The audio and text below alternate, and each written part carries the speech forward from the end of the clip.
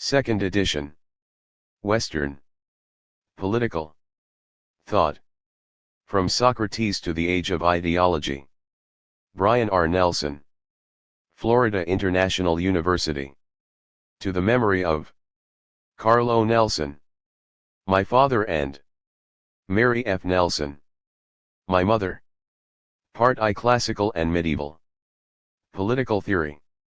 The Pre-Socratics, Being versus Becoming, Socrates and the Sophists, Empirical versus Ethical Knowledge, Virtue as an Ethical Standard, Virtue as Happiness, the Ethical and the Political, Virtue and Society, Virtue as Knowledge and Virtue as Power, Nature and Convention, the Problem of Pleasure and Pain, the Unity of Ethics and Politics, Philosophy and Civil Disobedience, the Socratic Epistemology and the Socratic Method, the Concept and a Priori Knowledge, Opinion versus Knowledge, the Cosmic Order. 2 Plato 23. Plato, the Unity of Philosophy and Politics, the Academy and the Trip to Syracuse, the Question of Justice, the Ideal and the Best Possible State, Justice as the Interest of the Stronger Party, the Case for Injustice, the Just State and the Just Man, the Unity of Ethics and Politics, Justice and the Division of Labor, the Paradox of Philosophic Rulership, Communism and Education, the Good, the Theory of Form, Plato's Dualism, Politics and the Cave, Public Opinion as Sophistry, the Decline of the Ideal State and the Unjust Man, the Myth of Metals and the Injustice of Politics, Individual versus Political Ethics, the Tyranny of Reason. 3 Aristotle 51. Plato's Influence, the Lyceum, Political Science as a Practical Science, the Theory of Immanent Form, Matter and Form, Actuality and Potentiality, Teleology, the Unity of Ethics and Politics, Virtue as Reasoned Action, Virtue as a Mean, Virtue and Opinion, the State and Subordinate Communities, the State and the Good Life, the Private and Public Domains, Form and Constitution, the Classification of Constitutions, Constitutional Types and Social Class, Polity and the Mixed Constitution. Justice as the Rule of Law, Justice as Proportional Equality, the Aristocratic Ideal, the Critique of Plato, the Radical versus the Conservative Temperament. 4 Cicero 69.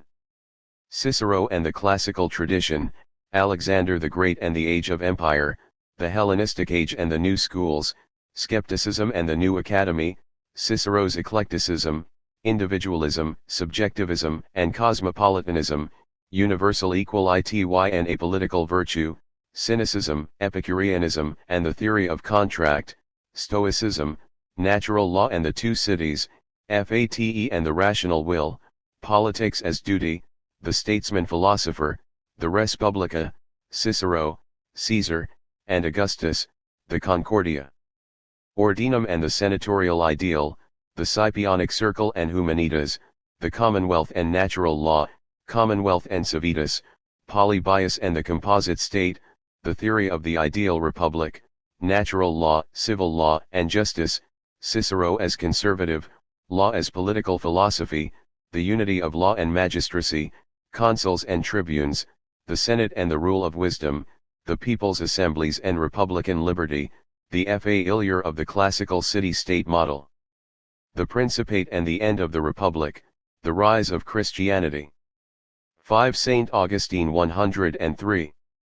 The Evolution of Roman Law, Justinian's Codification, the col/apse of the Roman Empire, the Decline of Political Philosophy, Political Withdrawal and the Stoicism of Seneca and Marcus Aurelius, Plotinus and Neoplatonism, Philosophy, Religion and Salvation, the Rise of Christianity, St. Augustine and the Origins of Christian Political Philosophy, St. Augustine's Manichaean Dualism, Sin and the Christian Concept of Evil, the Psychology of Evil, the Two Cities, the Value of Peace, the State as Convention, the Displacement of Classical Vision, the Separation of Ethics and Politics, the Decline of Political Theory, the Theocratic Theory of the State, Sin as a Political Solution, Augustinian Political Analysis and the Theory of Realpolitik.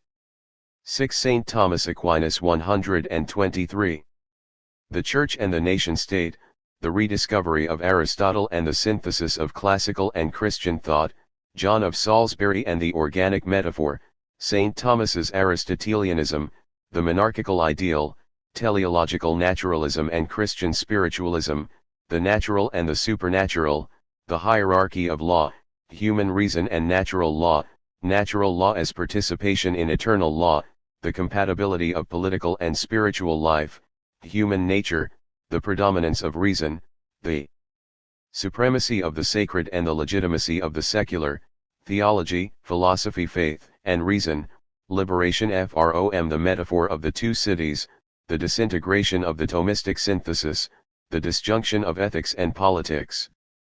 Part 2 Modern Political Theory 7 Machiavelli 137. Machiavelli and the Renaissance, Realism and Empiricism, the decline of feudalism and the emergence of the modern nation-state, Machiavelli and nationalism, the modern conception of human nature, the rules of power politics, the anti-Machiavellian tradition, the logic of violence and the art of manipulation, popular rule and political stability, Machiavelli's republicanism, civic virtue, pluralism and equality, a political religion, a theology of action, power versus authority, the Platonic order inverted, modern sophistry, virtue as power, authority as illusion, the divorce of ethics and politics, ethical naturalism, the state as an end in itself, the illusion of nationalism, virtue and Vertun. 8 Hobbes 161.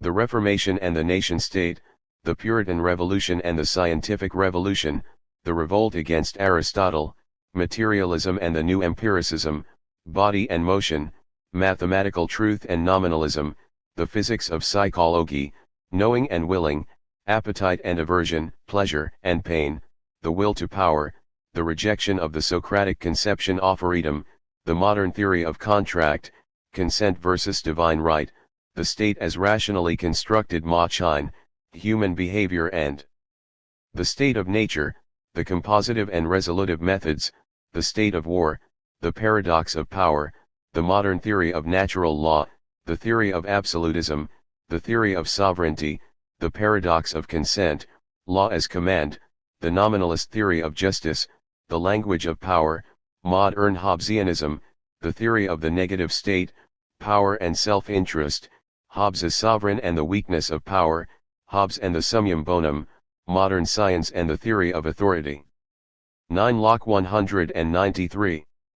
Locke and liberal democracy, the glorious revolution, radical individualism and the negative state, Locke and Hobbes, materialism, empiricism and nominalism, the tabula rasa and the theory of toleration, Locke versus Hobbes and Filmer, paternal versus political power, the theory of contract reconsidered, the state of nature and natural law, the two-stage contract, popular sovereignty, the right of revolution, the state of nature reconsidered, the right of property, natural right, money and the right of accumulation, the Protestant ethic and equality of opportunity, utilitarianism, naturalism and natural law, the separation of powers, executive prerogative, Locke and liberal constitutionalism, the problem of social class, property and the right to vote, women, patriarchy and the social contract, liberal democracy and capitalism, Locke's ambivalence and the paradox of liberal consciousness.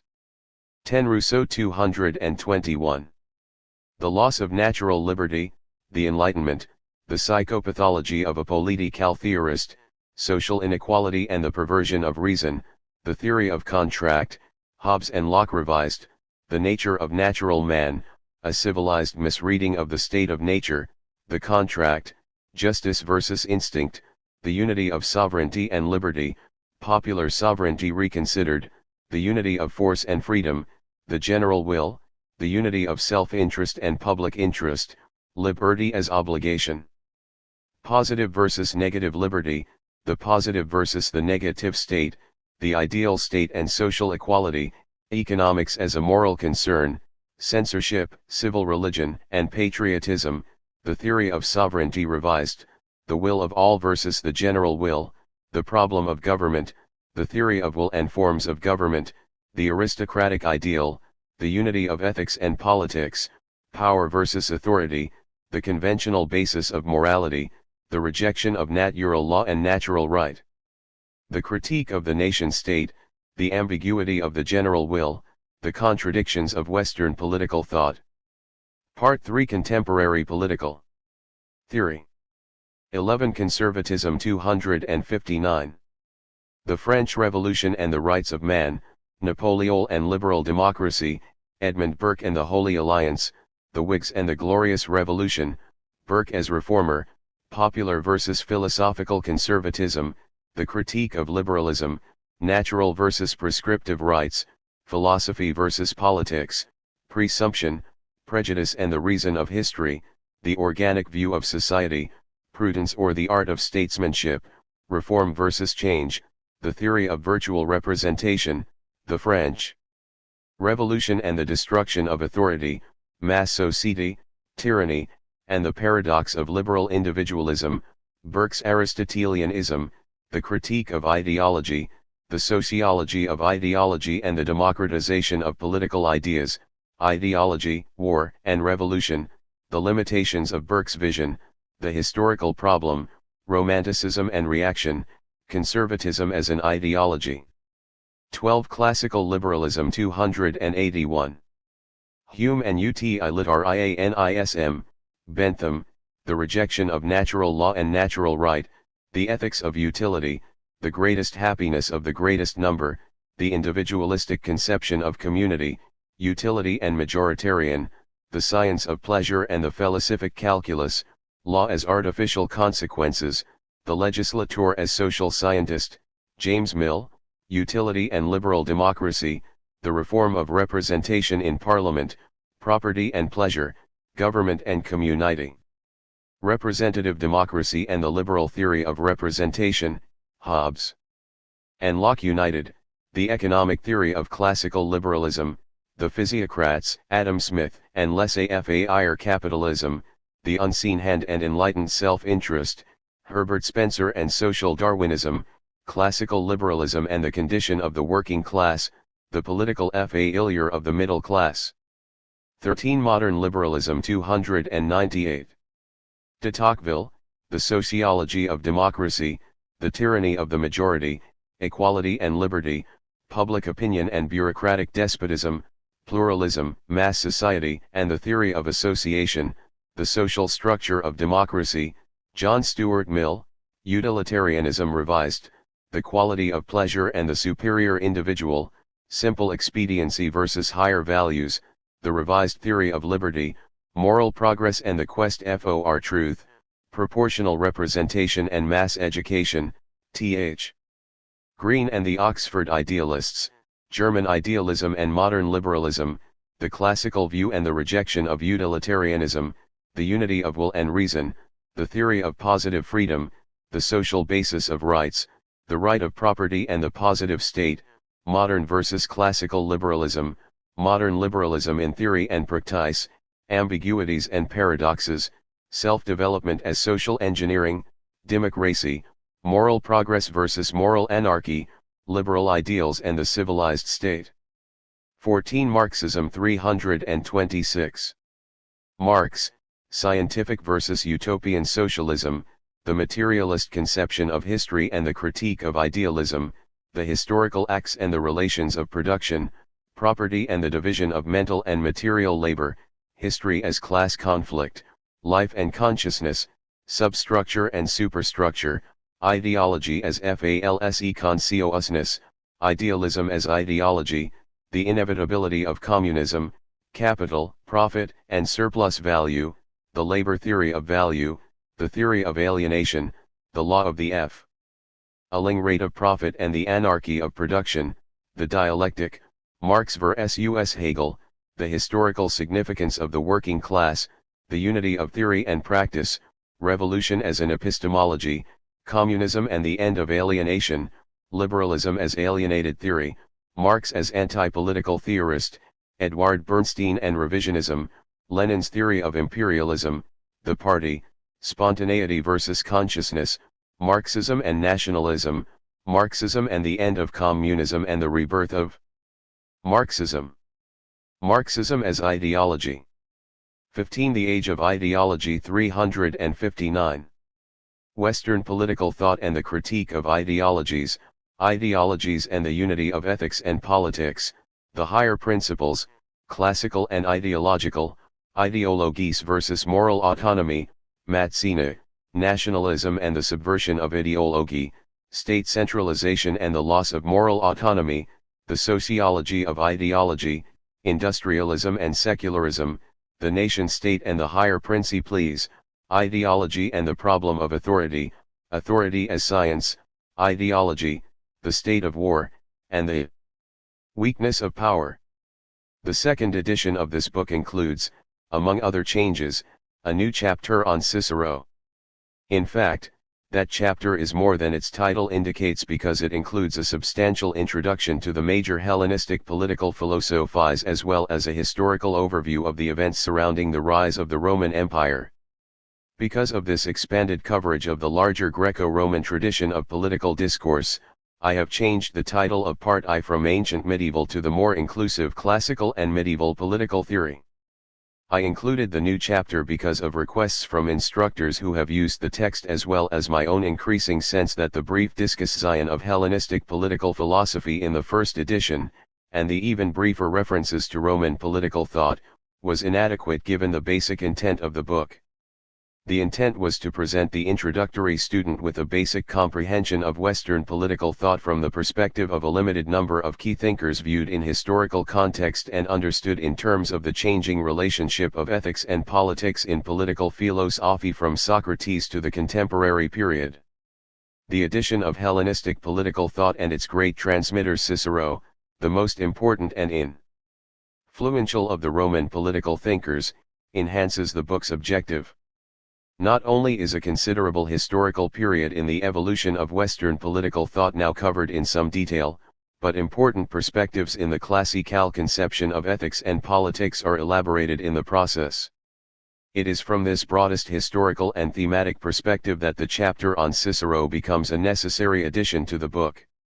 Cicero is important not because he is a great political thinker in the sense of a Plato or an Aristotle. Clearly he is not.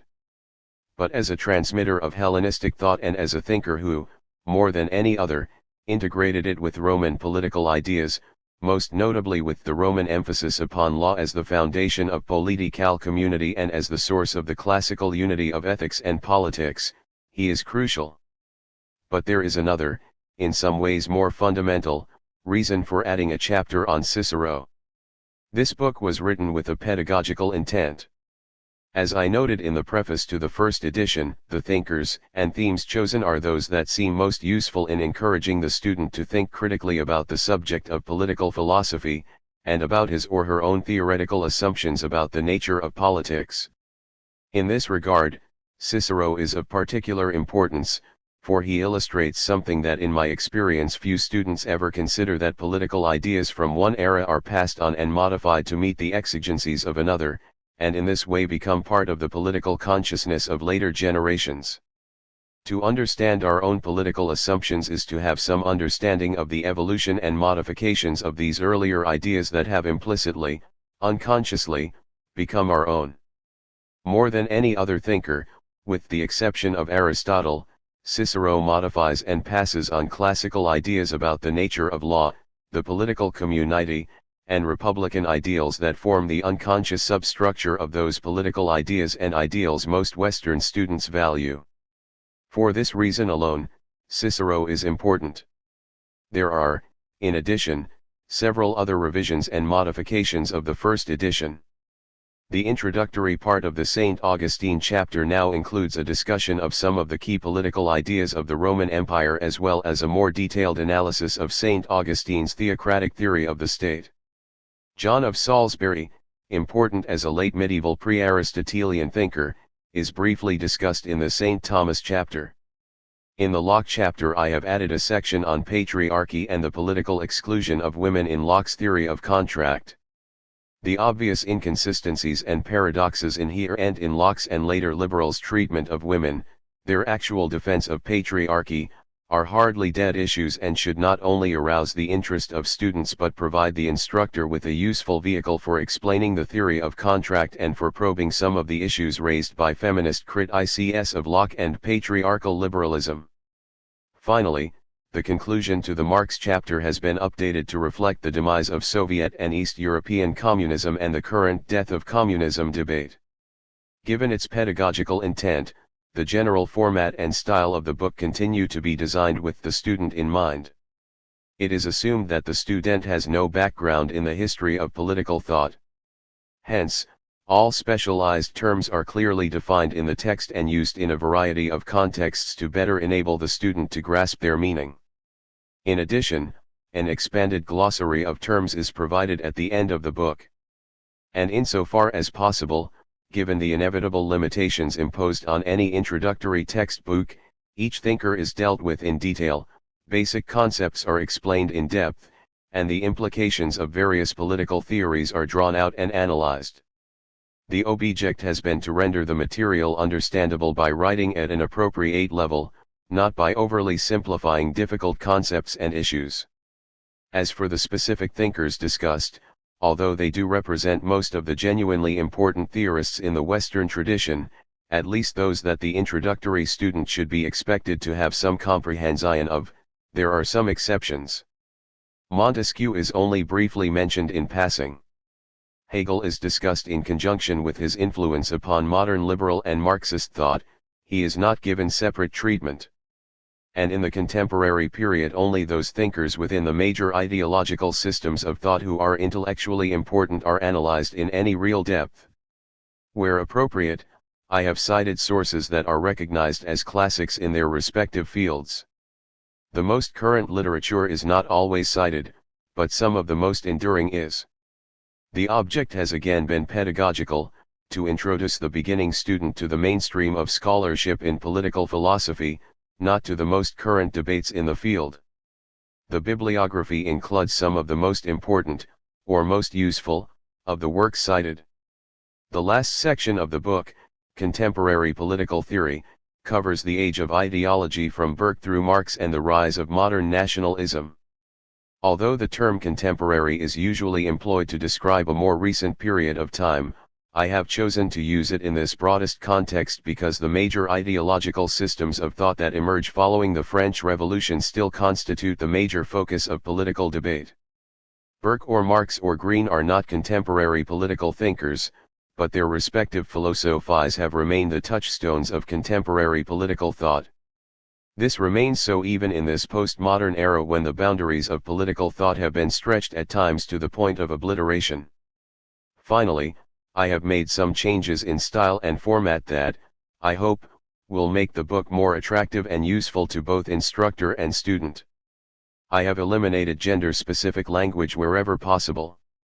I use the male pronoun only when it is necessary to keep the sense of the thinker being discussed, to maintain historical facticity, or when for other reasons substantive or stylistic it seems appropriate to do so. I have also reduced and simplified the index, which I believe was too long and complex in the first edition to be as useful to the student as it ought to be. It is traditional and appropriate to end the preface with a note of thanks to all those who have helped bring the book to fruition. Those thanked in the first edition for critically reading the original manuscript are thanked again, Joyce and Stuart Lilly, Lynn Burke, and Joel Gottlieb. I should also like to thank those who critically reviewed the new Cicero chapter and the entire manuscript of the second edition, their criticisms and suggested revisions were most helpful. The reviewers of the second edition were Richard Franklin, University of Akron, Mark N. Hagopian, American International College, and W. Wesley MacDonald, Elizabethtown College. In addition, I must now add to this list those who have used the text and have been kind enough to offer their criticisms and suggestions. Where possible, I have tried to follow their suggestions in this edition. Special thanks are due to Linda Pawelchuk for her fine editorial supervision. The book reads much better because of her work. Finally, thanks to Linda Whitman for her much appreciated help in typing and manuscript preparation. I alone, of course, am responsible for the inevitable shortcomings of this work. Brian R. Nelson. Western political thought, from its inception to the present time, is the subject of this book. Not all of the political thinkers who have contributed to the historical evolution of that tradition of discourses are dealt with, but many of the most important are. Those who are discussed have been chosen for two reasons. First, they raise the perennial issues of politics and, as such, are most useful to the student who is just beginning to study political theory seriously. Second, they seem to best illustrate, or embody, the changing relationship of ethics and politics in Western political thought, the basic theme of this work. The precise meaning and implications of that theme will be developed in the following chapters, not here, but the reader should know in broad outline what to anticipate. In its simplest terms, the book will argue that all political theories establish, explicitly or implicitly, some thesis about the relationship of ethics and politics. At a deeper level, it will be argued that the relationship of ethics and politics is a theme that defines key historical junctures in Western political thought and, more importantly, that explains certain crucial dilemmas within that tradition of discourse. The organization of the book follows that theme. It analyzes, from the perspective of specific thinkers, the shifting relationship of ethics and politics from the beginning of Western political thought to the present time. Part I, the classical and medieval period, is seen as a time in which political theorists conceived politics as an activity rooted in ethical considerations, and political theory, above all, as a moral science. Part 2 examines the breakdown of this presumed unity in the thought of key modern political thinkers and the corresponding development of those categories of political analysis that define the modern political perspective. Part 3 analyzes the major ideological systems as one response to the dilemmas arising out of the modern divorce of ethics and politics. The final chapter will attempt to explain the assumptions behind that response and some of the political dangers inherent in it. This brief synopsis, however, raises an issue, the first of many we will face in the following chapters, but clearly an issue prior to all others. To organize a book such as this around a theme is by definition to adopt a particular perspective, a certain point of view, that will differ from the perspective of others within the field of political thought. This is inevitable, for there simply is no scholarly agreement that any perspective best characterizes the Western tradition of political discourse. Indeed, there is not even universal agreement that there is a tradition of discourse from which themes and perspectives can be derived. The issue is resolved in recognizing that it is precisely in disagreement, not consensus, that our understanding of political matters has evolved. What ultimately is significant is not whether or not a perspective is valid in some absolute sense, but whether or not that perspective enlarges our understanding. This applies not only to questions of perspective and to scholarly interpretations of political thinkers, but to those thinkers themselves. Political theorists are important not because what they say is necessarily true with a capital T, but because what they say enlarges our understanding of politics. This is not always understood by the student beginning the study of political thought. Frequently, the initiate will make the mistake of attempting to determine whether or not a theorist's philosophy is true or false and upon that basis to accept or reject the thinker's arguments. Apart from the fact that the truth cannot be so easily ascertained, just as there exists little scholarly agreement on matters of perspective and interpretation, there will be even less on the question of truth. Sophisticated students of political thought will not raise the question of truth at all. At least they will not do so in the manner of the initiate, for they will understand that some of the greatest political thinkers have arrived at conclusions and have employed methods of analysis that are profoundly important whether true or not.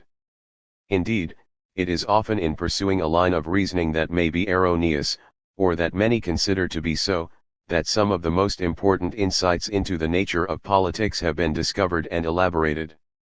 The following chapters, it is hoped, will offer numerous examples of thinkers with whom students will disagree, but from whom they will also find new insights despite, indeed often because of, that disagreement. In the same way, it is hoped that the student's understanding of political theory will be enlarged and deepened whether there is agreement with the premises of this work or not. Certainly the theme of this book, and the interpretations and arguments that follow, are presented in this spirit. Classical and medieval. Political theory. Unless political power and philosophy meet together, there can be no rest from troubles, for states, nor, for all mankind. Plato, The Republic. Socrates. Western philosophy began in the 6th century BC in Greece. The 6th century philosophers, the pre-Socratics, were physicists who directed their speculation to determining what the universe is made of. The first of them, a man named Thales, claimed that the universe is made of water. He meant that water is the most basic substance out of which other elements are constituted. Those who followed Thales argued that the universe is made of earth, or fire, or air, or some combination of these basic elements. In the 5th century, a thinker named Democritus finally solved the riddle. He claimed that all things are composed of atoms. But as time went on, it became apparent to many thinkers that the most important questions were not being addressed. Even if everything is composed of water, how does the water change into something else, they asked. How does anything change from one thing to another? And, even more important, what is the ultimate nature of the universe? Is everything in a state of change, or is there a more basic reality that is permanent and unchangeable? Thinkers gave widely varied answers to these questions. Some, such as Heraclitus, argued that the basic nature of reality is change itself. Others, such as Parmenides, insisted that change is a deception of the senses, that reality is ultimately unchangeable. Still others took positions between the extremes of Heraclitus and Parmenides. A thinker named Pythagoras, for example, claimed that beneath the changeable universe that we see around us is a 6. Substructure of unchangeable mathematical principles. If you want to understand the cosmos, Pythagoras argued, you must understand it mathematically. Yet, as varied as these different doctrines were, we can see, in retrospect, two general and opposing tendencies. Those who continued to ask the kinds of questions that interested Thales and the early physicists, what is the universe made of, tended to take the position that the cosmos must be understood strictly in terms of materialist principles. They claimed that reality is nothing more than material, nothing more, that is, than what we can see or sense. As such, they argued that we must assume that change is real, and we must assume, further, that there is no divine or spiritual principle behind it. Democritus, for example, argued that everything is made of material atoms that move and combine in different ways purely by accident. What exists, therefore, exists as the result of an unplanned combination of atoms, nothing more. Thinkers such as Parmenides and Pythagoras, on the other hand, insist that beneath the reality we sense is a more basic reality. Without this more basic reality, they argued, the universe makes no sense. Despite change and impermanence, there must be an unchanging pattern and purpose to things. What exists must be the reflection of some underlying structure. The Greeks called these two tendencies in pre-Socratic thought philosophies of being and of becoming. The materialists, the philosophers of becoming, believed that all things change, become, without any inherent purpose or direction. Their opposites, the philosophers of being, believed that at the most basic level of reality things be they exist perfectly and unchanged tangibly. Pythagoras would argue, for example, that mathematical principles are perfect and unchangeable and that these principles constitute reality, not the imperfect world of our senses. For our purposes, what is important about this debate is that the doctrines of being and becoming are applicable to human beings' social and political life. Pythagoras was the first to grasp this. He argued that by intellectually comprehending mathematical principles, we instill within the soul that same mathematical harmony found around us and thereby change ourselves and our communities for the better. In this way, Pythagoras showed the link that exists between metaphysics and ethics, between our basic notions about reality and our conception of how we should live as individuals and as members of society. 2. Those who found themselves in the materialist camp, however, drew radically different conclusions. And as we shall see throughout this book, the history of Western political philosophy can be seen as a debate between the theorists of being and the theolists of becoming, although these particular terms eventually disappear in common philosophical usage. That debate begins with Socrates, 470-399 BC, one of history's great personalities. Indeed, in the history of Greek philosophy, Socrates plays a role almost equivalent to that of Jesus in the history of the Christian religion. Both men were great teachers. Both were brought to trial on false charges. Socrates was accused of corrupting youth and religious impiety by the authorities of democratic Athens. Both died for their beliefs, Jesus on the cross, Socrates by taking hemlock. Aside from this, we do not know a great deal about Socrates. Like Jesus, he wrote down nothing of his philosophy. What we do know about him comes primarily from Plato, his greatest student, just as we know about Jesus from his followers who wrote the New Testament.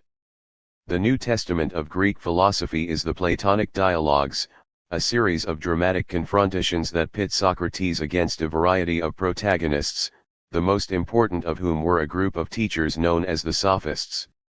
The Sophists were roving teachers who began to appear around the early 5th century BC. They went from city to city offering their services for a fee, and some of them, such as Gorgias and Protagoras, whose names became the titles of two important Platonic dialogues, were famous and eminent men. The Sophists taught young men from wealthy families who wanted to learn how to get ahead in life, and particularly those who wanted to learn how to get ahead in politics. Thus, the Sophists were the first political educators in Greece, and their teachings represented the first attempt to philosophize about politics, although it is not until Plato that we can speak in any real sense of a political philosophy. Despite the fact that Socrates opposed the Sophists, they did have one thing in common. Both believed that the 6th century philosophers' investigation of nature was leading nowhere and, more importantly, was not dealing with the significant questions.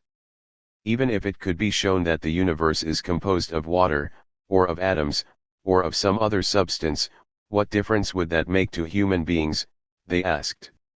For both the Sophists and Socrates, the significant questions were questions of ethics. How should we live? What is really important in life? What is the good life? Of course, Socrates and the Sophists were aware of the earlier debate between being and becoming. The Sophists almost surely were influenced by Heraclitus. The link between Socrates and the pre-Socratics is more tenuous, but his greatest student, Plato, drew upon the work of such philosophers of being as Parmenides and Pythagoras. The point, however, is that it was the concern with physical questions as such that Socrates and the Sophists rejected. They wanted to raise the ethical question of how human beings ought to live their lives.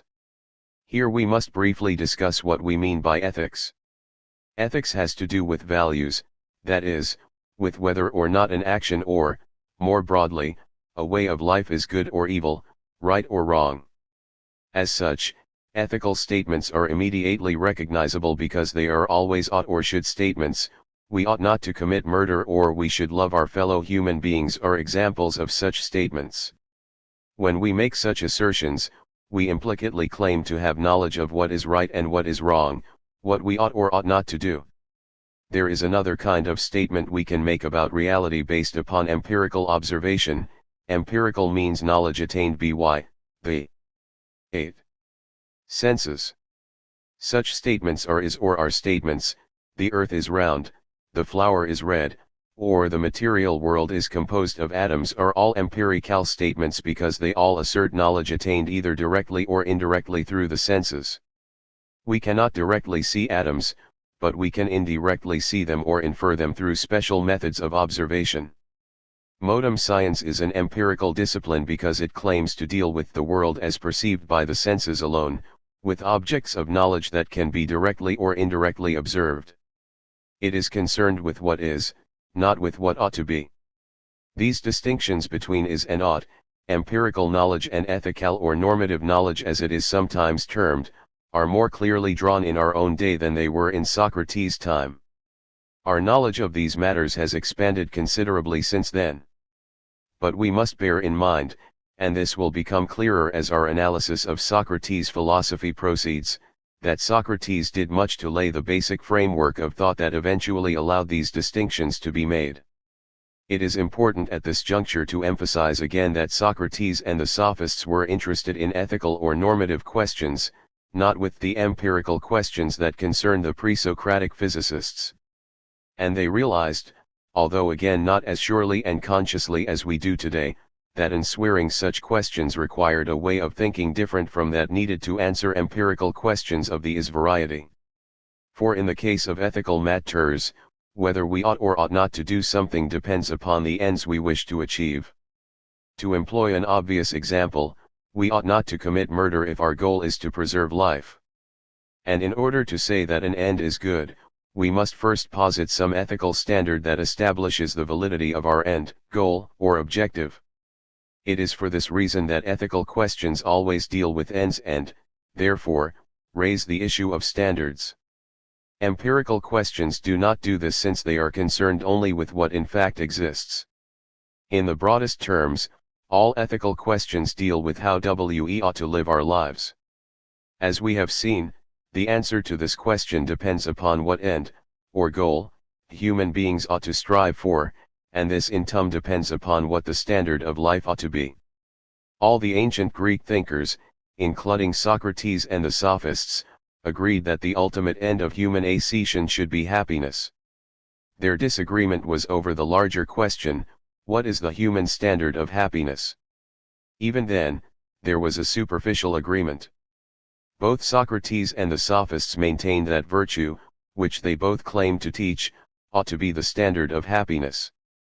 They even agreed on the meaning of virtue in a general sense because it was a commonly used term. Virtue meant arete or excellence. Arete is related to the word aristocracy, which originally meant rule by the excellent. The Greeks employed this idea of virtue very broadly and comprehensively to describe a variety of human activities. They would say, for example, that the virtue of a shoemaker is his ability to know and use his materials to produce a fine product. The virtue of an athlete is his ability to use his body to its fullest potential. Thus virtue presupposed some end, the final product of a craftsman, the winning of an athletic event, and so on, and a standard of excellence. In other words, virtue, or arete, was the measure of a person's ability to perform well a specific function in life. And, of course, the Greeks believed the ultimate end of virtue to be happiness. A shoemaker who cannot make good shoes or an athlete who cannot perform well will not be fulfilled, they would argue, and therefore will not be happy. While the Greek idea of virtue is a standard of excellence, it does not appear from these examples to be strictly an ethical standard. Should I make good shoes? May or may not be an ethical question, but to the extent that it is, it certainly does not raise the larger moral issues that people face. But virtue does become an ethical standard when it is used to judge how human beings should live, not simply in narrow occupational terms, but in terms of the goodness or evilness of their entire lives.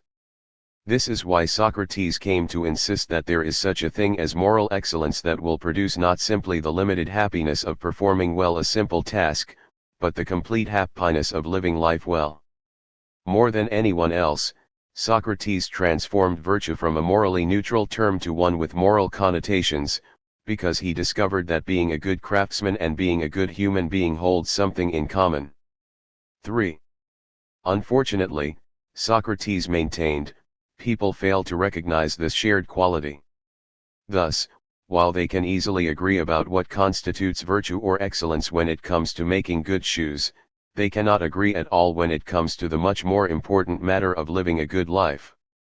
In the first case, failure to know what virtue is simply means sore feet. In the second, it means an unhappy and unfulfilled life. That people should know how to make shoes and not know how to make their lives fulfilled is absurd and tragic, Socrates argued. How, then, does Socrates define virtue, and how does his definition differ from that of the Sophists? Both definitions are, at first sight, quite simple and quite understandable. This simplicity is deceptive, however, because behind the differing conceptions of virtue lie two profoundly contrary visions of humankind, of society, and of politics. And here we must add yet another dimension to our discussion of ethics. Ethical and political questions are intimately connected. Before Robinson Crusoe met his man Friday, he had a number of problems, but not ethical or political ones. People do not live as individuals on deserted islands, however, they live among other human beings in political communities in which political decisions must be made. And political decisions involve questions of the ought variety. Ought we to make laws against abortion? Or ought we to go to war?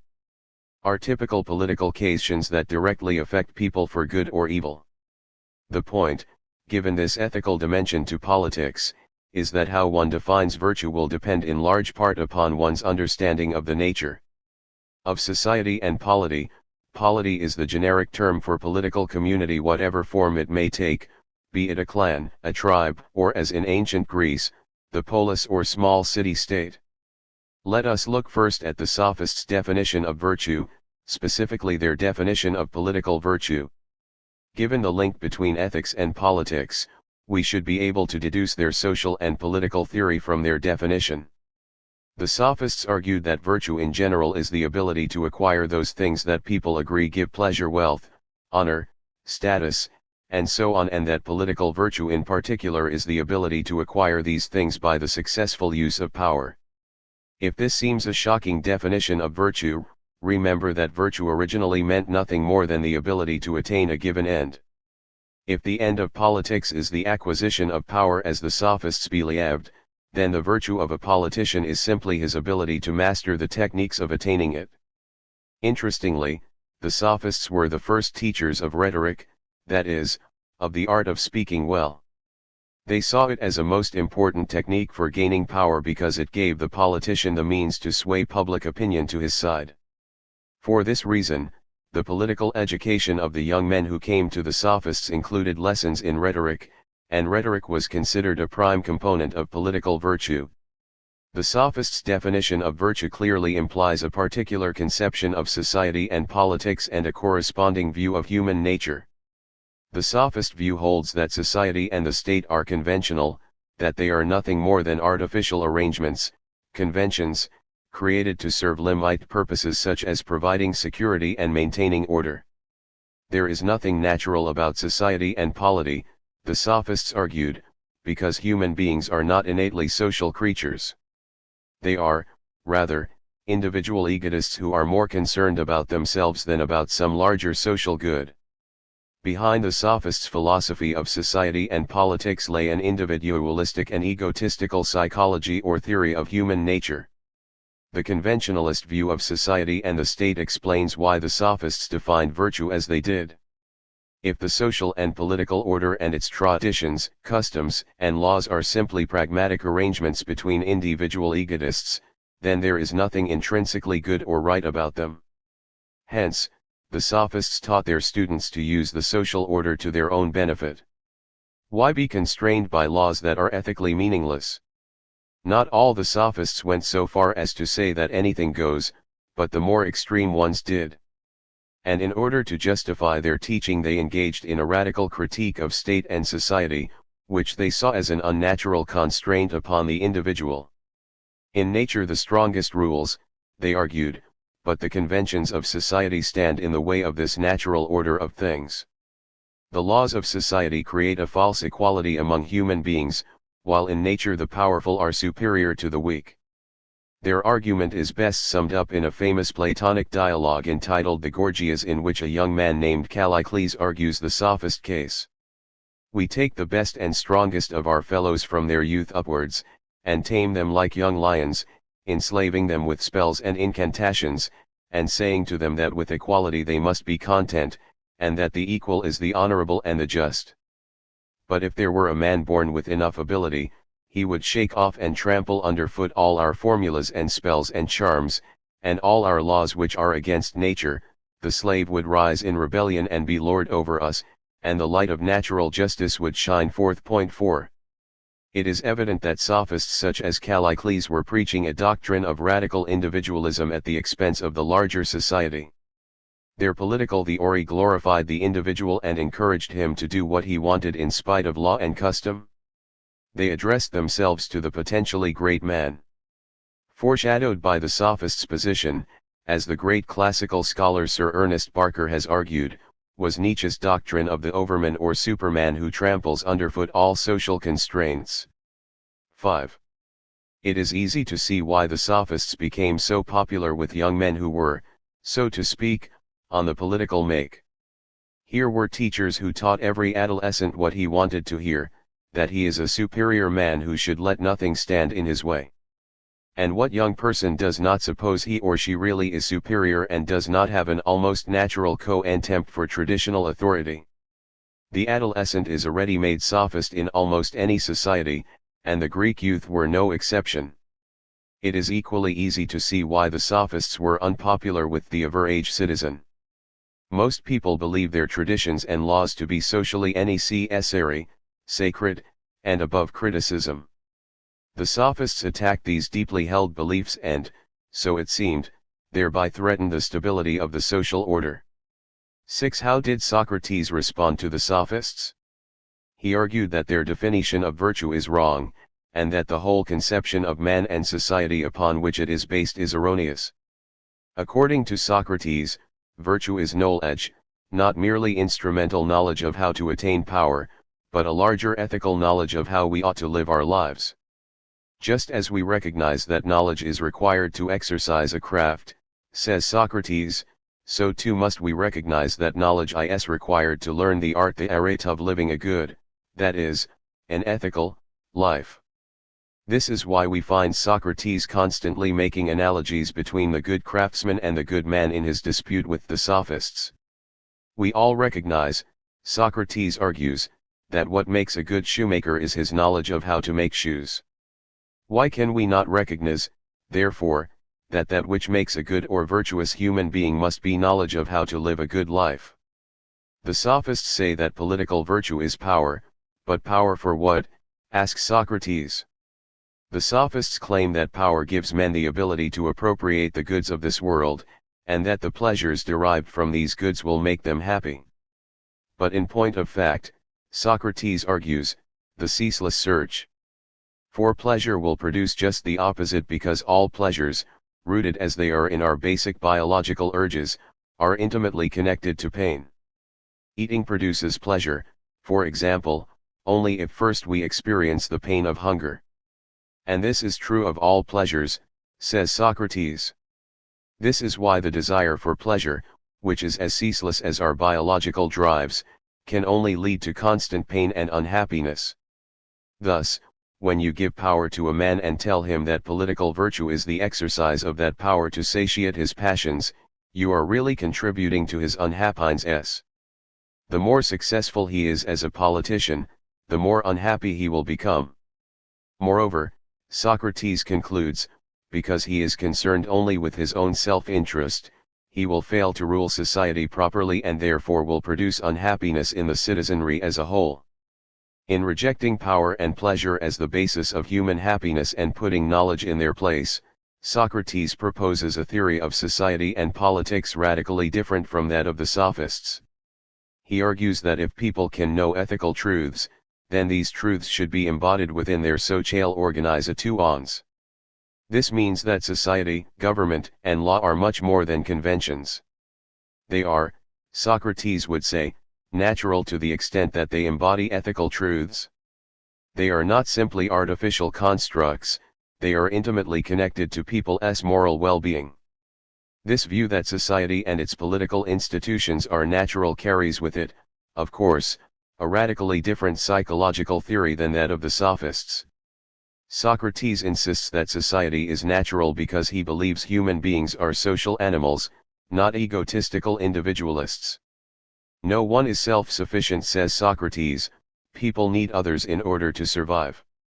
And since humans are by nature social beings, there must be social and political arrangements that are naturally good, that contribute to the harmonious functioning of the social organism.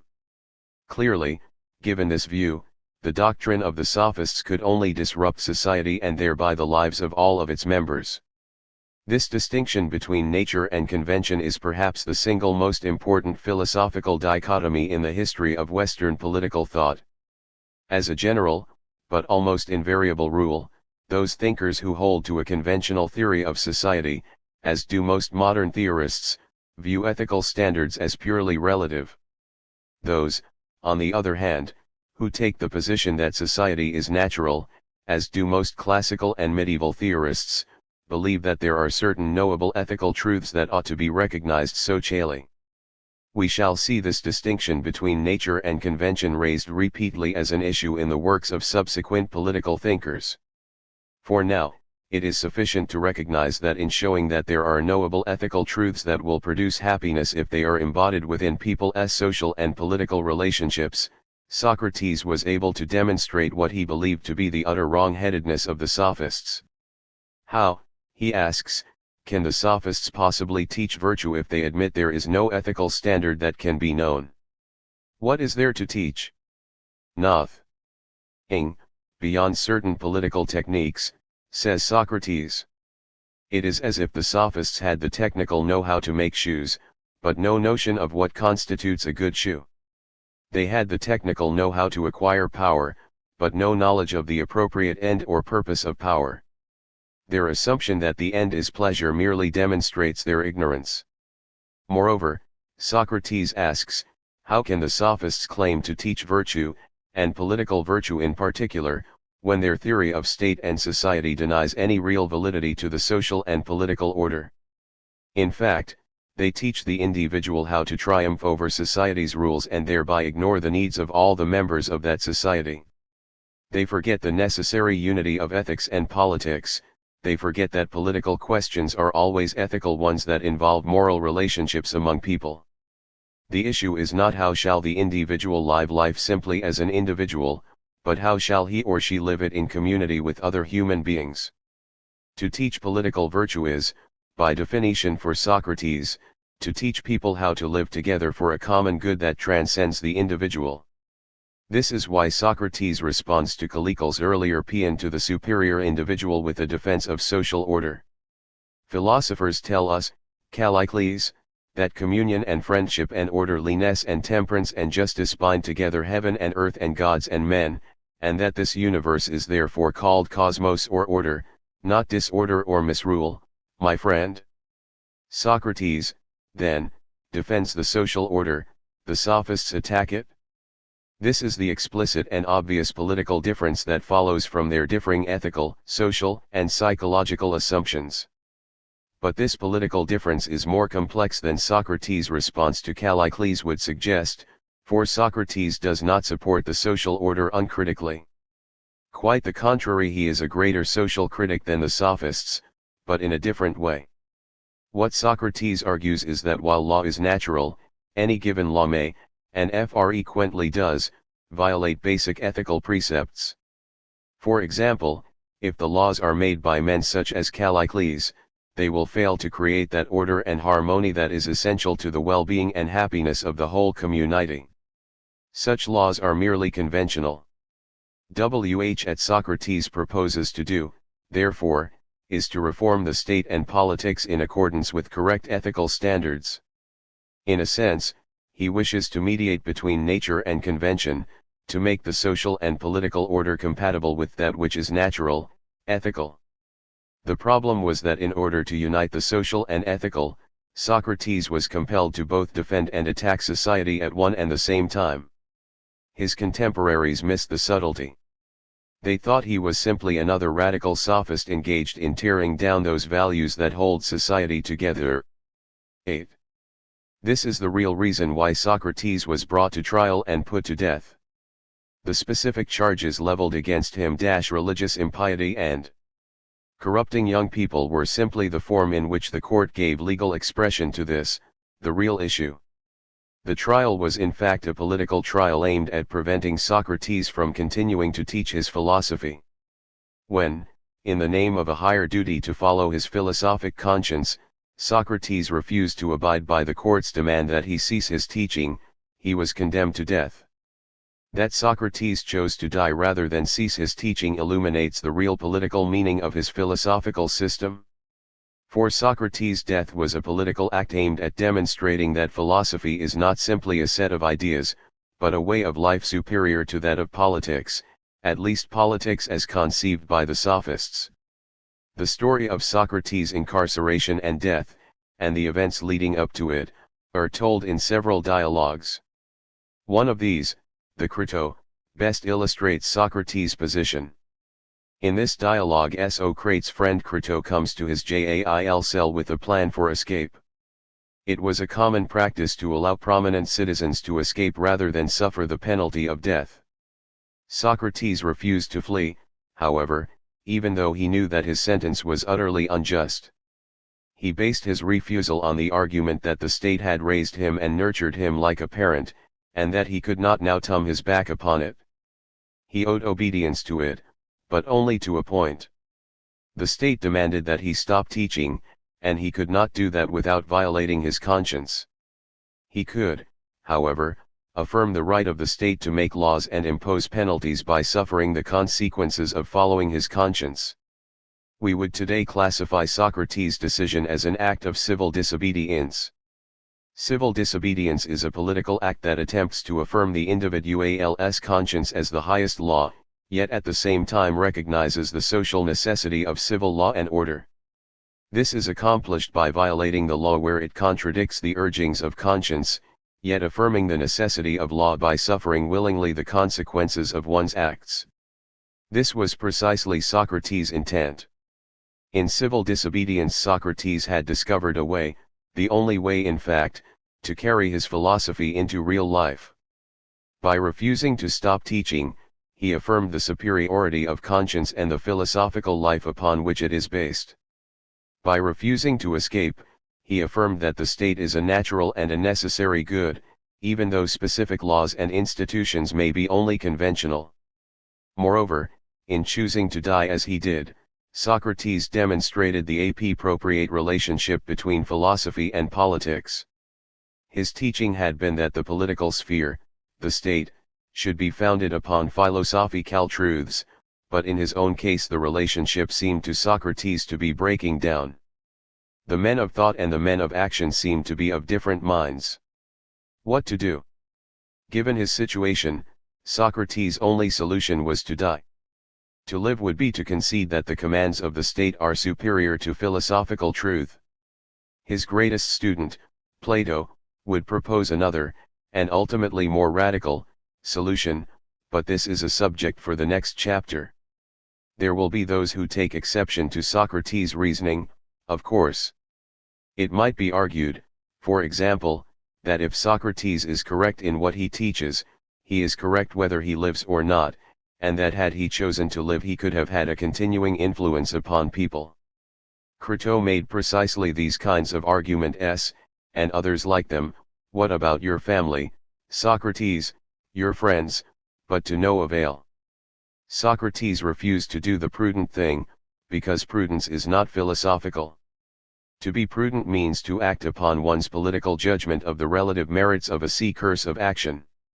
To be philosophical means to act strictly on the basis of truth, regardless of the consequences. This, at least, is what Socrates meant by philosophy. The philosopher must behave strictly according to knowledge of what is right and what is wrong. These abstract principles are linked with real life through Socrates' definition of virtue.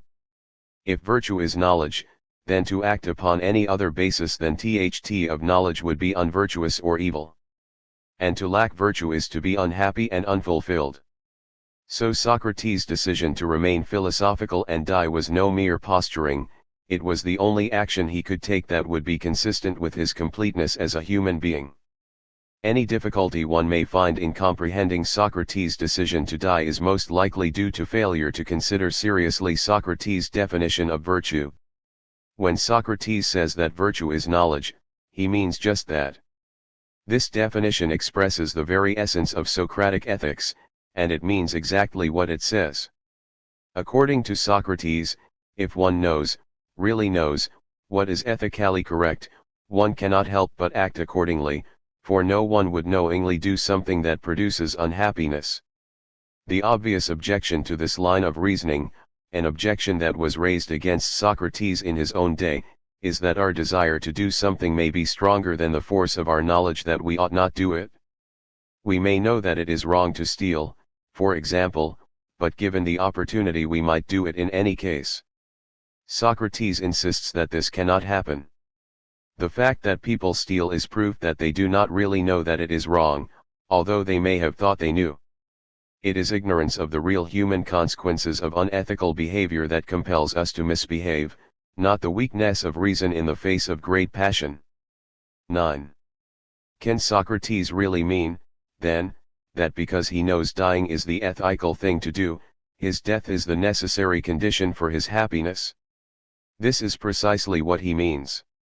Had he chosen to follow Crito's advice and live, he would have admitted thereby that virtue is not identical to knowledge, that the philosophical life is a sham, and that his life of teaching was for naught. His life would have been thereby rendered meaningless and miserable by not choosing to die. And Socrates would have immediately rejected the conventional argument that an unhappy life is better than no life at all, for implicit in this objection is the idea that mere biological pleasure is the greatest good. This Socrates would never concede. Mere existence can only produce pleasure in its narrowest sense. We may continue to eat, sleep, and procreate, but this is not the condition of genuine human happiness as Socrates defines it. To his mind, to merely live is not to live at all. This is why he denies that virtue is pleasure as the sophists maintained. Moreover, he would argue that conventional wisdom is based upon an unphilosophical fear of death. To fear something means to know that there is something to fear. But since we cannot know for certain what death will bring, we have no basis to fear it. In fact, for Socrates the fear of death is a form of intellectual arrogance that he finds typical of men such as Callicles. Like Callicles, who thinks he knows what the purpose of life is without really knowing, the necrophobe thinks he knows death is to be feared without in fact really knowing. So confident was Socrates that knowledge is the real basis of a fulfilled life, so certain that, as he says, the unexamined life is not worth living, that he was able to die as he lived philosophizing. In the Phaedo, the last of the dialogues that deal with his final days, Socrates is shown discussing the meaning of death with his friends while waiting for the deadly hemlock to be brought to him. But was Socrates' confidence misplaced? This is the real issue. If knowledge is the source of truth about how we ought to live our lives, and if Socrates possesses such knowledge, his decision to die makes perfect sense. The question is, does such knowledge really exist as Socrates claims, and if it does exist, does Socrates possess it? In short, how does Socrates know that he knows, and how does he know what he claims to know? These are what we call epistemological questions. An epistemology is a theory of knowledge, it is a theory about what and how we can know. Every political theory, as with every other kind of theory, is based upon some kind of epistemology, if only implicitly. For it is impossible to assert knowledge about anything without first demonstrating that we know our knowledge to be a valid source of truth. This certainly is the case with Socrates, whose epistemology is explicit and absolutely crucial to his whole philosophy of life. This is why the real dispute between Socrates and the sophists is not simply over the purpose of life, but over how we know that purpose. And this is why the really fundamental question here is epistemological: how does Socrates know that he has knowledge with such certainty that he is willing to die for it? Socrates' answer is given in a number of dialogues, but it is best to begin with the Apology, the dialogue that deals with his trial and conviction. In this work, Socrates explains by way of a story the basis of his claim to possess knowledge or wisdom. A friend, he says, was told by the oracle of Delphi that he, Socrates, is the wisest man in Greece. Now, Socrates did not believe that this was so, and determined that if he could find someone wiser than himself he could refute the oracle. Accordingly, says Socrates, I went to one who had the reputatio of wisdom and observed him. His name I need not mention, he was a politician. Lo, and I found, continues Socrates, that I was wiser than the politician, because he knows nothing, and thinks that he knows, I neither know nor think that I know. In this one little point, I seem to have the advantage of him. 1. This same procedure, says Socrates, he followed with others, and the results were always the same. He found that he was wiser than others because he alone seemed to know that he was ignorant. Socrates' assertion that he is wiser than others in this one little point is not to be taken to mean that he believes knowledge is unattainable. It is simply that one must first admit ignorance in order to acquire knowledge. If, like the sophists and politicians, one begins with the assumption that one is already knowledgeable, it will be impossible to engage in the quest for truth. The ignorant who think they are wise are unteachable, those who know they are ignorant are willing to learn and, in this Socratic sense, are already wise. It is of more than passing interest that Socrates initiates his experiment in wisdom with a politician. To his mind the politicians, like the sophists, were not only the most arrogant in their ignorance, but the most dangerous. They were the teachers and leaders of society. Their ignorance, therefore, was a public concern. From the beginning, Socrates' theory of knowledge was employed by himself and by his students in critiques of existing political practices. In such critiques the ignorance of the sophists and the leading politicians in Athens was demonstrated. But the criticisms did not always have the desired effect. As Socrates wryly observes in the Apology, they frequently caused him to be hated, a matter not wholly unconnected with his trial and death. But even had the leaders of Athens become aware of their ignorance, how could they have gotten beyond it? As we have noted, the admission of ignorance is only the starting point for Socrates. The next steps are to define knowledge and determine how it can be attained. Socrates does this in one manner or another in all of the dialogues because knowledge is the key to the whole Socratic system. But for our purposes the dialogue entitled the Meno is most useful.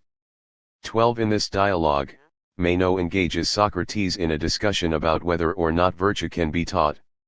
Socrates' response is at first perplexing, for he argues that it can neither be taught nor, in the usual sense of the term, learned. It can, however, be drawn out, for knowledge of such matters is already within us. We need simply learn to know what we already know, a paradox that Socrates explains by way of a demonstration. He borrows one of Meno's slaves, a young boy who has had no formal education, and by a process of questioning gets him to discover for himself the Pythagorean theorem that the square of the hypotenuse of a right triangle is equal to the sum of the squares of the other two sides. Now, Socrates asks, how could the boy have discovered the theorem without in some sense already knowing it?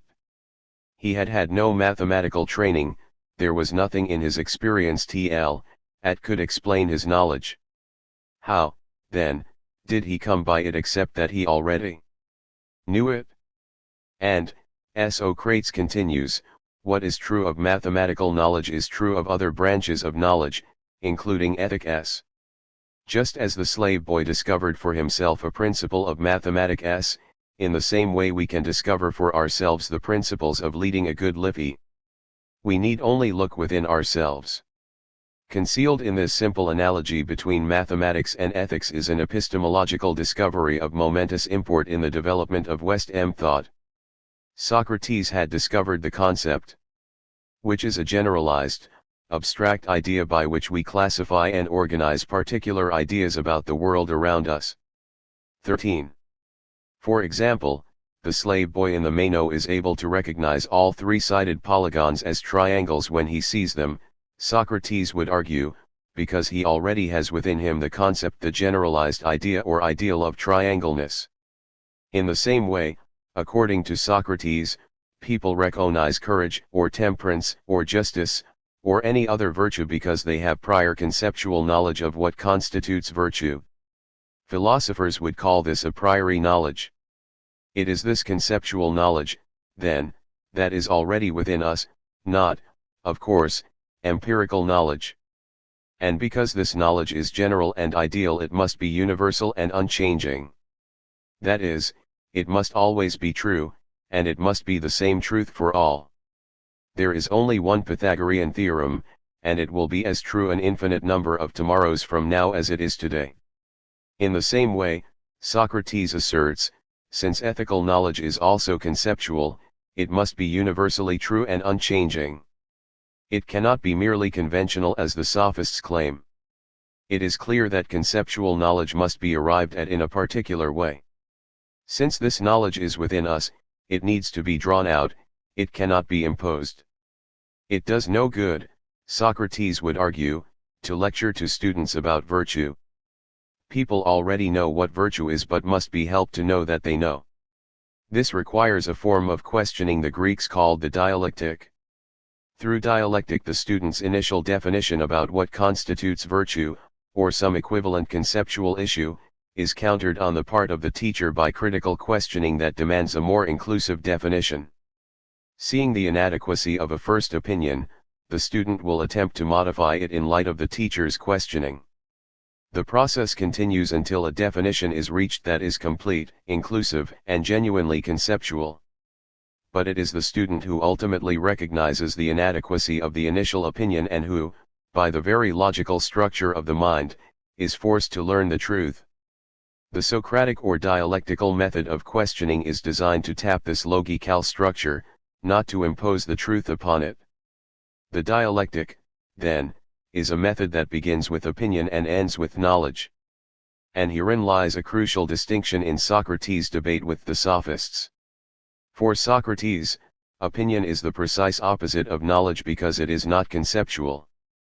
Everyone has opinions, but the philosopher alone has knowledge, that is, a conceptual grasp of the underlying order of things. He alone has an understanding of the nature of being, as opposed to that of becoming, which is in the realm of opinion. Now it is Socrates' claim that the sophists teach opinion, not knowledge. This is so, he argues, because they do not understand that opinion is simply ignorance masquerading as knowledge. And the reason they do not understand, Socrates insists, is that they have no concept of the concept. Hence, they never teach more than common sense opinion about virtue. Their theory that virtue is pleasure is, in reality, an idea that has been accepted by every Philistine throughout the ages. And the sophists never go beyond this general and mistaken theory of virtue.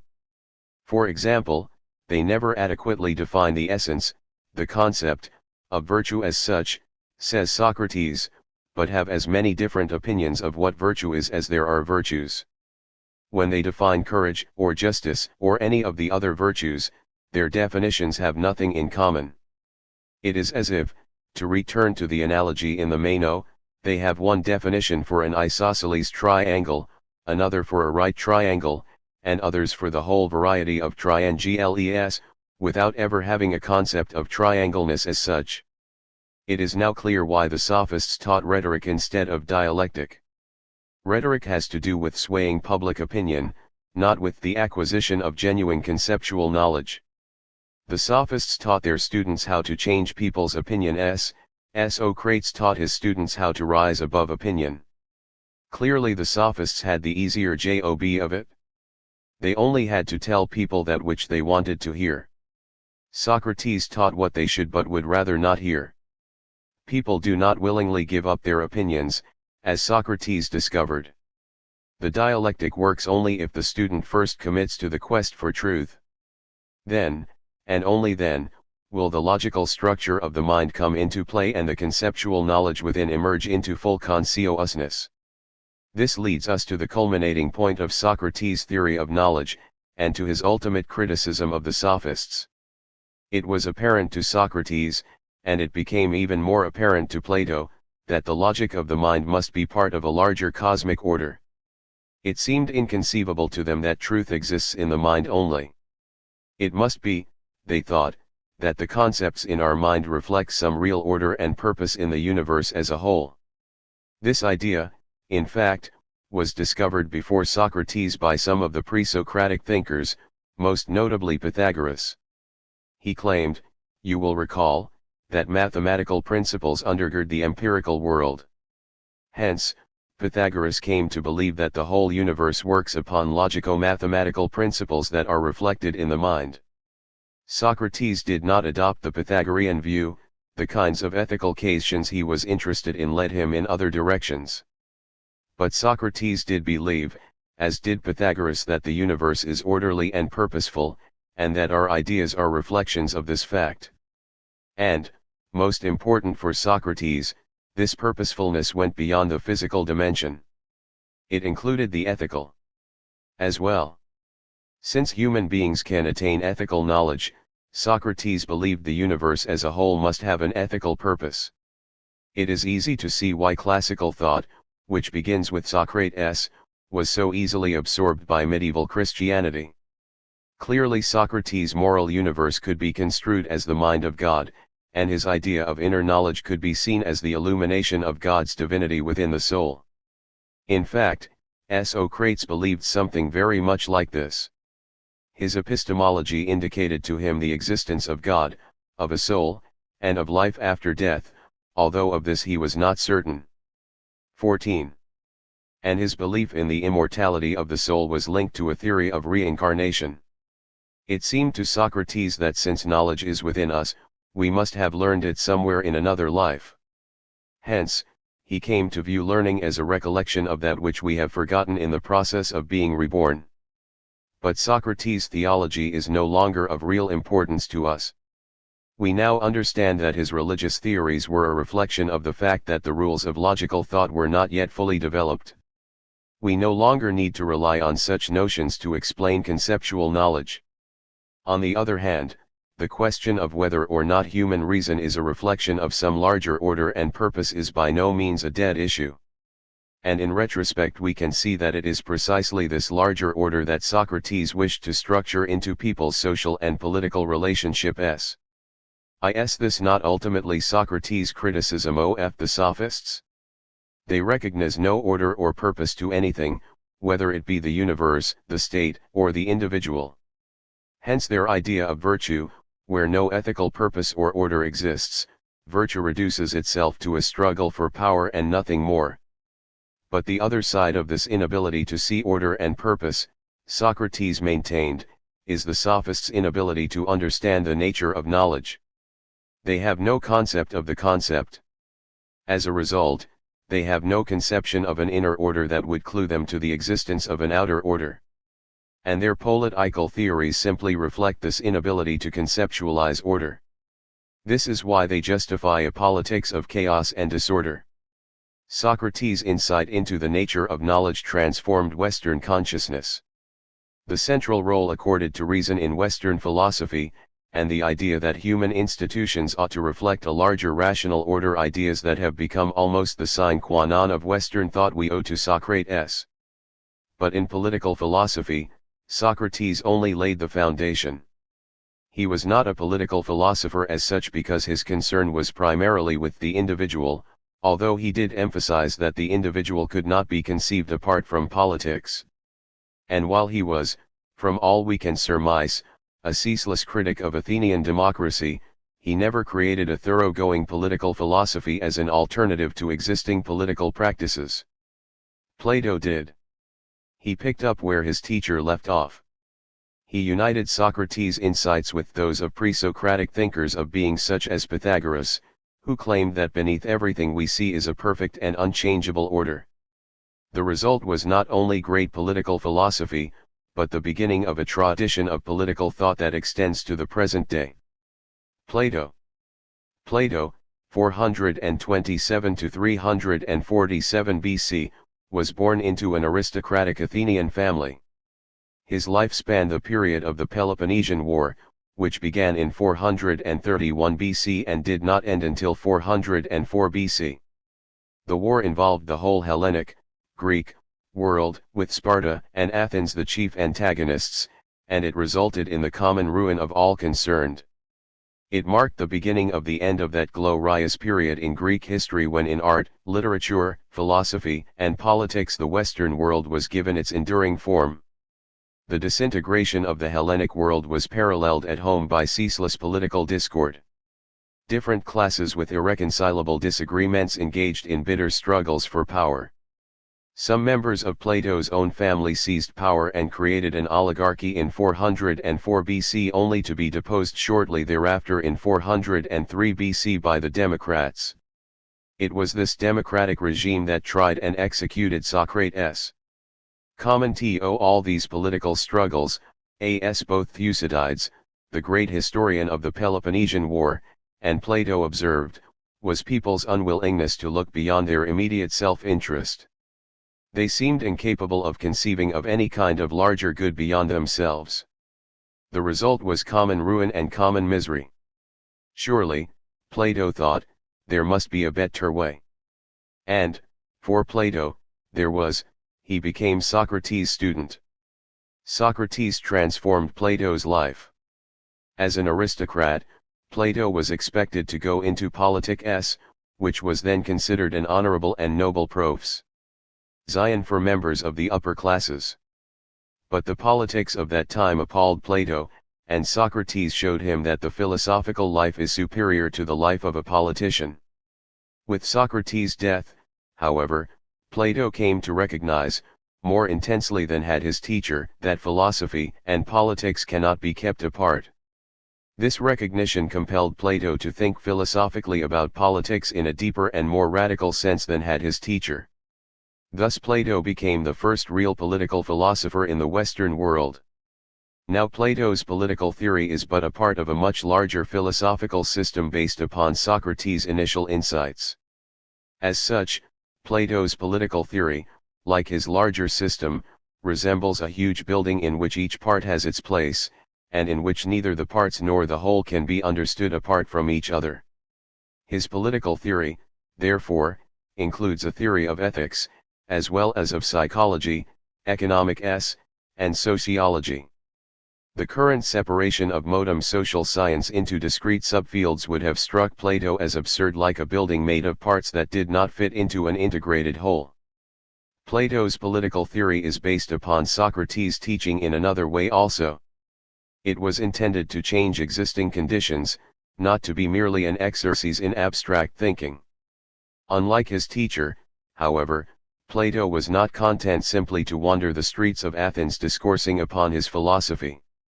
Plato founded the first university, which he called the Academy, the function of which was not only to teach young men philosophy but to reform Greek politics. Teachers were sent out to train political leaders in the philosophical truths learned at the Academy. The results, however, were rarely what Plato would have desired, for the same irrational politics prevailed no matter what the philosopher taught. This was a cause of great dismay to Plato and the source of much of his hostility toward the political domain. Plato himself went on some legendary teaching expeditions, all of which turned out disastrously. The story of these trips is worth recounting because it will help us understand Plato's basic hostility toward politics. 2. In 387 BC, when Plato was in his early 40s, he visited Sicily. There he met Dion, the brother-in-law of Dionysius I, the tyrant of Syracuse. Dion was impressed by Plato's philosophy and, according to legend, persuaded Plato to teach Dionysius I. Unfortunately, Dionysius was not enchanted by what Plato had to say and reportedly sold him into slavery. Plato escaped with the aid of friends and returned to Athens. Upon his return he founded the Academy, where he remained for 20 years, glad to be rid of politics. But when Dionysius I died, Dion summoned Plato back to Syracuse to attempt with young Dionysius II what he had failed to do with his father.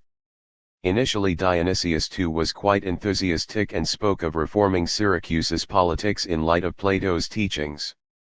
But he soon wearied of philosophy and became distrustful of Plato's relationship with Dion. Dion was banished and Plato was put under virtual house arrest. Eventually he managed to secure his release and once again returned to Athens. Several years later he returned at the request of Dionysius II with the hope of reconciling the young tyrant with Dion. The reconciliation failed, and the trip turned out as disastrously as the first two. Worse, events went in a direction designed to utterly disgust Plato with politics and to ensure his final withdrawal from public activity. Dionysius too became increasingly tyrannical, and Dion eventually overthrew him. Then Dion himself was assassinated by one of Plato's own students who, in turn, established himself as a tyrant. Later he too was assassinated.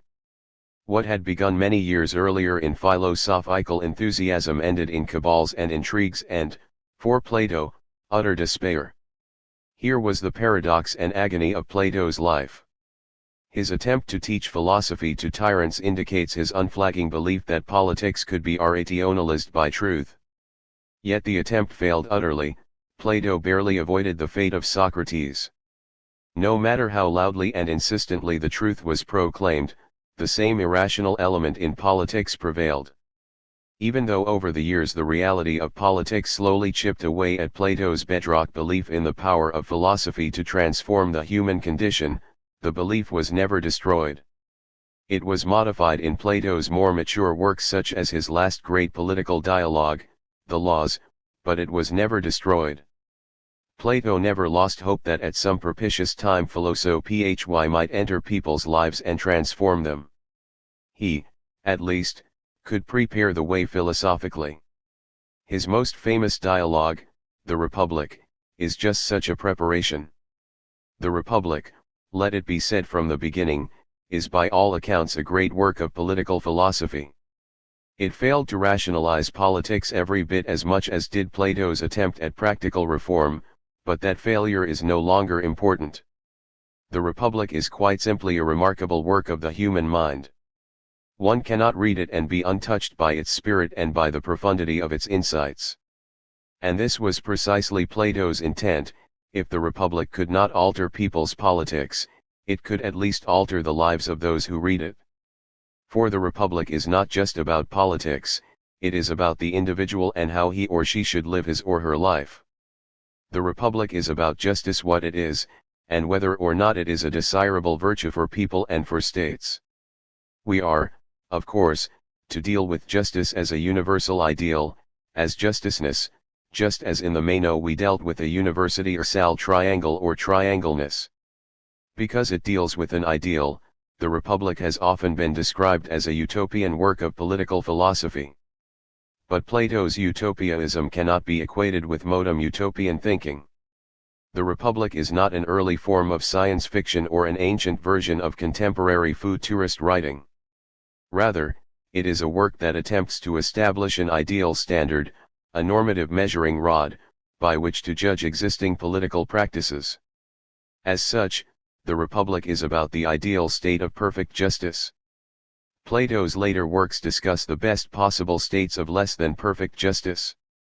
The ancients were realists who understood that the ideal cannot as a general rule be attained in the real world. But they also understood that without an ideal standard they could say nothing about the real. How, they would ask, can we say that an existing political system or political practice is unjust if we do not know the ideal of justice? It would be as if we were to attempt to measure something without a ruler. The opening pages of the Republic set the philosophical framework of what is to follow, for they give us hints that point to the conclusion that justice is the greatest good that people can attain as individuals and as members of a larger political community.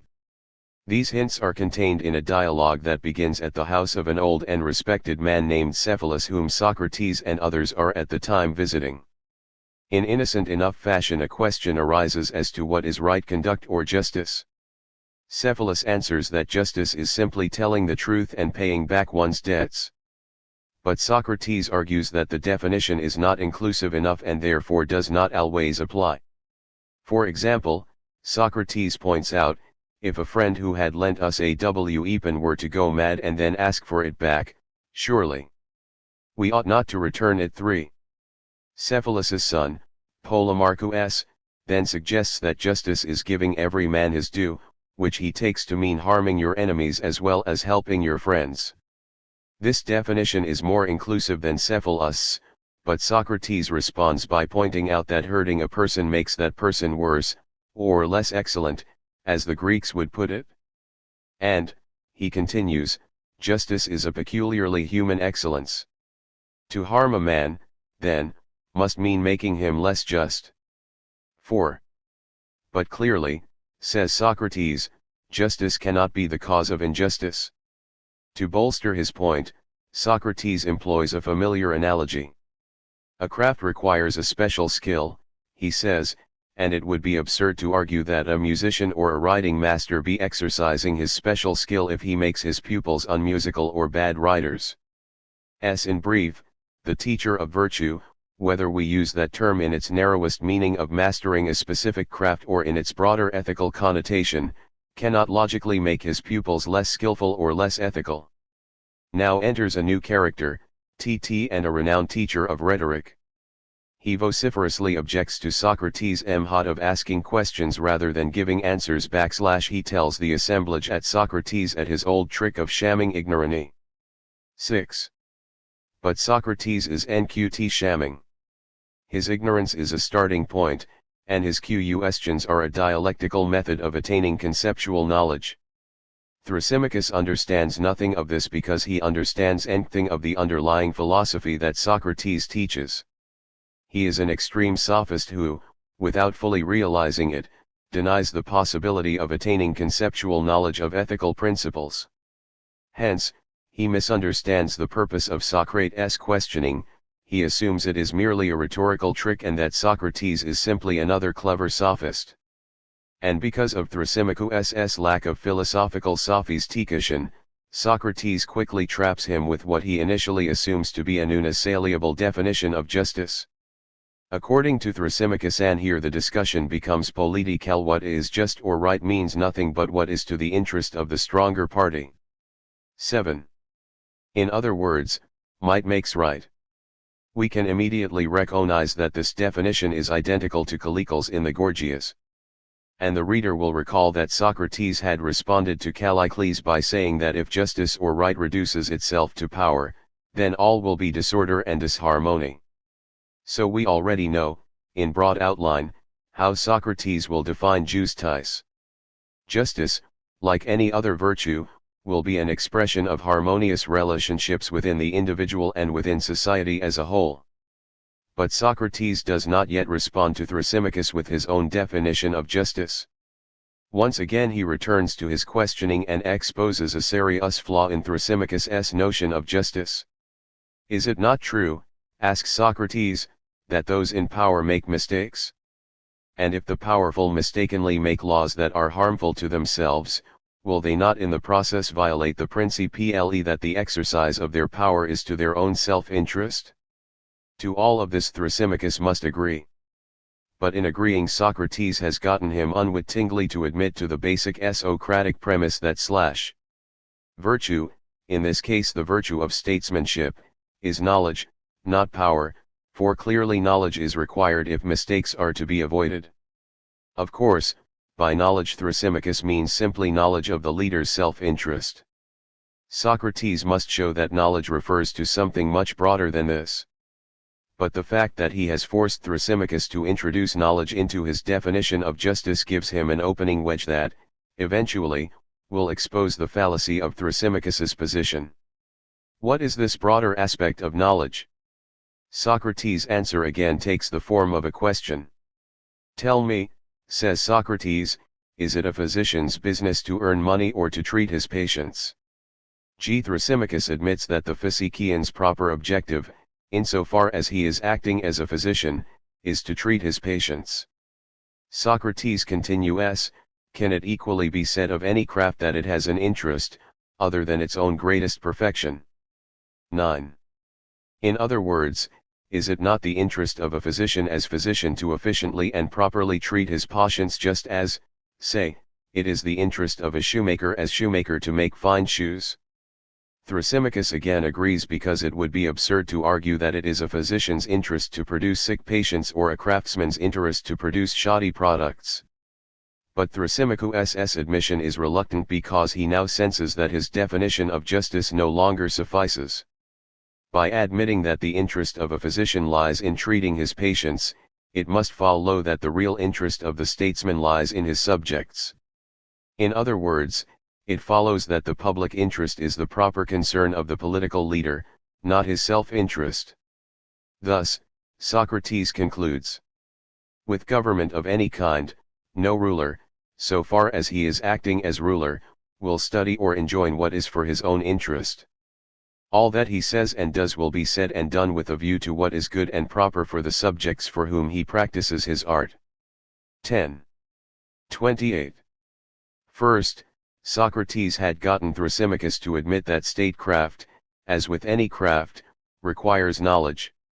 Now he demonstrates that political knowledge has to do with the public interest, not with the interest of the politician. Thrasymachus is not willing to concede defeat, however, and makes a dramatic shift in his argument. He now decides to argue the case for injustice.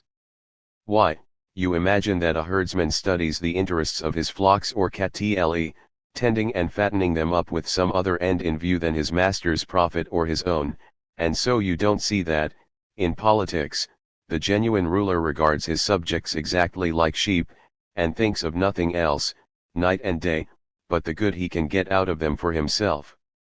Innocent as you are yourself, Socrates, you must see that a just man always has the worst of it. It is to one's own interest not to be just.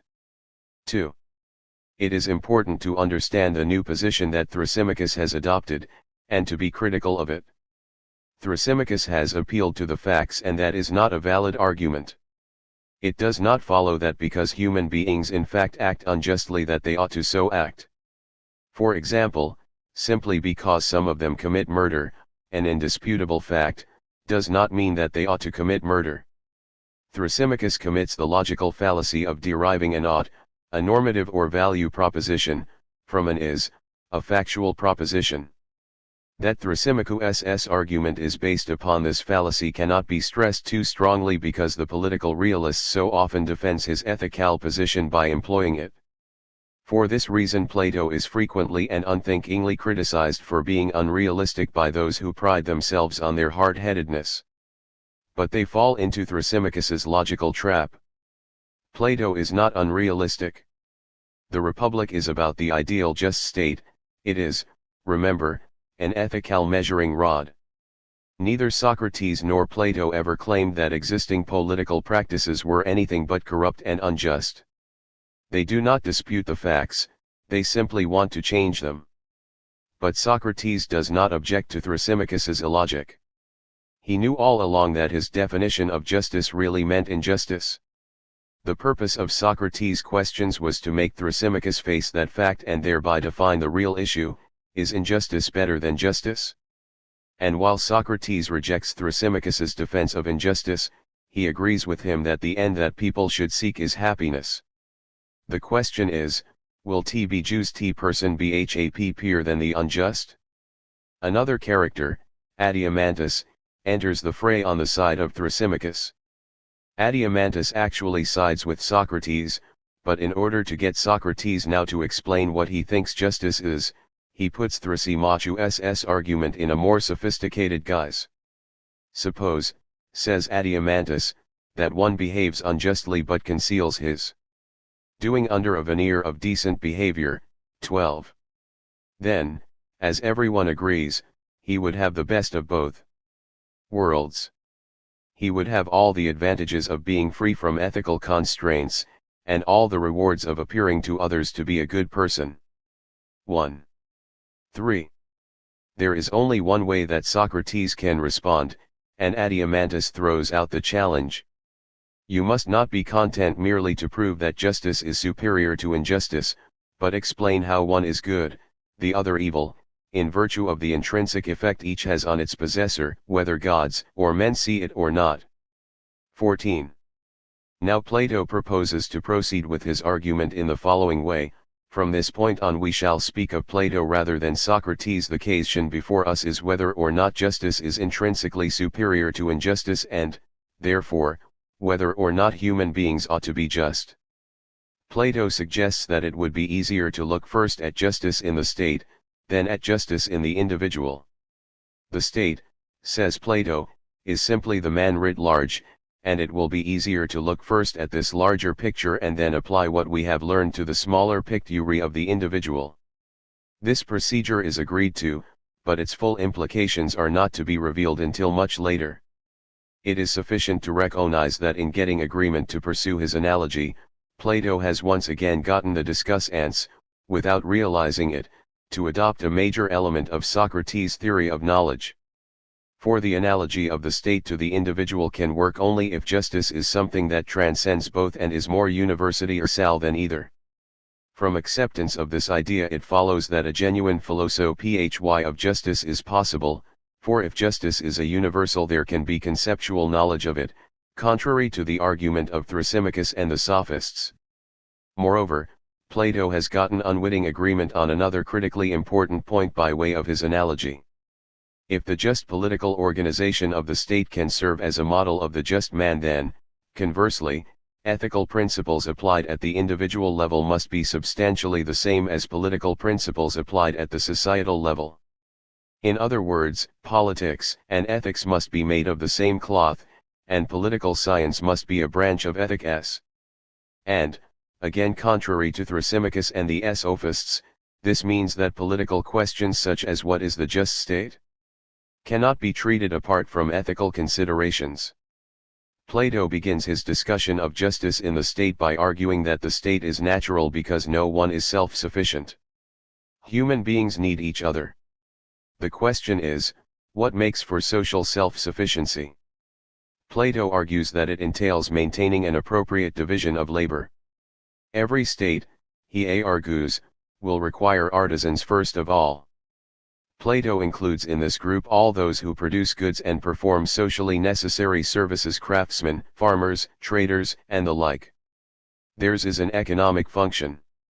Second, every state will require a class of warriors whom Plato calls the guardians. Theirs, of course, is a military function. Finally, every state will require rulers whose function is rulership, making decisions, formulating policy, and so on. Plato 30 proposes that this third class of rulers be drawn from the guardians.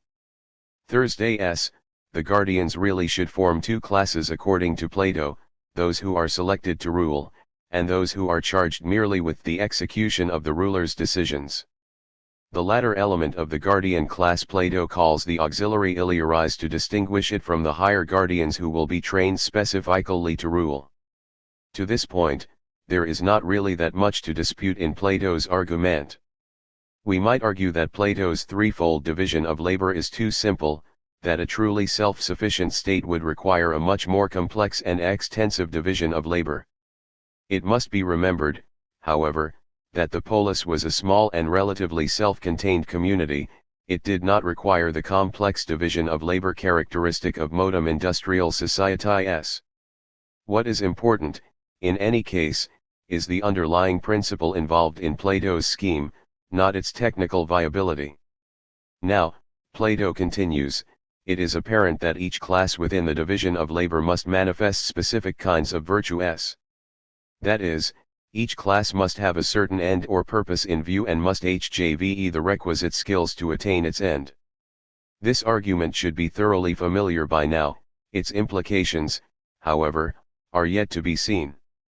Let us simply note again that Plato has not yet said anything with which his antagonists can reasonably disagree. Obviously a division of labor is essential to the state, and just as obviously each class must possess virtue, that is, the necessary skills to perform its tasks. The meaning of virtue is to this point still ethically neutral, and any Greek of the time would have understood and accepted Plato's meaning. What, then, are the specific virtues required for each class? The upper-level guardians, the rulers, must possess the virtue of wisdom. They must have the requisite knowledge to know how to appropriately order the state as a whole. The lower-level guardians, or auxiliaries, must obviously embody the virtue of courage, otherwise they would make poor warriors indeed. The artisans must have the virtue of temperance, that is, the ability to restrain their passions. They must understand that theirs is an economic function and not allow cravings for wealth or status to lead them to take over those functions, such as rulership, that they are not equipped to handle. What has just been said about the artisans in fact applies to all of the classes. The virtue of temperance is the virtue of self-restraint, and self-restraint in this context means keeping one's place in the division of labor. Clearly, then, Each class in society must be temperate. The auxiliaries, no less than the artisans, must restrain any desire to perform a function for which they are ill-equipped. The point, however, is that the artisans need only to be temperate, while the auxiliaries must be both courageous and temperate. The rulers must be wise in addition to possessing these other virtues. The division of labor, in short, is a division of virtues, and those who have a superior role in the division of labor are, in Plato's ideal society, those who have a superior degree of virtue. The rulers possess complete virtue because they have wisdom or knowledge, which you will recall is identical to virtue in Socratic philosophy. Other classes have incomplete virtue because their knowledge is limited and, in the case of the artisans, almost non-existent. What then is a just state according to Plato? He has just described it. It is one ruled by philosophers, and that means a state in which the appropriate division of classes, and therefore of virtues, is maintained. Thus, justice is the virtue of virtues. It is the virtue of maintaining the proper relationship among wisdom, courage, and temperance. Injustice is ruled by non-philosophers, which means the appropriate ordering of classes and virtues has broken down. In political terms, this breakdown is identical to class war, in which those not equipped to rule struggle among each other to acquire power. This was occurring during Plato's lifetime. The poor wanted to overthrow the rule of the rich wanted to suppress the poor. Neither was in the least concerned about justice, they wanted simply to promote their own class interests. They were practicing sophists as far as Plato was concerned. Given this analysis, the supposed advantages of philosophic rulership are clear, but what precisely makes such rulership the defining characteristic of the just state? Plato's answer brings us back to our starting point. Justice is a virtue, and in the Socratic system virtue is identical to knowledge. Hence, a just state must by definition be one ruled by philosophers, by those with knowledge. And the kind of political knowledge they must have is knowledge of how to maintain the division of labor, for this is the necessary condition for philosophical rulership and thus for the appropriate ordering of virtues within the state. In its most general sense, then, political justice is simply the virtue of harmony within the state and the absence of conflict. It is a condition in which each performs his or her task well for the benefit of the whole. This conception of justice accords perfectly with its traditional usage. The Greeks had always conceived of justice as the principle of order and harmony, whether they used it in reference to a person, a state, or the universe. The pre-Socratics frequently described the cosmos, which means order, as just. Even our contemporary usage of justice as equal to fairness still retains this idea of order and harmony. But herein lay, in Plato's own words, the central paradox of the Republic. Philosophers must rule, yet it is precisely philosophers who have no desire to rule. Unlike Thrasymachus and his kind, they are lovers of knowledge, not of power. Yet rule they must, says Plato, for unless either philosophers become kings in their countries or those who are now called kings and rulers come to be sufficiently inspired with a genuine desire for wisdom, unless, that is to say, political power and philosophy meet together, there can be no rest from troubles. For states, nor yet, as I believe, for all mankind. 15. At this point in the Republic, Plato must begin to deal with some very practical issues. Assuming we can make philosophers rulers, how can we assure that they will continue to rule? The danger is not only that those unfit to 32. Rule may attempt a coup d'état, the philosophers themselves may come to promote their self-interest rather than the public interest. They may become so tainted by desire that the just state will not continue to exist. This, at least, is Plato's fear. Plato proposes to resolve this problem in a variety of ways, almost all of which involve the rulers. To begin with, he proposes an elaborate system of ruler selection.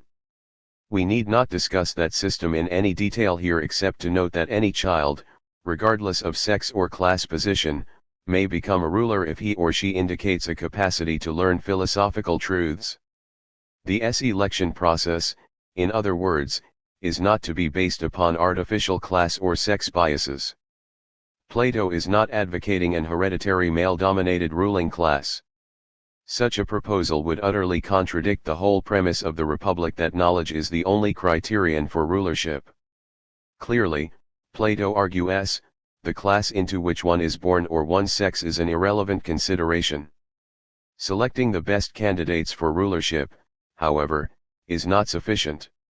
In addition, says Plato, the objects of desire must be removed from the society of rulers.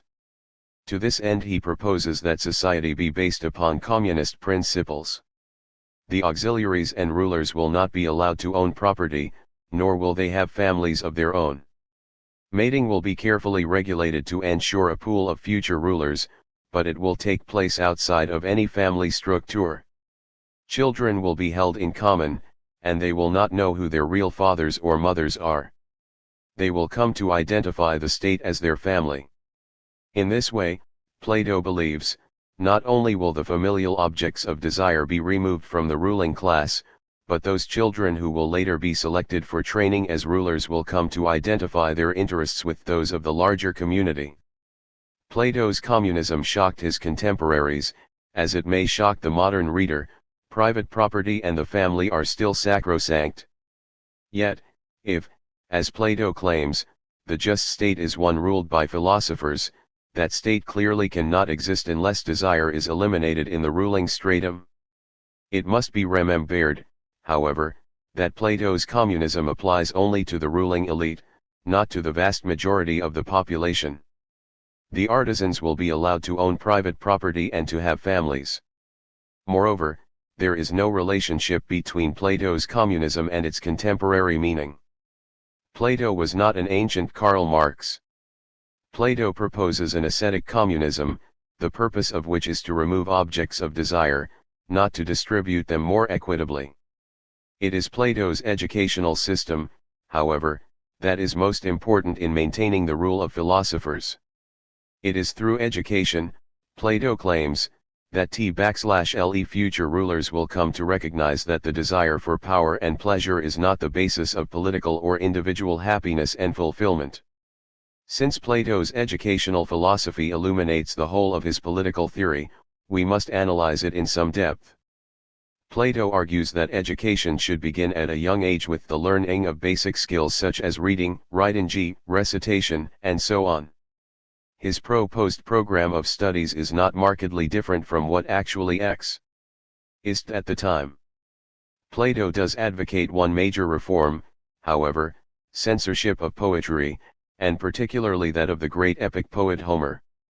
His reason is that people took from the poets what they thought to be sound ethical knowledge when, in fact, says Plato, the poets are no different from the sophists. They teach people opinions of what is true, not genuine knowledge.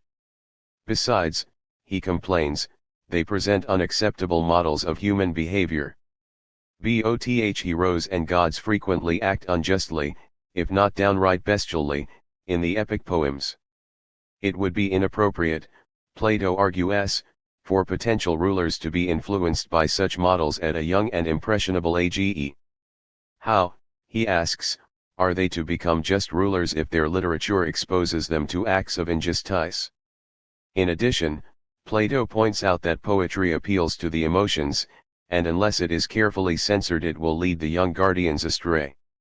Instead of learning to control their lives rationally, they will become subject to their passions. Plato is a classicist. He believes that art should reflect order and harmony so that the same order and harmony will begin to be reflected in the lives of those exposed to it. He is opposed to romanticism, to art that simply appeals to feeling and emotion and that he believes thereby disorders the soul. For this reason, Plato concludes that we must not only compel our poets, on pain of expulsion, to make their poetry the express image of noble character, we must also supervise craftsmen of every kind and forbid them to leave the stamp of baseness, license, meanness, unseemliness, on painting and sculpture, or building, or any other work of their hands, and anyone who cannot obey shall not practice his art in our commonwealth. 16. It may seem to the modem reader that Plato's proposed reform of the arts, and poetry in particular, is excessive. But the great epic poets, such as Homer, and the great dramatists, such as Sophocles and Aeschylus, had enormous influence in Greek society. All Greek boys learned Homer, whose works were the Bible of the Hellenic peoples, and the great dramatic tragedies were played before the whole community and had a real moral and religious significance for the onlookers. People were influenced by these art forms as intensely as Americans are influenced by television. Seen in this light, artistic censorship makes eminent sense, for without it the underlying ideas and values that make the just state possible could not exist, no matter how refined the formal educational system was made to be. Education does not occur in a vacuum.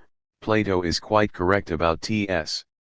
It is of little use to teach children one set of values in the classroom if the whole society outside the school is organized around different values.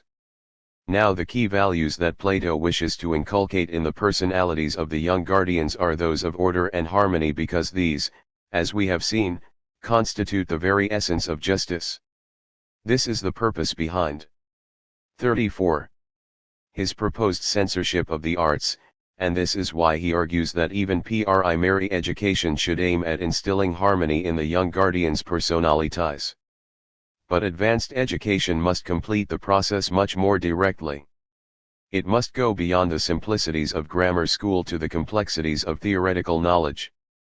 The future rulers must come to know justice philosophically, says Plato, that is, as a rational principle of order, not simply intuitively as do youngsters in their primary education.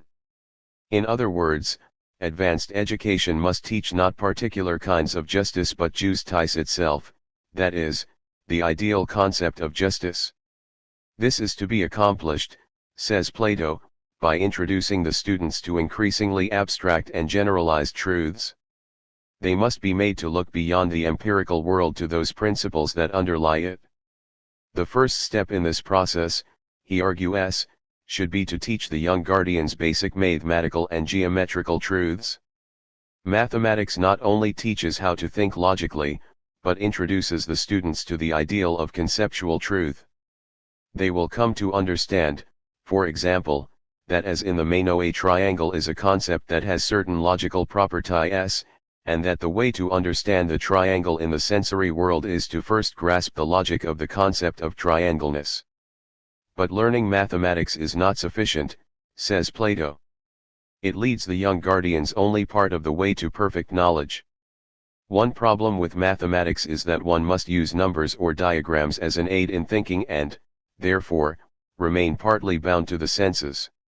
The goal is to get beyond the senses to pure conceptual knowledge. So after 10 years of mathematical training that begins at age 20 and is preceded by 3 years of military training, remember that the lower level guardians or auxiliaries are to be soldiers, a select few will be chosen for training in the dialectic. The dialectic, you will recall, is simply a method of disputation leading to knowledge of universal principles. Unlike mathematics, however, dialectics does not rely upon visual images of geometrical forms or numbers but aims directly at truth itself. Moreover, Plato argues, it does not begin with unproven axioms or assumptions as does geometry, but moves directly to a comprehension of the eternal and unchanging structure of the entire cosmos. As such, dialectical knowledge is furthest removed from the empirical world and is closest to those universal principles that underlie the world of sensation. But most importantly for Plato, dialectics leads to knowledge, not only of physical principles, but of ethical principles as well. Hence, the student of dialectics will come to know the true meaning of justice, not justice in its various forms, but justice itself as a perfect and unalterable concept. But Plato now tells us that there is an even higher truth than that of justice that only a very few will come to know. This higher truth Plato calls the good, which is the cosmic principle of order that unites both physical and ethical principles in a grand synthesis. It is that which gives the whole universe, and everything in it, a meaning and a purpose. It is really impossible to explain beyond this what the good means. In part this is because it is something that cannot be grasped simply in logical terms. Knowing the good, for Plato, is to have a super-rational insight into the rational structure of the whole universe. There is, therefore, an element of mysticism in Plato's theory of the good, but this in no way contradicts his emphasis upon rational knowledge. The dialectical acquisition of knowledge is the necessary condition for grasping the good, but its illumination in the human mind comes, after years of training, as a flash of insight that transcends mere logic. Only those who attain this final vision will be allowed to become philosophical rulers, and Plato expects only a few to attain it, and these only when well into middle age. They will all have had practical political experience following their training in the dialectic, so we need not worry about their being too abstract and philosophical. Those who are unable to attain this highest truth will be auxiliaries. The artisans, of course, will have no role in rulers' hips since they will not have been educated for it. At this point we must say something of Plato's theory of form because the education of the guardians is, in fact, an education into the reality of forms. Although many students find this the most difficult part of Plato to understand, approached correctly it is not really difficult at all. Plato's theory of form is simply an extension of Socrates' idea of the concept. In Plato the concept becomes not merely a logical structure within one's head but an objective transcendent reality. Forms, Plato argues, transcend the empirical world of sensation, and they include both the physical and ethical dimensions. This means that everything we see has a corresponding form, as does every virtue. There is a form of a tree, and of a human being, and of a flower, just as there is a form of temperance, courage, and justice. Now, just as concepts are perfect, ideal, universal ideas, so too are forms, except that forms exist as transcendental realities. This means that the things we see, for example real trees, are imperfect representations of their perfect transcendent form, as with the perfect form of treeness. And in the same way, what most people define as justice is really an imperfect representation of the perfect transcendent form of justiceness. Plato would say that just as the trees we see participate in the ideal form of treeness, so too do good people participate in the ideal form of justiceness. Real trees and real people are imperfect, of course, but they are understandable because they reflect a transcendent reality of pure, unchanging form. And all of the forms, Plato argues, themselves participate in an ultimate form. It is this that Plato calls the good, the form of all forms. Many students have difficulty grasping Plato's theory of form because they try to visualize what a form looks like.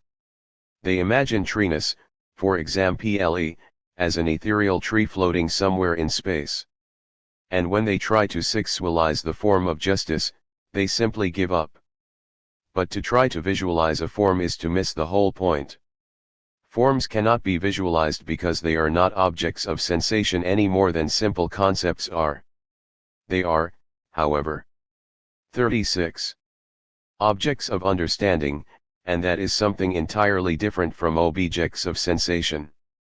We understand the Pythagorean theorem, we do not see it, although we can use diagrams to illustrate it.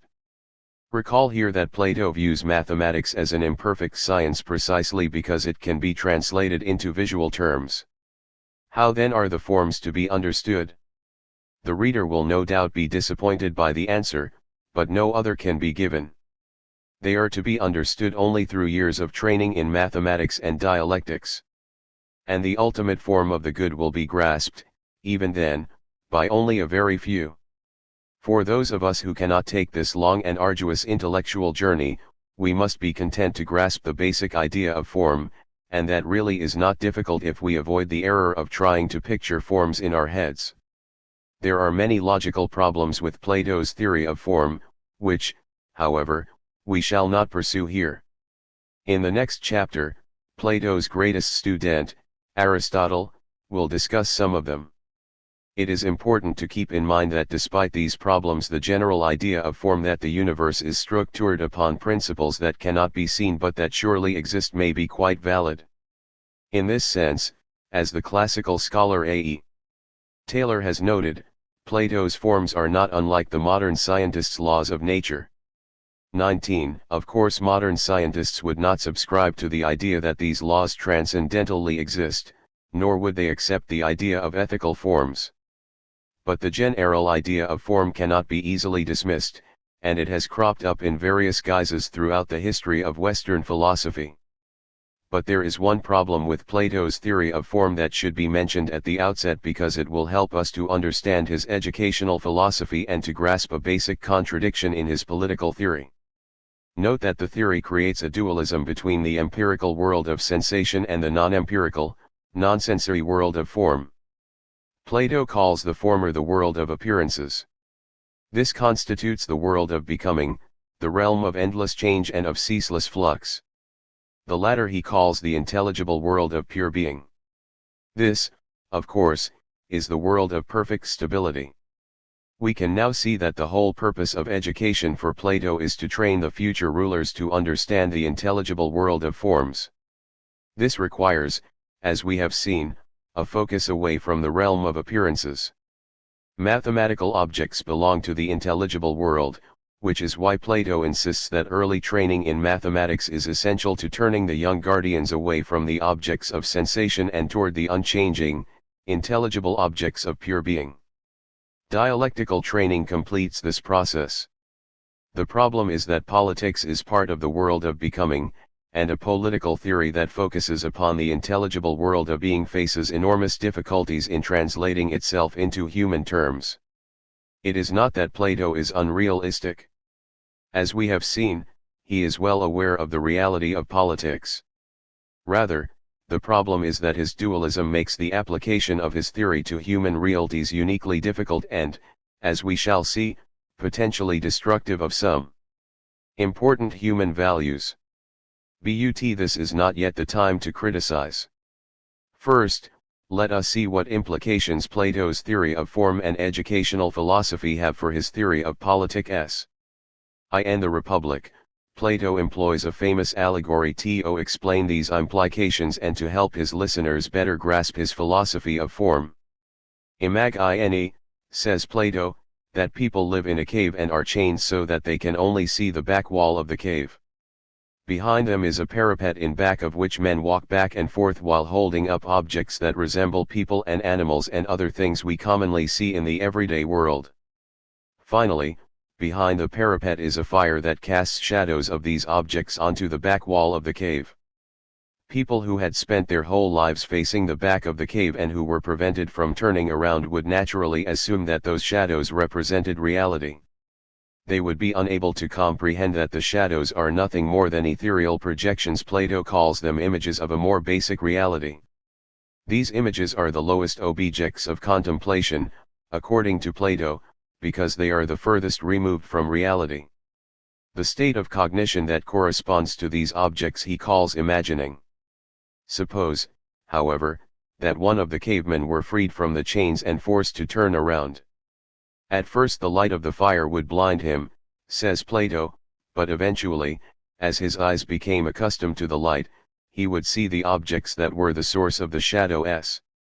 This state of cognition Plato calls belief, and while it is a higher state than imagining, it is still not knowledge of reality. The objects of belief, after all, are themselves mere images of the real things. Suppose, now, that our caveman were dragged out of the cave into the world above. He would once again be blinded by light, this time emanating from the sun. Eventually, however, his eyes would become accustomed to the light, and he would see real living things rather than their crude representations. This state of cognition Plato calls knowledge. Finally, as his eyes adjust completely, he would be able to look at the sun directly. At this point the caveman would grasp the true nature of reality.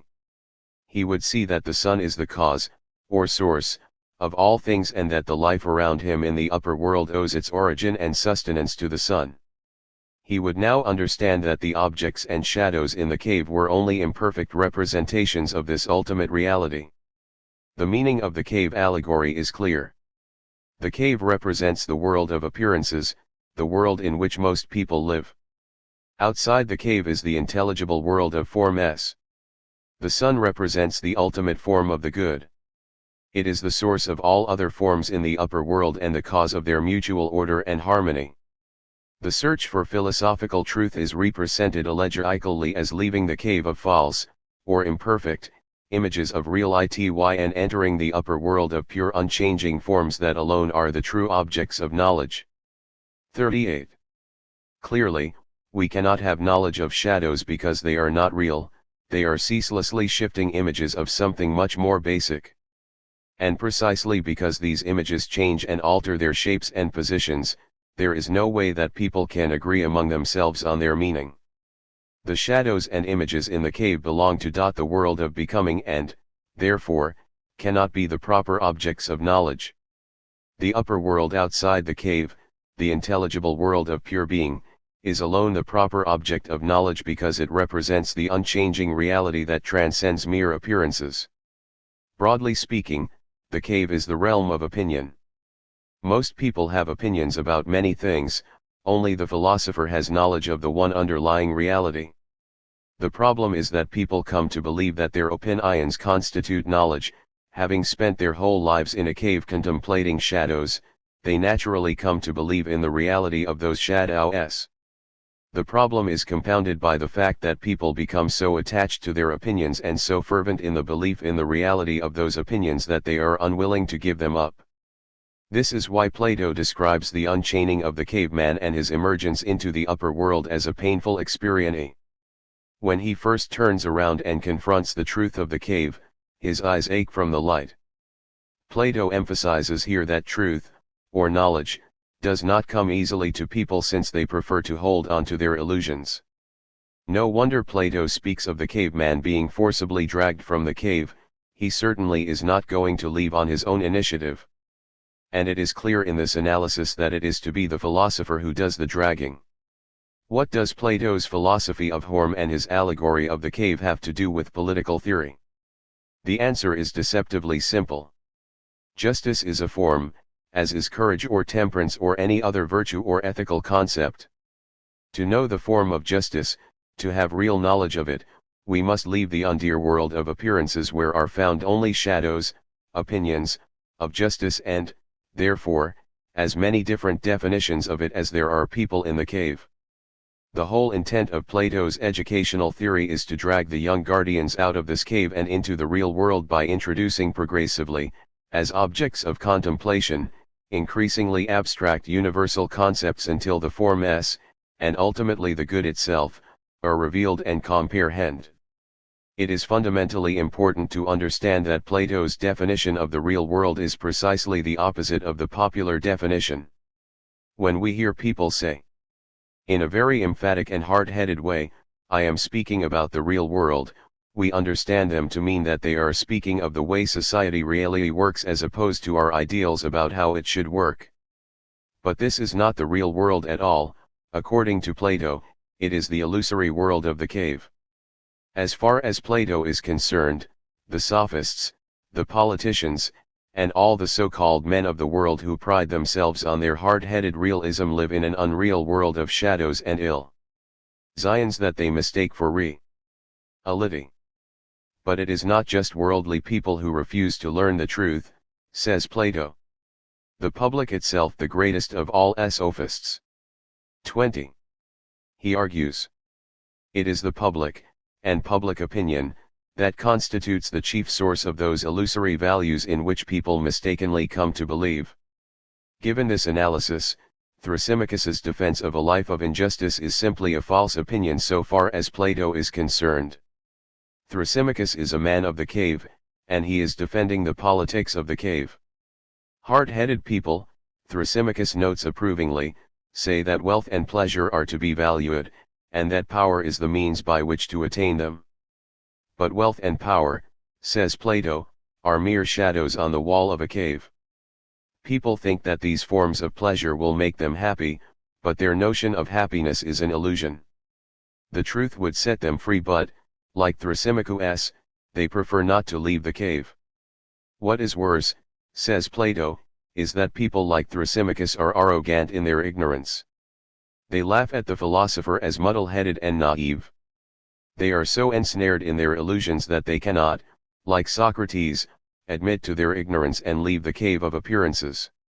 And because they refuse to leave, the philosopher who does so appears odd and his ideal outrageous, he becomes an object of scorn. Worse yet, the philosopher lives a precarious existence because the truth is inevitably a threat to the established order of things, to those illusions that bind societies together. This, as we have seen, is the real reason for Socrates' death, and the cave allegory helps us to understand why Socrates could not clear himself before the Athenian tribunal. In an obvious reference to Socrates, Plato notes that it is not at all strange that one who comes from the contemplation of divine things to the miseries of human life should appear awkward and ridiculous when, with eyes still dazed and not yet accustomed to the darkness, he is compelled, in a law court or elsewhere, to dispute about the shadows of justice or the images that cast those shadows, and to wrangle over the notions of what is right in the minds of men who have never beheld justice itself. Point 2. Philosophers must rule, then, if genuine justice as opposed to what people think is just is to be made a reality. The first problem is to train a class of philosophic rulers who know what justice is. The second problem is to compel them to rule once they have left the cave of appearances. If it is painful for people to leave the cave, it is doubly painful to return. The pleasure that political power brings to someone like Thrasymachus is an illusory happiness that can have no attraction for the philosopher, having once seen the ultimate reality. The shadows of power, wealth, and status are no longer worthy of consideration. Thus, Plato concludes, it is for us, then, as founders of a commonwealth, to bring compulsion to bear on the noblest natures. They must be made to climb the ascent to the 40. Vision of goodness, which we called the highest object of knowledge, and when they have looked upon it long enough, they must not be allowed, as they now are, to remain on the heights, refusing to come down again to the prisoners or to take any part in their labors and rewards, however much or little these may be worth. Point 22. Such, then, is Plato's vision of the ideal state. The question is, what relationship does Plato's political theory bear to the question of what is the just human being? We know that Plato had argued that the state is simply the man writ large, and that the ideal of the just state should provide us with a model of the just person. If one thinks for a moment about the characteristics of Plato's ideal state, the model should be apparent. Justice in the state exists when each class maintains its appropriate position within society and thereby ensures a harmony of the virtues of wisdom, courage, and temperance. This is possible, as we have seen, only when wisdom rules the state, or, in other words, when philosophers are made political rulers. It follows, then, that the just person is one in whom the philosophic element, that is, reason, rules the soul. The three virtues of the state are as necessary to the individual as to the collective, and it is essential to both that wisdom maintain its superior position relative to the other virtues and to the baser instincts. Conversely, the unjust person is one in whom the division of labor in the soul or psyche has broken down and the passions and desires begin to rule rather than reason. The unjust person, in other words, is irrational, driven this way and that by uncontrolled desires, ceaselessly chasing illusions of happiness because of a lack of knowledge of what constitutes real happiness and real fulfillment. At this point Plato is ready to answer Adeimantus's challenge and show the intrinsic value of justice. But clearly an answer is no longer required. The unjust person obviously is a slave to the desires, in short neurotic, unfulfilled, lacking in purpose and direction, and chasing illusions of happiness. The just life is intrinsically the best because it is the happiest. The contrast between the happiness of a just life and the misery of an unjust life is dramatically illustrated by Plato near the end of the Republic, where he discusses the decline of his perfect state. Plato understands that the ideal state must inevitably disintegrate because it is a human institution and, therefore, not beyond the laws of the world of becoming. For a short time people may create institutions that are patterned on the ideal and transcendent forms of pure being, but these institutions nevertheless remain patterns, imperfect representations of an ultimate reality. changes in the nature of this sensory world and influences everything in that world, including the ideal state of Plato's republic. Plato had no choice but to end his political treatise on a note of pathos. What is for our purposes important about Plato's theory of political decline is his assertion that it will lead to a corresponding decline at the level of the individual. If the state is simply the man writ large, Plato argues, then we must expect that as justice and the other subordinate virtues begin to deteriorate at the collective level, they will deteriorate within the souls or personally ties of the citizenry as well. This means that the decline of the ideal state, from perfect justice to perfect injustice, will be matched by an equivalent decline of the inner life of the citizenry, from genuine happiness to utter misery. The decline of the just regime begins, Plato argues, within the ruling class. At some point an error will be made in the selection of the children who are to be trained as future guardians. Some will begin to deviate from philosophical principles of governing when they become full members of the ruling class. They will reinstitute private property, and desire will begin to rule reason. The new ruling class will eventually enslave the citizenry in order to free itself for pursuits other than philosophy, primarily warfare. The virtue of the new ruling class will be courage, and its members will hold honor above knowledge. Plato calls this new type of regime or constitution timocracy, a garrison state ruled by the auxiliaries, or a warrior class, rather than by philosophic guardians. But this new ruling class will itself become increasingly disordered, Plato argues. Where the auxiliaries had acquired wealth and possessions in order to have leisure for warfare, their children will come to desire wealth and property for their own sake. They will possess neither wisdom nor courage, but they will have the virtue of temperance, although their version of this virtue will be imperfect.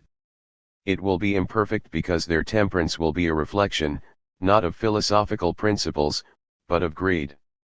Their desire for wealth, Plato argues, will be matched by their fear of losing it. Hence, they will have the temperance of a miser who manages to keep his desire for illicit pleasures under control in order to concentrate on amassing more wealth. People of this new class will maintain an outward respectability, they will believe in the ethic of working hard and saving money, but inwardly their souls will be corrupted by the lust for gold. This new class Plato calls oligarchs, and the corresponding type of constitution oligarchical, which means rule by the few rich. The children of the oligarchs will have become accustomed to having money, but not to saving it. Their souls will be totally devoid of temperance, Plato argues, not to speak of courage and wisdom. They will be characterized by their desire for the whole variety of petty pleasures available to people. Above all else they will want liberty, freedom to pursue their every passion without restraint /t. Moreover, Plato tells us, equality will prevail among them because the hierarchy of virtues and classes in the ideal regime has now been utterly destroyed. This new type of humanity Plato calls democratic, and the corresponding constitution he calls democracy, meaning rule by the many. It is worth pausing for a moment to re-examine Plato's underlying assumptions, and to see where he is leading us. His argument, remember, is that as the constitution of the state begins to disintegrate, we may expect to see an 42. Equivalent disintegration within the souls or personalities of the citizenry. Like the modern social scientist, Plato emphasizes that human beings are largely a product of their social environment. This is why he believes that people will be corrupted if their social order is corrupted. And while it is true that, unlike the social scientist, Plato's analysis focuses on the constitution rather than the society, the term constitution means for Plato, as it did for his contemporaries, the whole complex of social and political relationships we call society, not simply a legal document. So Plato's method of analysis is not so far removed from our own social understanding as we might at first think. The question is, how accurate is that analysis? The answer, of course, is debatable. It depends in part upon one's political perspective. But if other thinkers confirm the analysis, there is good reason to take it seriously. Such is the case with Plato's description of the democratic type, for it is amazingly similar to Alexis de Tocqueville's description of early 19th century Americans. De Tocqueville was a brilliant political analyst who, recognizing that democracy was the wave of the future, determined to study it firsthand in the United States. As a result of his studies, he wrote Democracy in America, which has now become a classic. De Tocqueville noted, as had Plato over 2,000 years earlier, that democratic citizens have an insatiable demand for liberty and equality. And he also noted, as had Plato, that they use their liberty, not for great and noble purposes, but to glut their lives with petty and paltry pleasures. Because they believe they have an absolute right to pursue their interests, but no real knowledge of what to pursue or for what ends, their life lacks nobility and direction. It is not surprising, then, that Plato's analysis of democratic man in the following quotation closely parallels de Tocqueville's description in Democracy in America. Is told that some pleasures should be sought and valued as arising from desires of a higher order, others chastised and enslaved because the desires are base, he will shut the gates of the citadel against the messengers of truth, shaking his head and declaring that one petit is as good as another and all must have their equal rights. So he spends his days indulging in the pleasure of the moment, now intoxicated with wine and music, and then taking to spare diet and drinking nothing but water, one day in hard training, the next doing nothing at all, the third apparently immersed in study. Every now and then he takes a part in politics, leaping to his feet to say or do whatever comes into his head. Or he will set out to rival someone he admires, a soldier it may be, or, if the fancy takes him, a man of business. His life is subject to no order or restraint, and he has no wish to change an existence which he calls pleasant, free, and happy. 23. Is a disturbing picture of democratic man, and to the extent that it is an accurate picture, we are compelled to take seriously the philosophy in Plato 43. Sites upon which it is based. The fact that Plato's analysis so closely corresponds to that of de Tocqueville, and to many critics of democracy since, even though many centuries separate Plato from these thinkers and the types of democratic regimes they studied are so different, leads us to conclude that Plato's philosophy is not to be taken lightly. With these thoughts in mind, let us continue our discussion of Plato's description of the decline of the ideal state. We can now see that democratic types are full-fledged citizens of the cave. They are chained so that they can see only the shadows that move back and forth on the wall of the cave. This explains why they ceaselessly move from one object of desire to another. The shadows represent the whole variety of opinions about what is pleasurable and good. One shadow says pleasure is possessing material things, another that it is being a businessman, another that diet and exercise are the basis of happiness. Occasionally a shadow crosses the wall saying that people should be involved in politics, and the democratic citizen leaps to the defense of a favorite politician or a pet social concern, remaining committed to an endeavor only till another shadow, another opinion of what ought to be done is brought to the Democrat's attention. Then the Democrat begins a new project, ceaselessly chasing the illusion of happiness without ever achieving its reality. Yet, for all of this, democratic types are almost comical in their humanness. They are Walter Mitty characters who dream of doing great things without the knowledge or discipline to do anything well. They are certainly not just people, but they mean no harm. Their actions have evil consequences, for both themselves and others, but they are not intentionally evil. Such is not the case with the despot, who represents the final and absolute decline of the ideal state. The despot or tyrant and the corresponding despotic constitution are the inevitable outgrowth of democracy, says Plato. What happens, he argues, is that the mass of the poor people come to believe that the wealthy classes in society are oppressing them. As a result, the poor put forward one man to champion their cause. When their leader comes to power, he begins to oppress the rich. It becomes necessary, therefore, to hire bodyguards to guard the new leader against the constant danger of assassination by the men of property. Initially the people support the use of body guards in their anxiety to protect their leader. but eventually the bodyguards are turned against the people themselves and the whole society becomes enslaved to an absolute dictator. Now we can see the full implications of Thrasymachus's definition of justice as might makes right. If politics is reduced to a struggle for power, the inevitable result will be despotism. It is obvious that the despotic constitution enslaves everyone and cannot, therefore, claim to make people happy. But what about the despotic leader? It was Thrasymachus's argument that those who could gain absolute power would be absolutely happy. Let us recall Plato's reasoning. If the oligarchical constitution organized on the principle of property produces rulers whose souls are corrupted by the desire for 44. Wealth, if the democratic constitution organized on the principle of liberty produces rulers whose souls are corrupted by the desire to satiate their every whim, what kind of ruler will be produced given a constitution organized on the principle of slavery? The answer, says Plato, is obvious. If the individual is analogous to the state, we shall find the same order of things in a soul laboring under the meanest servitude, the best elements in it being enslaved, while a small part, which is also the most frenzied and corrupt, plays the master. 24. Note that the despot's soul has a peculiar structure to it. It is organized upon a principle of action that subordinates the many desires of the democratic personality to one supreme, or master, passion. In this sense the despotic ruler is analogous to the philosophical ruler but in reverse.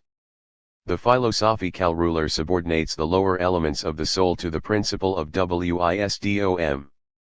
The despotic ruler eliminates wisdom from the soul entirely and subordinates everything to the satiation of a master passion. Thus, the master passion is the opposite of wisdom.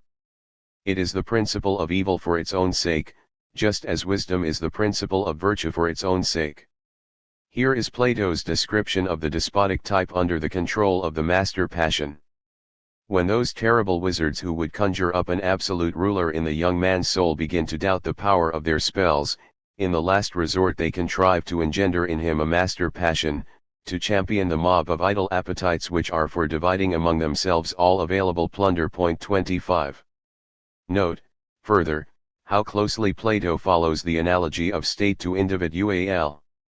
The despot comes to power as the champion of the people who desire to plunder the wealthy, just as the despot in the ruler's soul, the master Pausian, comes to power as the champion of the many idle appetites that aim at plundering the soul. And just as any reasonable ordering of society ceases once the despot has seized power, in the same way all rational control ceases once the master passion has gained control over the despot's soul. Then, at last, says Plato, this passion, as leader of the soul, takes madness for captain of its guard and breaks out in frenzy, if it can lay hold upon any thoughts or desires that are of good report and still be capable of shame, it kills them or drives them forth, until it has purged the soul of all sobriety and called in the partisans of madness to fill the vacant place. Is not this the reason why lust has long since been called a tyrant? A drunken man, too, has something of this tyrannical spirit, and so has the lunatic who dreams that he can lord it over all mankind and heaven besides. Thus, when nature or habit or both have combined the traits of drunkenness, lust, and lunacy, then you have the perfect specimen of the despotic man. 26. Is it even necessary at this point to refute Thrasymachus's thesis that the absolutely unjust ruler is the happiest of men? Can any man whose character combines drunkenness, lust, and lunacy be happy? Clearly not, says Plato, and just as clearly the more power he acquires to satiate his lust the more enslaved he becomes to his master passion and the more miserable his life.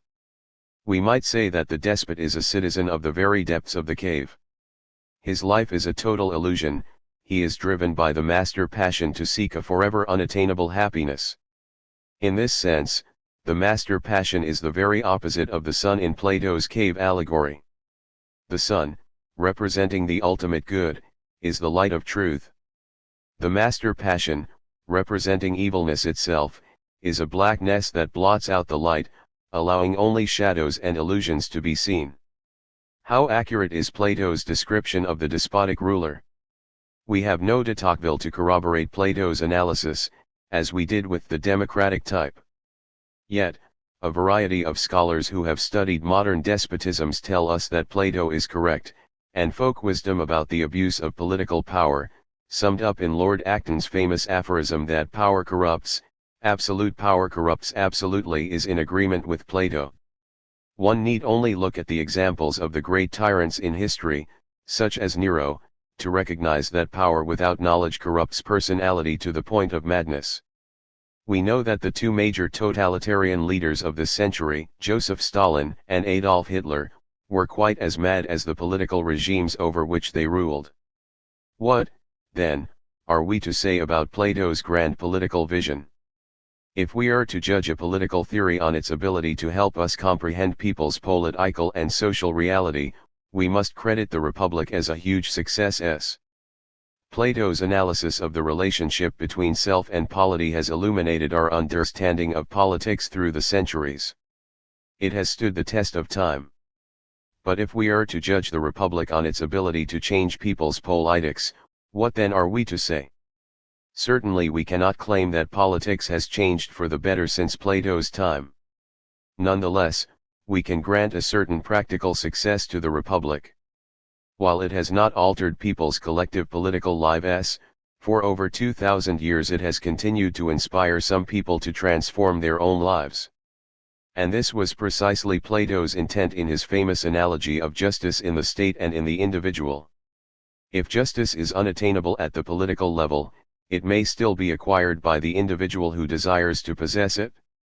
Since ethics and politics are one, the mastery of the political principles Plato teaches in the Republic will enable the individual to master the principles of leading a just life. Referring to this fact near the end of the Republic, Plato gives us one of his most beautiful passages. The dialogue includes Glaucon, another member of the discussion circle. Socrates.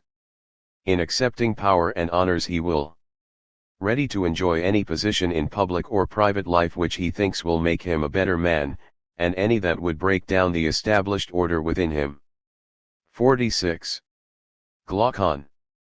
Then, if that is his chief concern, he will have no wish to take part in politics. Socrates. Indeed he will, in the politics of his own commonwealth, though not perhaps in those of his country, unless some miraculous change should come about. Glaucon. I understand. You mean this commonwealth we have been founding in the realm of discourse, for I think it nowhere exists on earth. Socrates. No. But perhaps there is a pattern set up in the heavens for one who desires to see it and, seeing it, to found one in himself. But whether it exists anywhere or ever will exist is no matter, for this is the only commonwealth in whose politics he can ever take part. 27.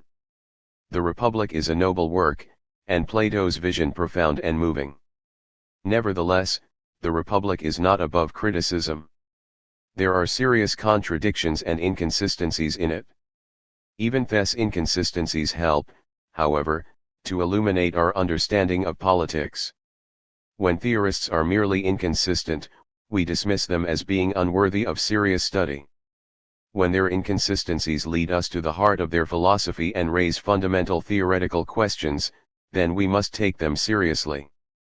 Plato is unquestionably the kind of theorist we must take seriously. The major inconsistency in the Republic has to do with Plato's proposals for maintaining the division of labor within the state. The key is to ensure the continued rule of the wise. Ideally, other classes within the state will accept this arrangement to the extent that they understand its purpose. They need not be philosophers themselves, but they must at least grasp the rational necessity of philosophical rulership. It turns out, however, that Plato doubts even the ruler's ability to understand fully the need for philosophical rule. Thus, despite the elaborate procedures for selection of class types and the extensive education of guardians and auxiliaries, he is concerned that the rulers may become corrupted and rule unphilosophically. This is why Plato proposes communism for the rulers. He wants to remove those things that lead to corruption. But here is the problem: if virtue is knowledge, how can the rulers be tempted to act unjustly? Remember, Socrates had insisted that this cannot happen. It seems that Plato doubts the very Socratic premise he wishes to prove. That Plato does indeed have doubts is confirmed by another of his proposals for ensuring that the wise continue to rule. The proposal, which we have not discussed until now because it illustrates so well the problems inherent in his political theory, is that the whole community including the rulers be induced to accept a noble lie, a myth, about the reason for their class position within society. People are to be told that they were fashioned from a common stock down inside the earth, and the rulers are to be told that their years of education and training were really a dream. The God who fashioned Plalo 47. Them, they will be taught, mixed different proportions of metals in their souls.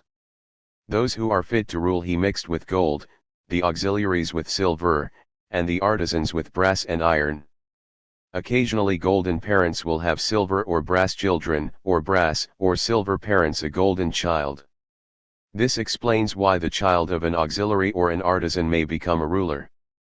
It is never permissible, however, that a person of brass or silver become a ruler, otherwise, according to the myth, ruin will come upon the state. The problem, of course, is that this myth, or noble lie, is contrary to Plato's assertion that justice or any virtue is identical to knowledge or truth. A myth is a shadow, an illusion, part of the world of becoming. This remains true regardless of the good intent behind the myth. And the fact that Plato feels compelled to hold his ideal state together with a lie that is, with an act of injustice, indicates that even he recognized the limited capacity of truth to reform politics. It would have been easy for Plato not to have included the myth of Metellus in the Republic. But he was too great a theorist to achieve consistency at the expense of honesty. In the final analysis, Plato may have doubted his own theory. Perhaps at the very heart of politics is a fundamental irrationality. Perhaps the human condition is too ambiguous ever to conform to strict dictates of truth. Perhaps philosophy and politics can never be united as wholly and completely as Plato had hoped. There is another related flaw in Plato's political theory. The myth of metals is one that Plato hopes will be accepted by all classes in society, but it must absolutely be accepted by those who do not rule, that is, by those whose ability to reason is most limited. Thus, while Plato doubts the power of reason to transform people ethically, he particularly doubts it in regard to those who are not philosophers. For this reason, Plato excludes most from engaging in the philosophical quest for knowledge. But since knowledge is the necessary condition for justice, Plato assigns the greatest part of humankind to lives of injustice. Of course, Plato would argue that most people can approximate justice in their lives by accepting the authority of philosophers. But this is a far cry from the ideal of justice that Plato wishes to found upon this earth. Moreover, the division between philosophers and non-philosophers exposes a basic incompatibility between justice in the state and justice in the individual. It is Plato's argument that justice in the state and justice in the individual are identical, and that the one is the condition for the other. But in fact Plato's just state cannot exist unless large numbers of individuals are relegated to subordinate class positions and thereby denied the possibility of attaining justice in its fullest sense. Plato's analogy between self and polity, then, does not fully hold, and this means that political ethics are not entirely identical to personal ethics. Perhaps perfect justice, if it is at all possible, is attainable only within the individual, and any attempt to apply it collectively is destructive of both it and other important human values. 48. There is one final criticism we might make of Plato's political theory. Plato took from Socrates an abiding faith in the power of reason to liberate. Just people do not repress their passions, they are liberated from them because they understand their limited importance. This, at least, was Socrates' teaching. But in Plato we get an uncomfortable feeling that reason is more monastic than Socratic, that it tyrannizes rather than liberates. 28. The state is controlled by the wise, just as the soul is controlled by reason, but the control is so absolute that it approaches tyranny. Plato, of course, would argue that the rule of reason is the very opposite of tyranny, but rule is not the same as absolute control. Plato seems to cross the narrow line between liberation and repression. In giving philosophical form to Socrates' theory of knowledge, Plato may have taken his teacher's insights too far. Socrates did believe that reason liberates all people. In this sense, Socrates was a democrat. He was critical of Athenian democracy because those who ruled lacked wisdom, but he did not, so far as we know, claim that only the few could attain wisdom. 29. In putting philosophy beyond the reach of most, Plato not only made justice impossible for the many, he perhaps made reason more a repressive than a liberating element within the state and within the individual. Our criticisms of Plato all have to do with his conception of the role of knowledge in human affairs. In showing that knowledge points to ethical truths that people ought to incorporate into their lives and political institutions, Plato perhaps goes too far. But the contrary position of Lysimachus and the Sophists errs in the opposite extreme. Is there some way in which Plato's vision could be modified to reflect better the realities of the human condition? Plato himself had begun this modification in his later works. His greatest student, Aristotle, completed it. 3.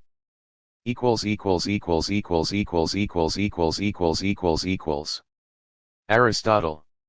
Where Plato's emphasis is upon the ideal state, Aristotle is interested primarily in the best possible form of government. For this reason, Aristotle's vision is more practical and more worldly than Plato's. This is no doubt due in part to his social background, which was broader than his teacher's. Plato was a native Athenian.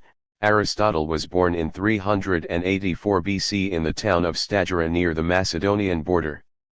His father was court physician to King Amyntas II of Macedonia, and Aristotle later became tutor to a young Macedonian prince Alexander the Great.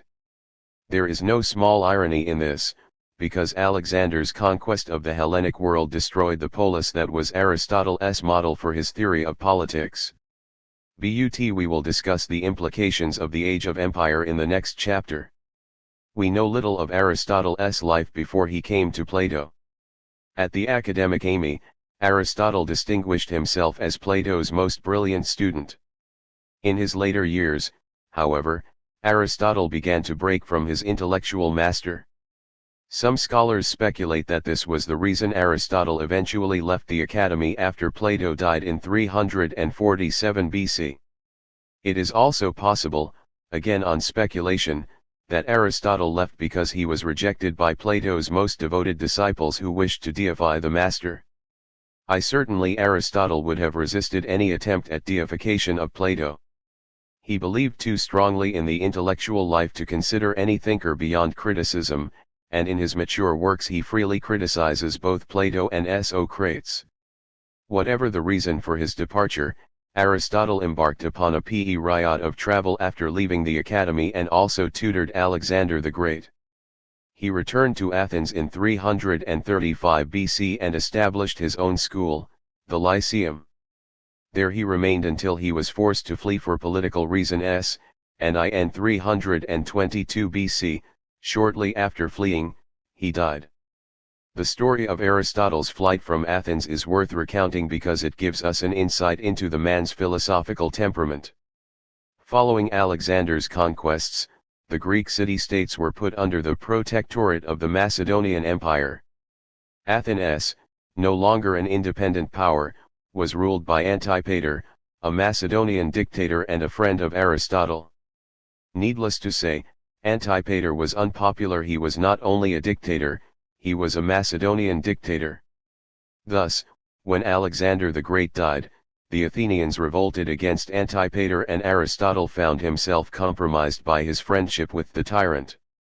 As a consequence, Aristotle fled, justifying himself, it is reported, by claiming that he did not wish to see the city commit another crime against philosophy. Aristotle was clearly the kind of man who would rather take leave than take hemlock. Aristotle's statement provides us with a clue to the nature of his political philosophy. He could not agree with Socrates that one's life should be sacrificed to philosophical principle because he did not believe that life could be frozen into a set of philosophical abstractions. According to Aristotle, political philosophy should provide people with general guides and rules of ascension, but more than this it should not attempt. Political science is not, he argues, a precise theoretical science as Plato had assumed. It is a practical science that deals with practical people who do not and should not reduce their lives to pure logic. Given this attitude towards life and politics, it is not surprising that we find Aristotle's political analysis much more practical than Plato's. Aristotle was a worldly philosopher who loved politics, the most worldly of occupations, as much as Plato despised it. Thus, rather than railing against the injustices of politics, Aristotle looked continuously for ways to improve it without expecting perfection. But Aristotle's attitude toward political theory is not to be explained on the basis of his temperament alone. He was too profound a thinker to express an attitude without having a sound philosophical basis for it. That basis is his theory of form, which constitutes an important modification of Plato's theory. Aristotle objected to Plato's separation of form, the intelligible world of being, from matter, the sensory world of appearances or becoming. Form, Aristotle argues, is immanent in matter, not transcendentally separated from it. Immanent means to be within. We need not, therefore, speak of a perfect form of a tree or of any other object of sensation existing apart from real trees or real objects, says Aristotle.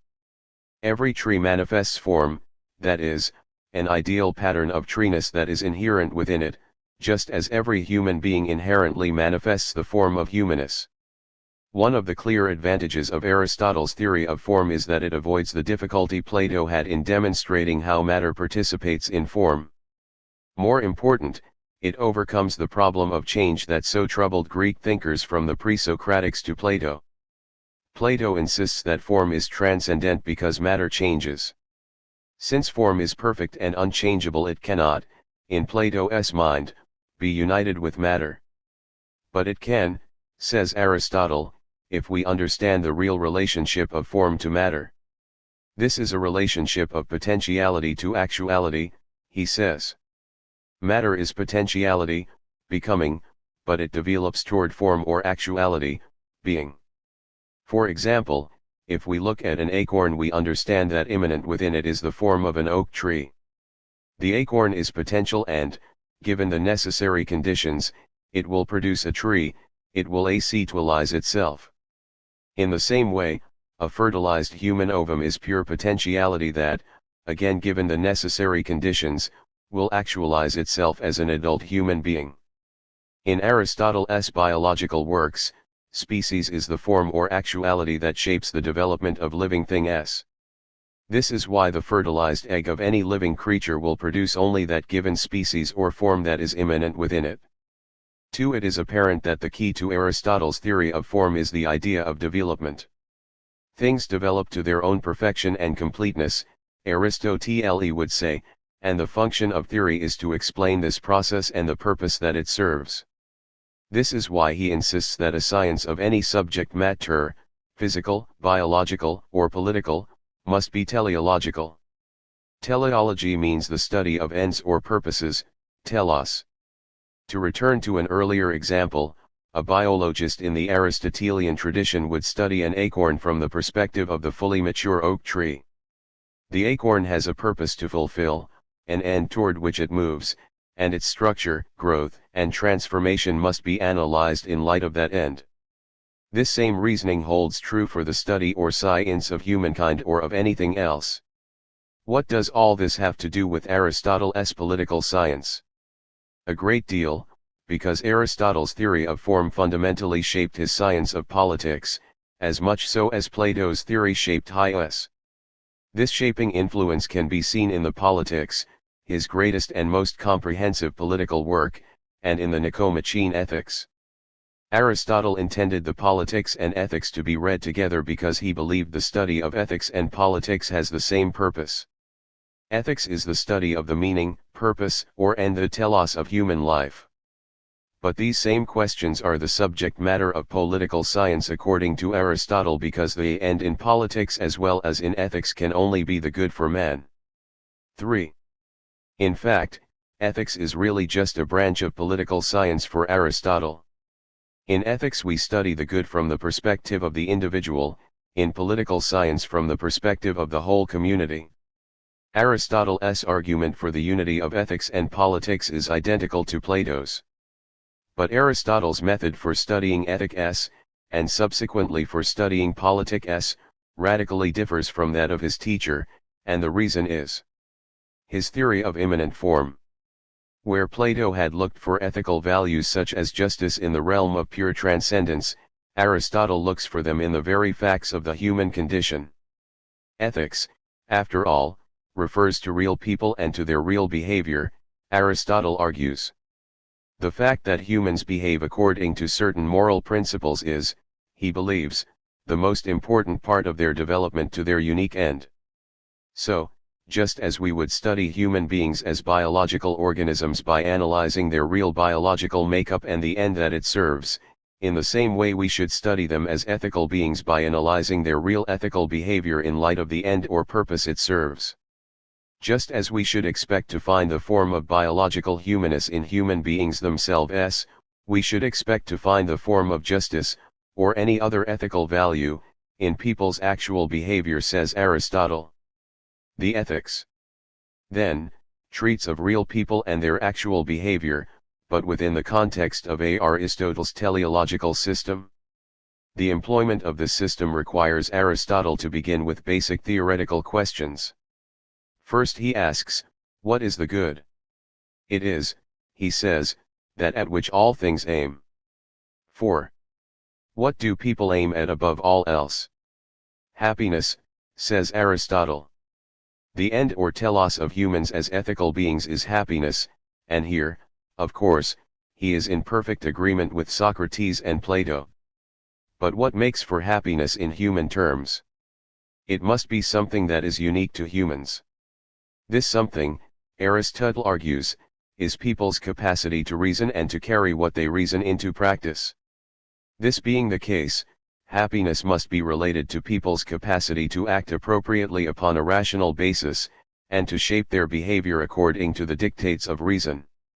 Happiness, in a word, is virtue, which means, you will recall, the ability to perform a specific function well. And for people to perform well, their actions must have a rational basis. The Ethics is a treatise on the whole variety of virtues, liberality, courage, temperance, justice, and so on, that people praise as good and necessaries. Sorry for a genuinely human and happy life.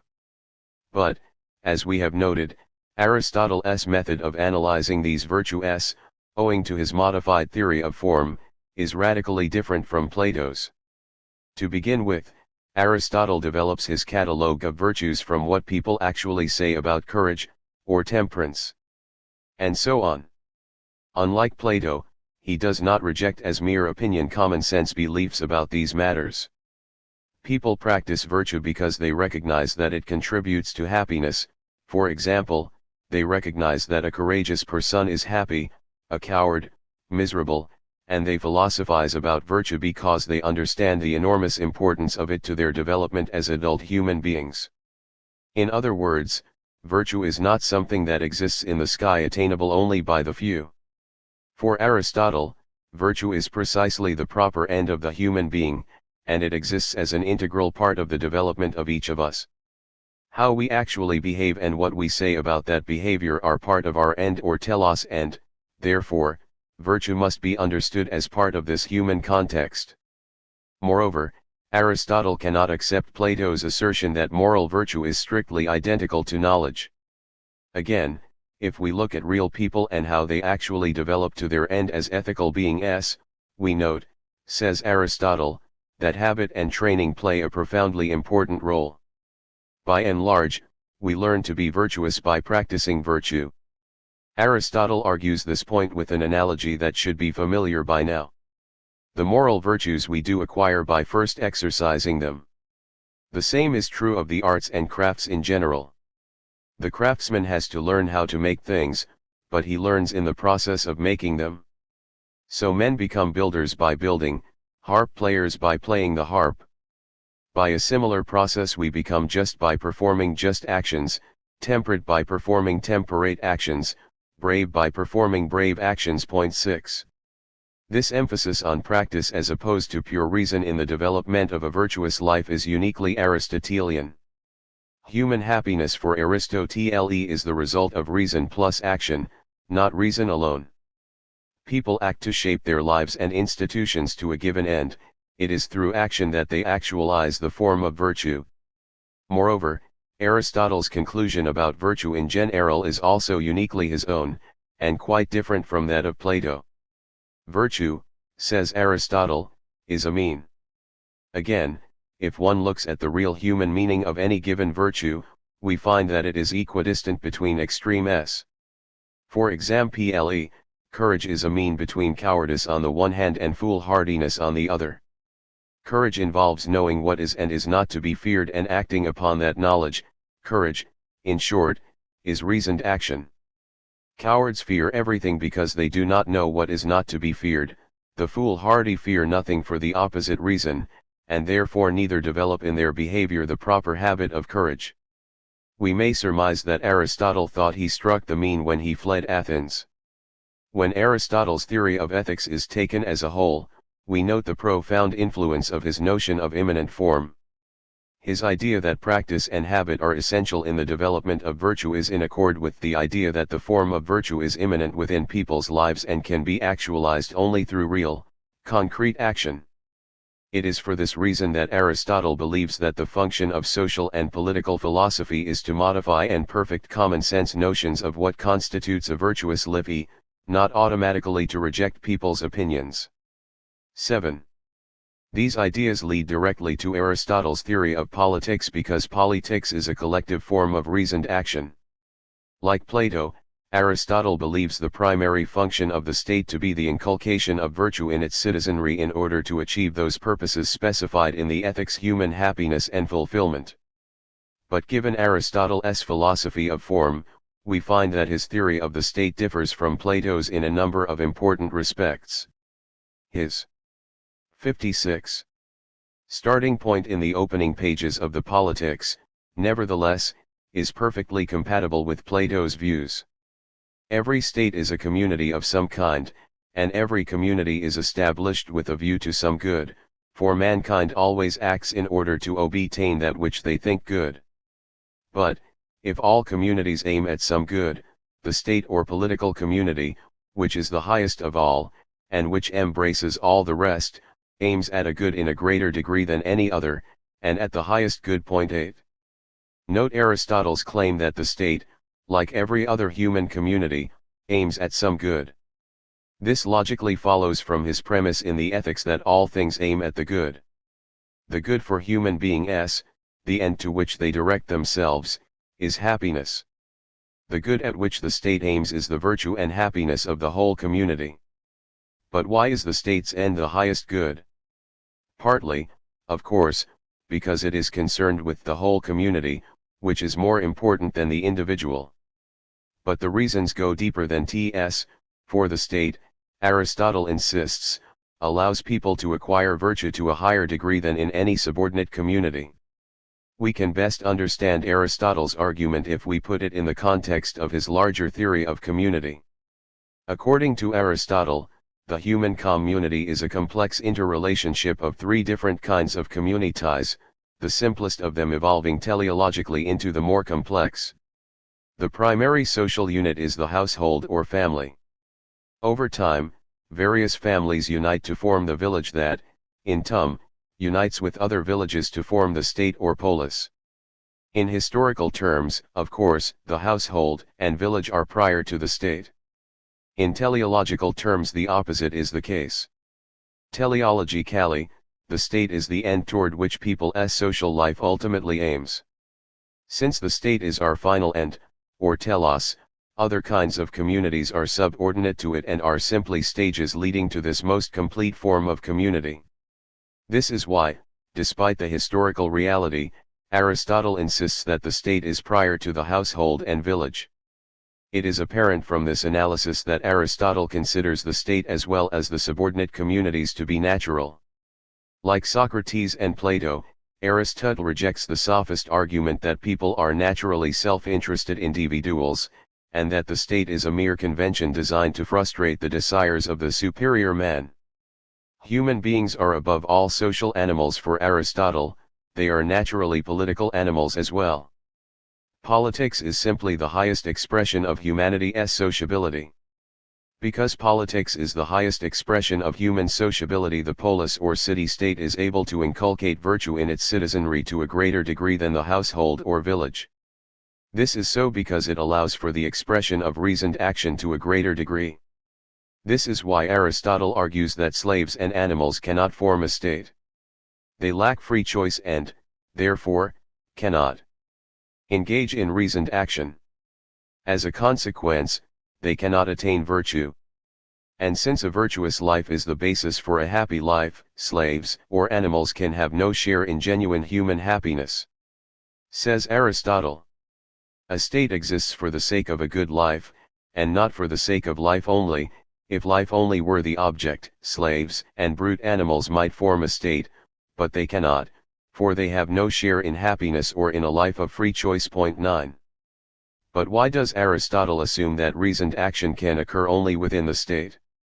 Why not within the household or village? The reason is that in subordinate communities, particularly the household, free choice is severely limited. The function of the household is to maintain biological existence, and there are no free biological choices.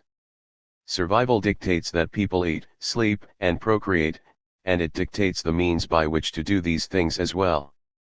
To live, people must make a living somehow, they must labor, acquire property, and manage the household. All these activities are economic and all are rooted in biological necessity. For Aristotle, biological existence and economic activity are two sides of the same coin. And these activities, Aristotle argues, require strict hierarchical relationships. The husband must rule like a monarch and the children must obey their parents. We would no longer agree that the husband should rule, but the idea of hierarchy and discipline in raising children is still influential.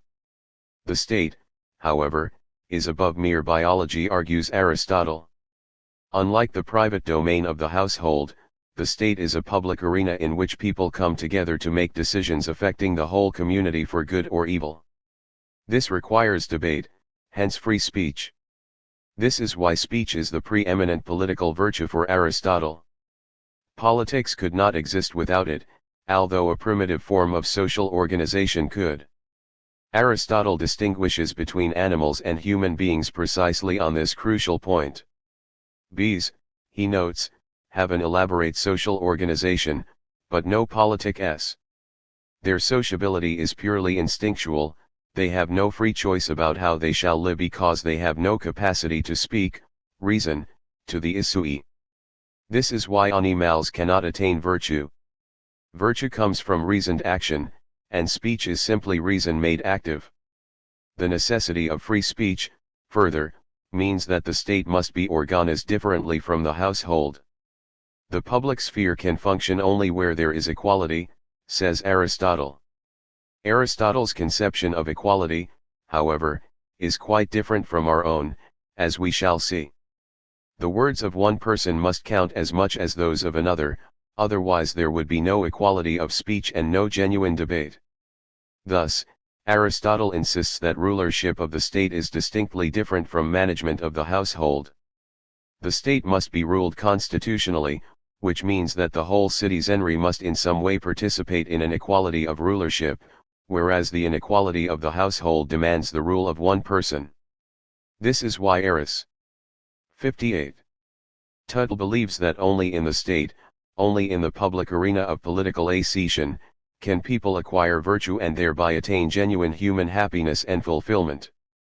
And this is why he believes that, among all the kinds of communities, the state alone aims at the highest good. Aristotle's analysis, once again, is thoroughly teleological.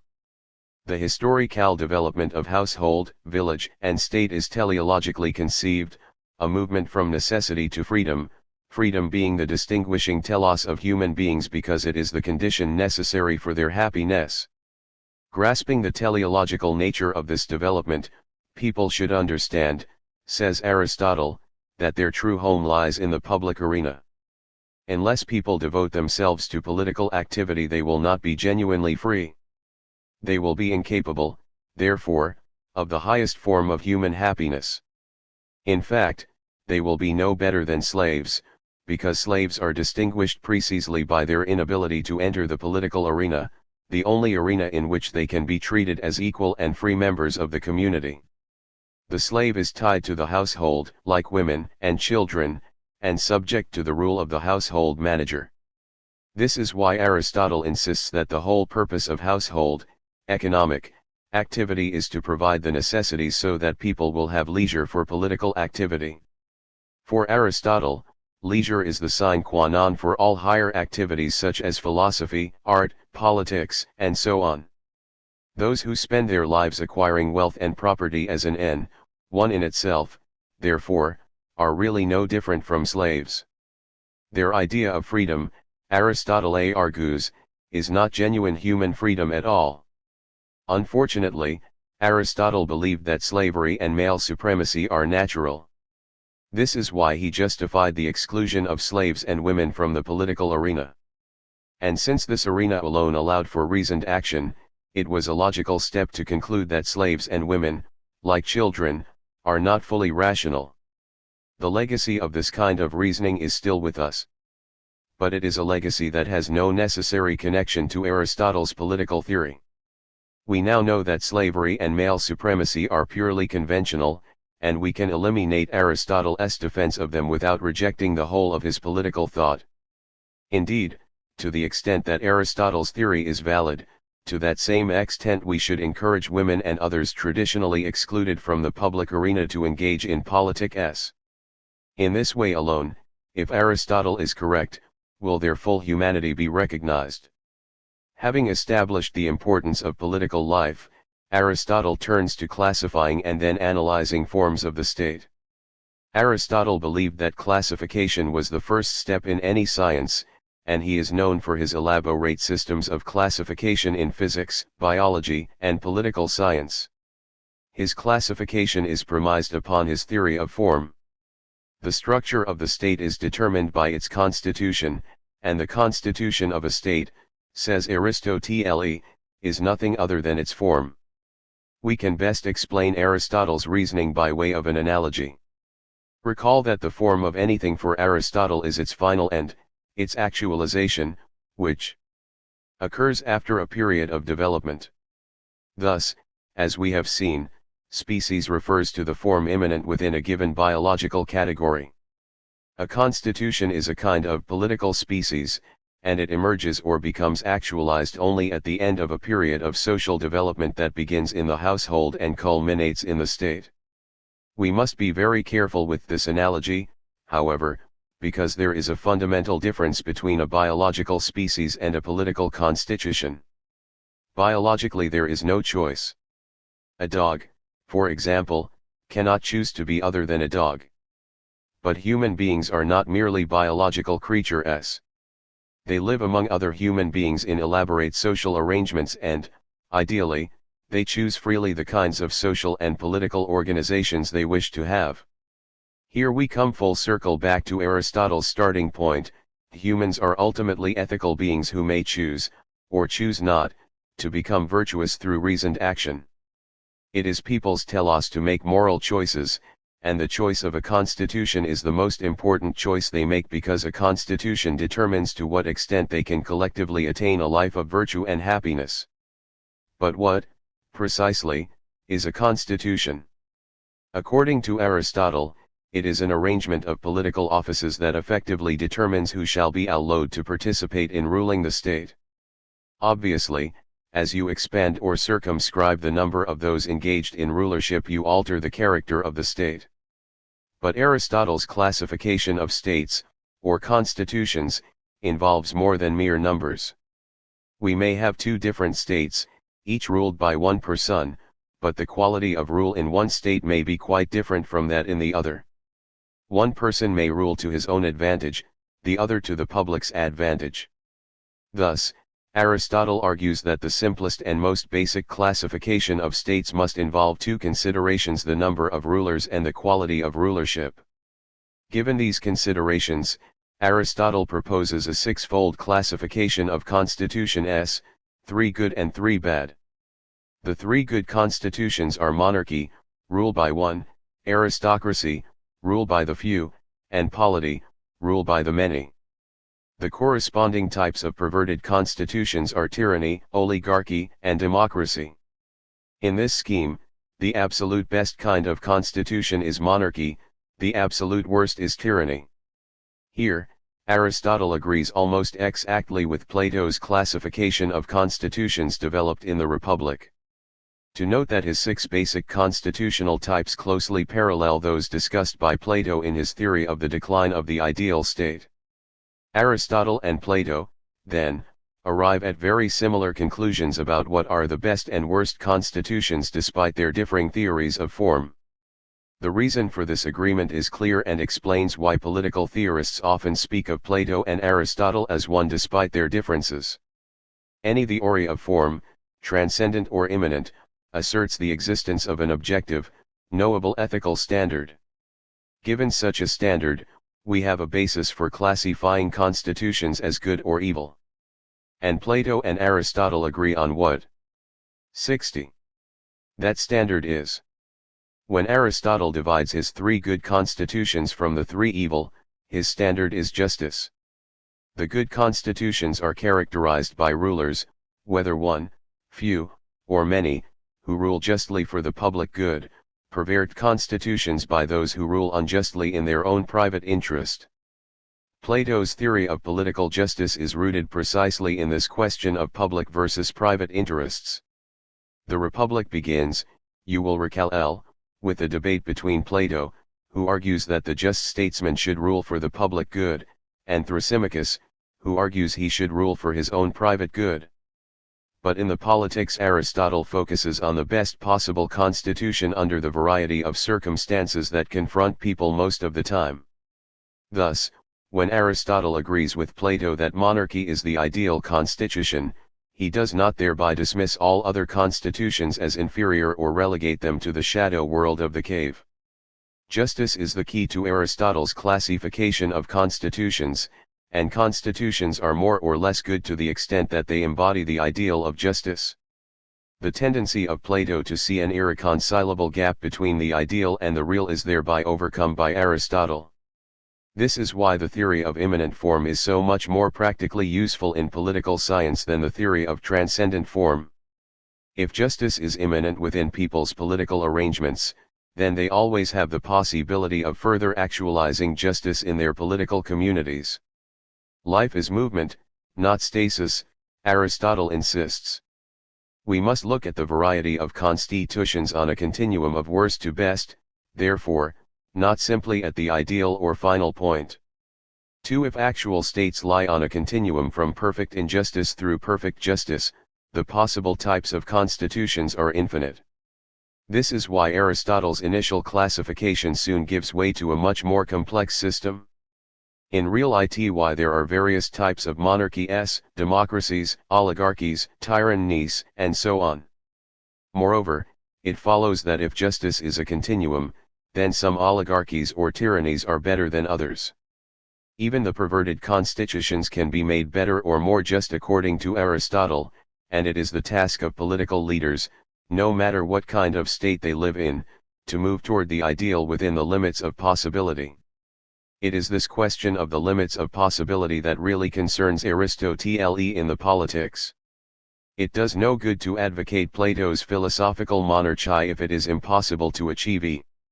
And, as we have seen, lesser constitutions are not to be considered merely as perversions of this ideal. Certainly Aristotle would not say, as Plato does in the Republic, that we should refuse to participate in any state other than the ideal. Most people are not philosophers who can retreat from real politics and establish the ideal commonwealth within their souls. For Aristotle, then, rule by a philosopher king is a purely theoretical possibility, that is, For all practical purposes, impossible to realize. But other types of states face real practical limitations as well. Aristocracy is close to the ideal, but it is not always possible to attain. In ordering the constitutional structure of the state, the limitations that leaders face are, in fact, many: the size of the population, the temperament of the people, their geographical location, and so on. But above all else, Aristotle focuses on social class as the most important factor in determining what is constitutionally possible. Aristotle was exceedingly sensitive to the economic basis of politics, so much so that some have seen in him the prefiguration of Karl Marx. This goes a bit too far, but it emphasizes the enormous importance Aristotle attached to the economic class system in his analysis of various states. He argues that the fundamental conflict in all societies is the conflict between rich and poor. It is thus the distribution of wealth and property that really determines the character of perverted constitutions. 12. Oligarchy really means rule by the few rich in their own class interest, democracy means the equivalent rule by the many poor, and tyranny means the self-interested rule by one who comes to power when either the poor or the rich cannot maintain control. Aristotle's economic analysis constitutes a clear admission that people will tend to seek their own class advantage at the expense of the public good. How, then, can he speak of any form of just constitution as a real possibility? It was precisely this pessimistic assessment that drove Plato to his extreme political solution: institute a philosophical ruling class that is propertyless and that will have, therefore, neither the desire nor the opportunity to rule unjustly in its own class interest. Aristotle's solution is radically different from Plato's. To begin with, he regards property as natural and as a means to people's ethical betterment if used appropriately. Plato's communist ideal is not, therefore, acceptable to Aristotle. At the same time, he takes it as given that people tend to seek their own economic advantage and that, therefore, class conflict undergirds any political system. But there is no contradiction here. We find in human institutions both the bad and the good, argues Aristotle. Property is both an ethical good and a potential evil.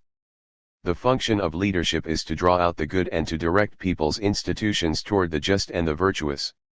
We do not deny the real world because of its ethical ambiguity, as Plato comes very close to doing; rather, we use its contradictions and irrationalities to arrive at an ethical end. This is the political logic inherent in Aristotle's theory of form. Thus, Aristotle advocates not the elimination of economic classes but rather a balancing of one against the other.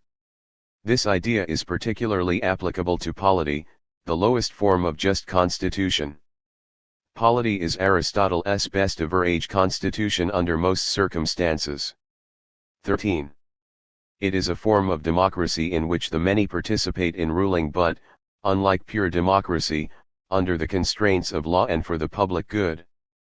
Polity is created by combining the principles of democracy and oligarchy, that is, by constitutionally balancing the rich and the poor such that neither group is able to grasp control of the state to further its own ends at the expense of the other.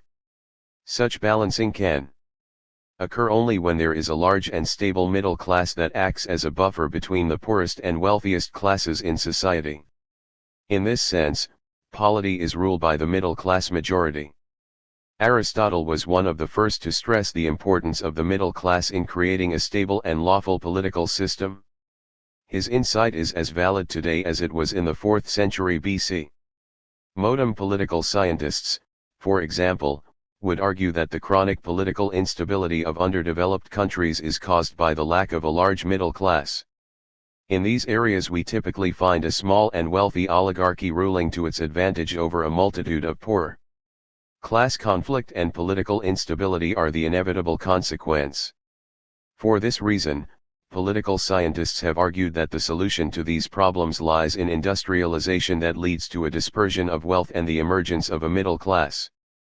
Like Aristotle, they look for a political solution to class conflict, not directly in politics itself, but in the social and economic arena. Aristotle's emphasis on the political importance of the middle class must be credited as a mark of his insight into the real, the practical, dimension of politics. But particularly important is his idea that different political principles can be combined to produce a desired political effect. We owe to Aristotle the theory of the mixed constitution, which is really what polity is. The mutual balancing and checking of different social classes is to be accomplished by giving each class a different role within the power structure of the state.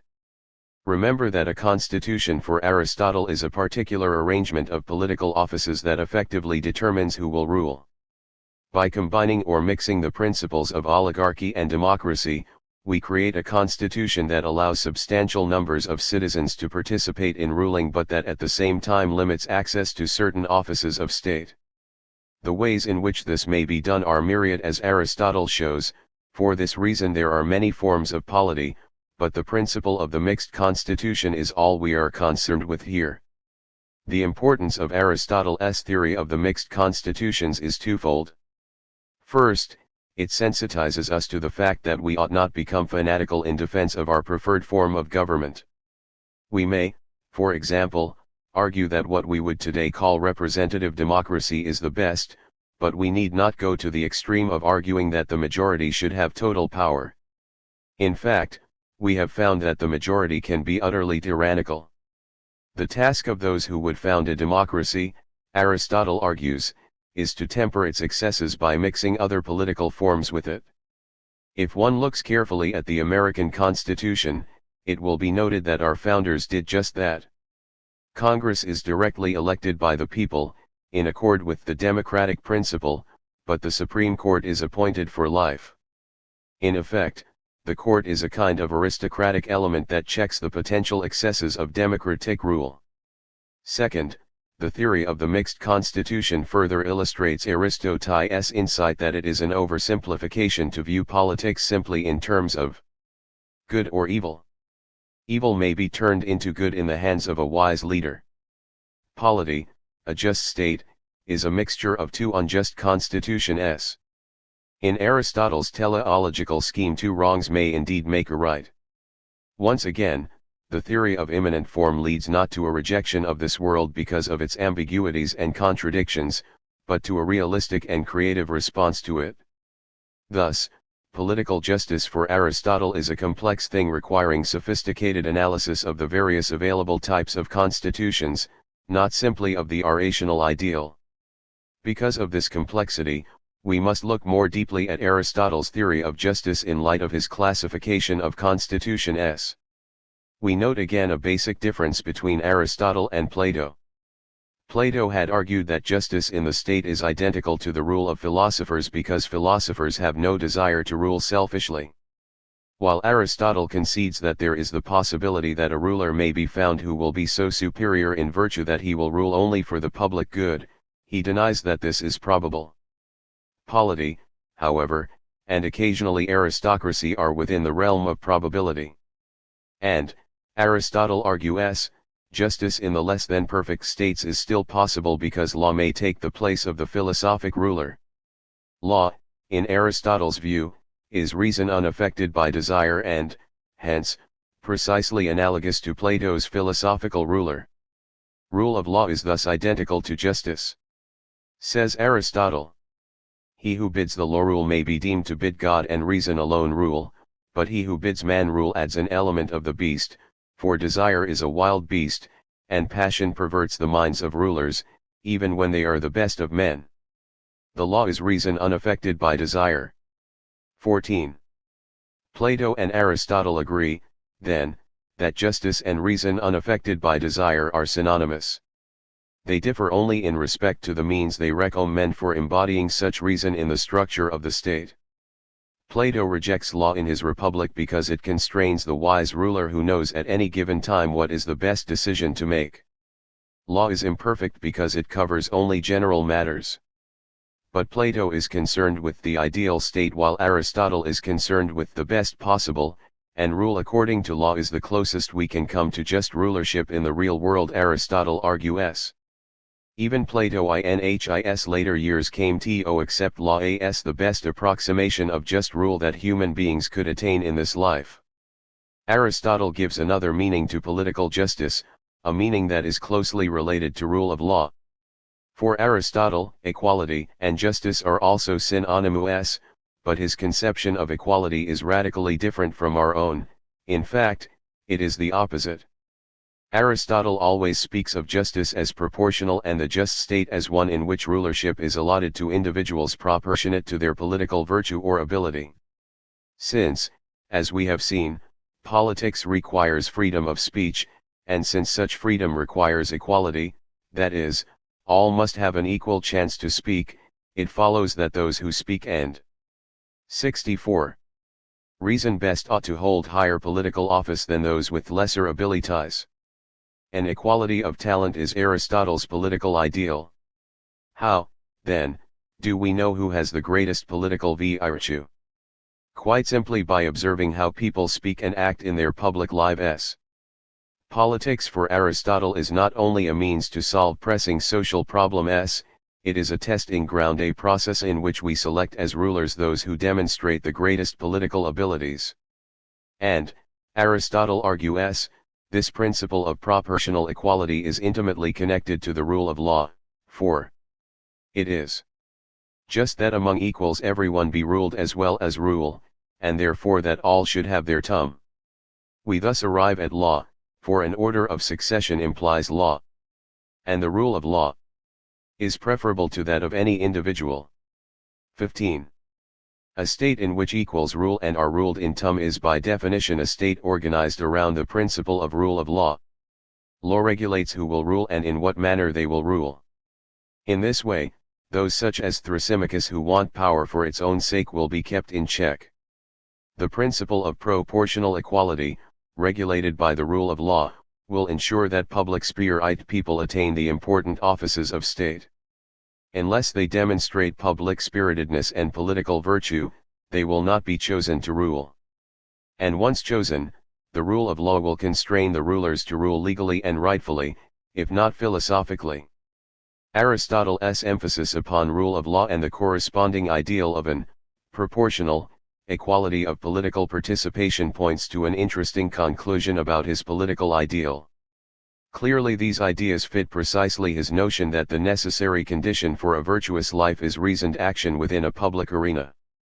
Yet, as we have seen, in his classification of constitutions Aristotle put monarchy forward as theoretically best.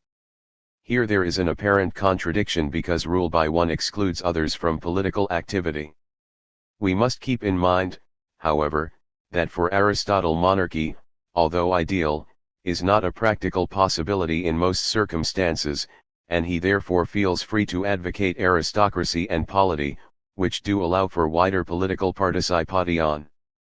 And it is apparent from a close reading of the Politics that Aristotle in fact prefers aristocracy rather than an ideal monarchy because it does provide people with a genuine life of political action, and he considers that polity best that comes closest to aristocracy.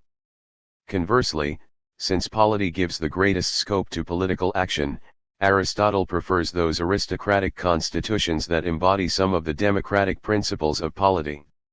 Such, then, is the basic outline of Aristotle's political philosophy, a philosophy that has become an enduring part of the Western tradition of political thought.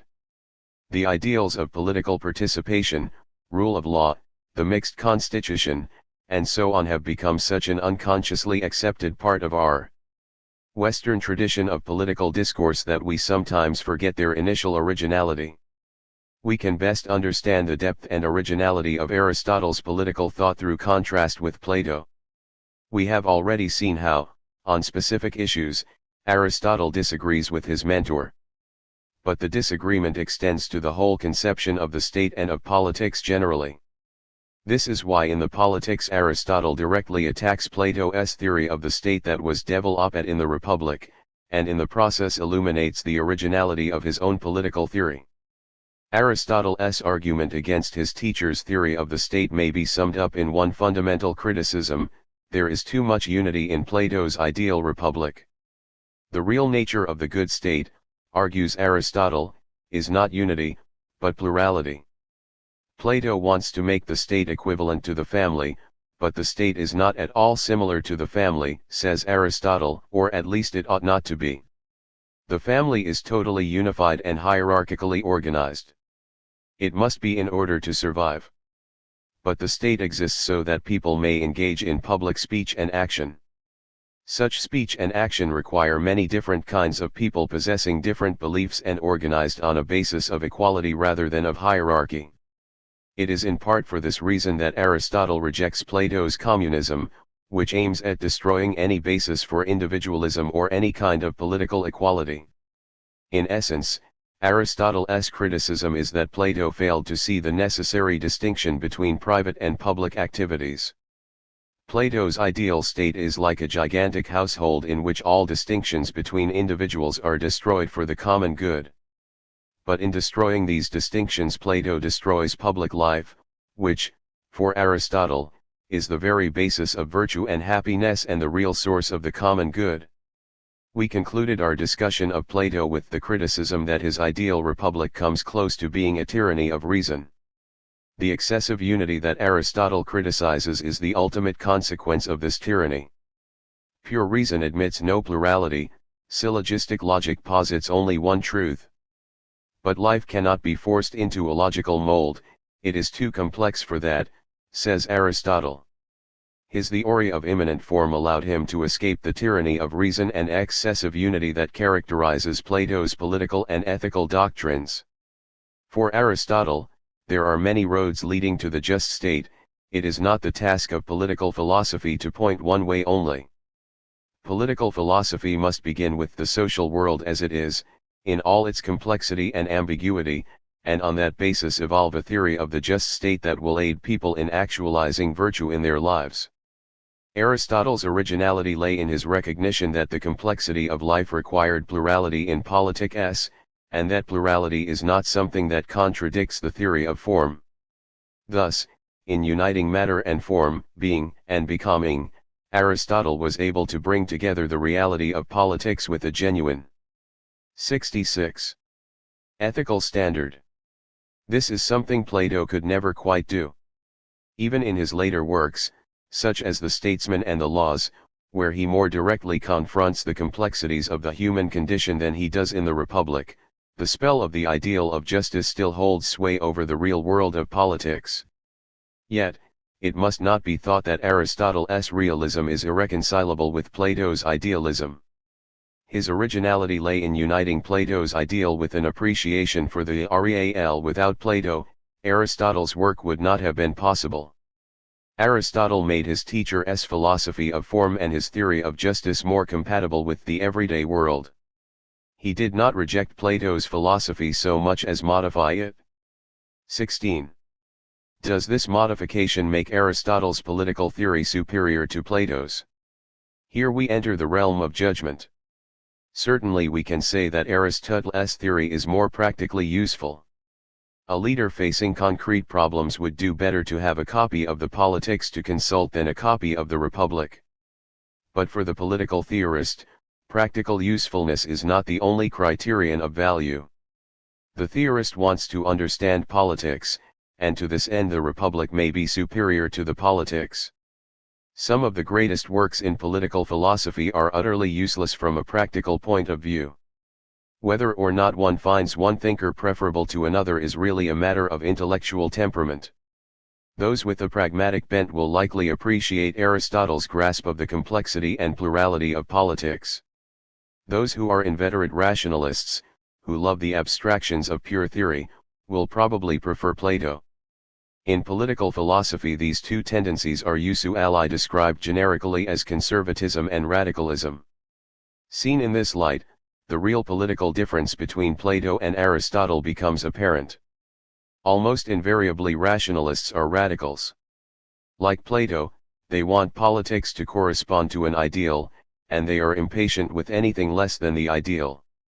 For this reason, radicals of all stripes, whether of the right or of the left, typically dislike real politics because it seldom, if ever, corresponds to the ideal. Pragmatists are conservative. They have their ideals, of course, but they have perhaps a greater appreciation of the limits of the ideal, and they tend to be more comfortable with and have a greater appreciation for the imperfect world around them. Moreover, conservatives are even a little distrustful of the ideal. If the ideal were really good or really workable, they argue, then people would ascribe to it. That they do not should be a cue to us that, in real human terms, the ideal is not always the best. This is why Aristotle, the conservative, argues, in what has become the rallying cry of conservatives throughout the centuries, that we should not disregard the experience of the ages. 1.7. Clearly then, whether or not Plato is superior to Aristotle depends upon one's most fundamental intellectual and political conviction. But from a theoretical point of view, the question of which thinker is superior does not really apply. As we have seen, at the most basic level, Plato and Aristotle. Aristotle 67. Work from the same assumptions. Both are convinced that ethics and politics are one, and that politics is a human affair that ought to contribute to a human good. The difference between them is a difference of emphasis only, and the serious thinker ought to read, appreciate, and criticize both rather than reject one for the other.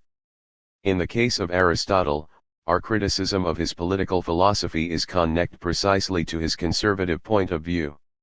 We know from our analysis of Plato that one of the dangers of radicalism is that in striving for the ideal, the radical thinker may fail to take into account the realities of the human condition and, therefore, propose reforms that may be destructive of important human values.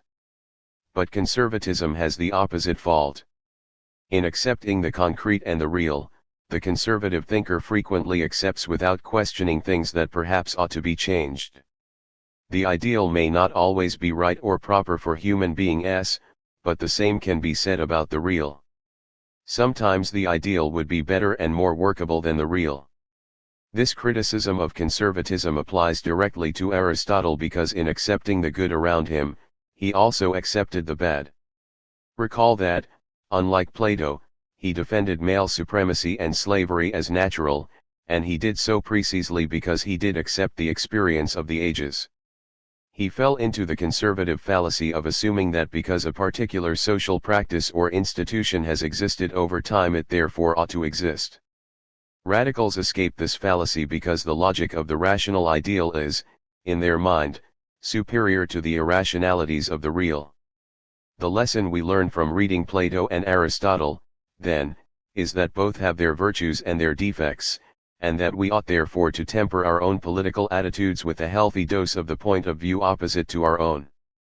If we are temperamentally radical, we ought to listen carefully to the conservatives who warn us of the dangers of the ideal. And if conservative, we ought to take seriously the opposite advice from the radicals. 4. CICERO. We now turn to the period shortly before the beginning of the Roman Empire and Rome's most eminent political thinker, Marcus Tullius Cicero 006–43 BC. That our focus should now be Rome is clear, for next to ancient Greece and the Greek world following Aristotle's death, the Roman experience is most important in the subsequent development of Western political thought. Indeed, we speak of the whole Greco-Roman contribution in art, literature, and philosophy, including political philosophy, as belonging to a common tradition we now call classical. Cicero's importance as a political thinker lies precisely in the fact that he, more than any other thinker, passed on to the Roman world not only Greek political philosophy but Greek philosophy in general. He was, therefore, a key figure in the development of the classical tradition.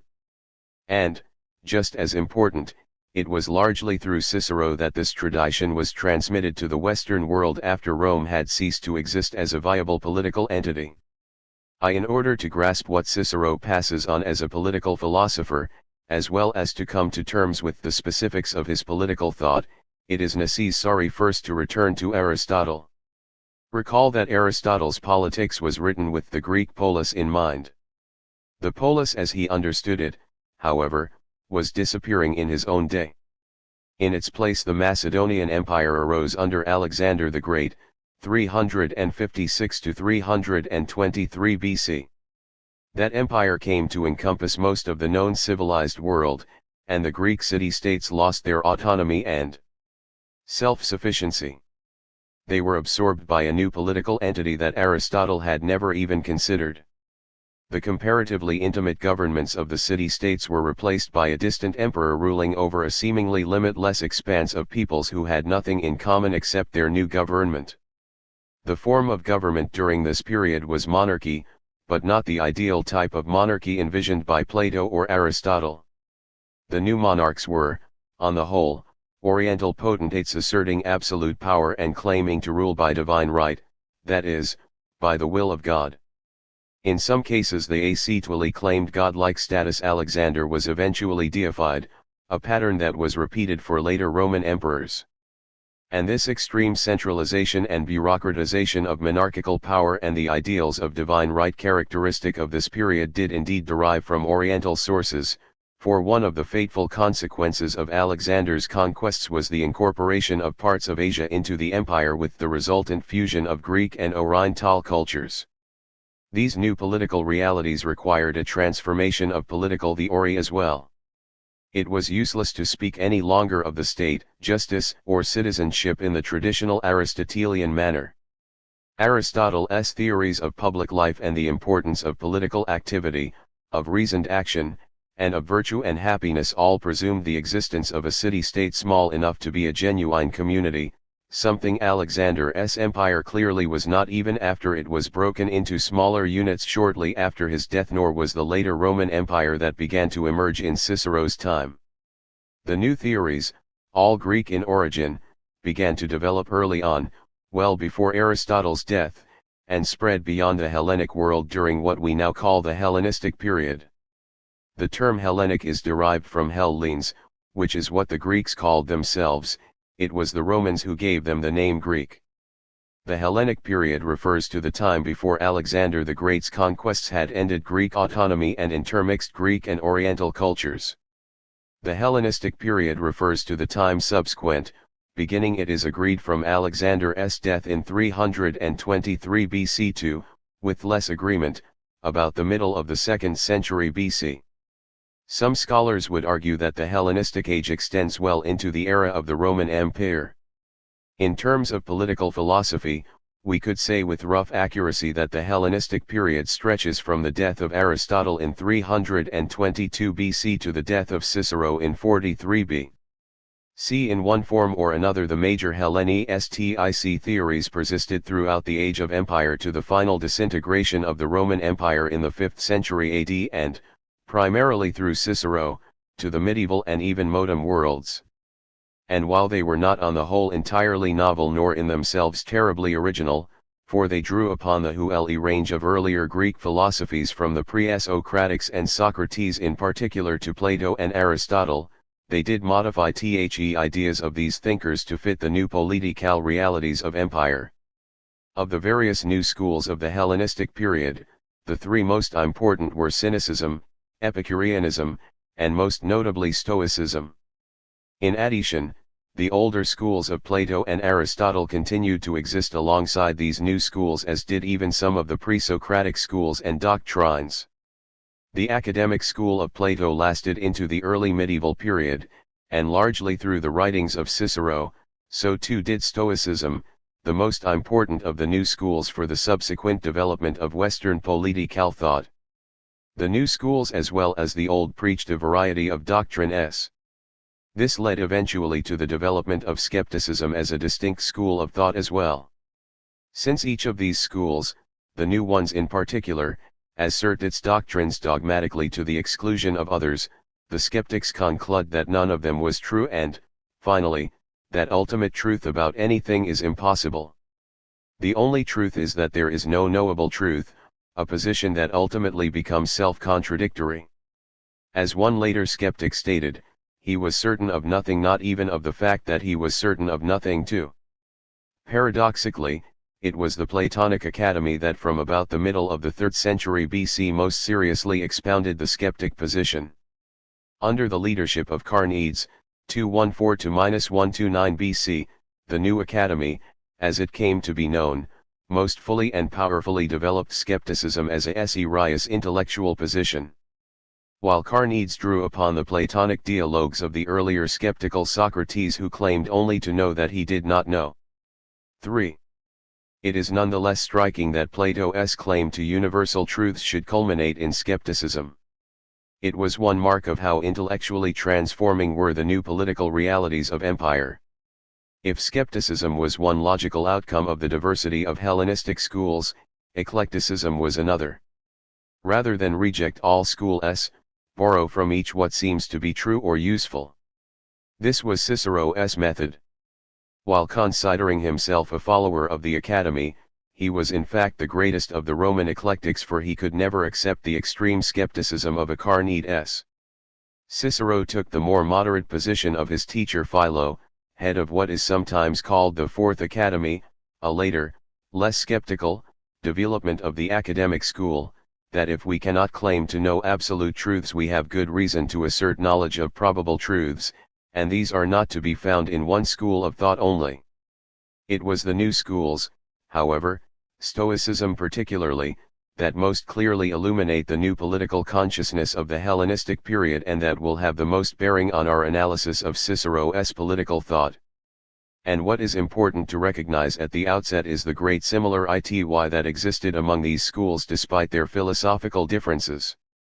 In this, they were all reflecting the vastness, psychic rootlessness, and ethical dislocations characteristic of empire.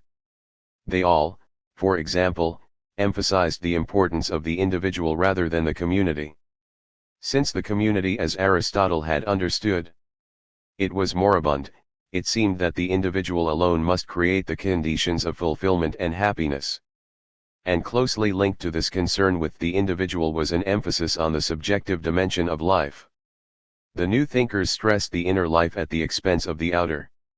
Like the ancient Greek theorists, and Socrates in particular, they argued that power, status, and wealth are not the basis of happiness, but that virtue, which alone produces inner peace and serenity, is the real condition of a fulfilled life. The new schools were also decidedly cosmopolitan in outlook. While individuals must acquire their own virtue and create their own subjective well-being, each was in this regard like every other individual. At this level, all human beings are equal, whether Greek or Roman, slave or noble. As a consequence, the individual was seen in the first instance as a citizen of the world, indeed of the whole cosmos, not merely of this or that particular polis. Every human being is, as both the Cynics and Stoics would say, a citizen of the cosmopolis. In one sense, this expanded conception of citizenship was a great advance in Western political consciousness, for it eliminated the parochial elements of ancient Greek thought. No longer could one say, as does Aristotle, that some forms of slavery are natural, or divide the world into Greek and barbarian, in which political and civic rights accrue to the dominant group only.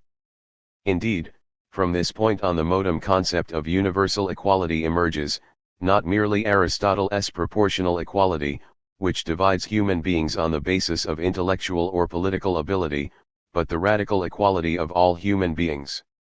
Another important similarity among the new schools was that they were largely apolitical and sometimes downright anti-political. The politics of empire seemed to them to be the precise opposite of that inner virtue and harmony that they all claimed to teach.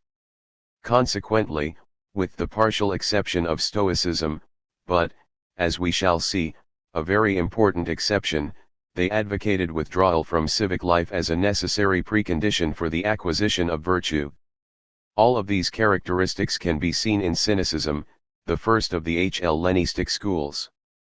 Founded by Antisthenes, 445 to 365 BC, a follower of Socrates, and developed by Diogenes of Sinope, died c. 324 BC, a student of Antisthenes, the Cynics not only advocated a radical individualism and withdrawal from civic life, they carried their advocacy to its most logically extreme conclusion. Claiming that virtue alone, which they defined as inner peace and acceptance of the vicissitudes of fortune, is the only thing necessary to a happy and fulfilled life, they rejected all traditional values.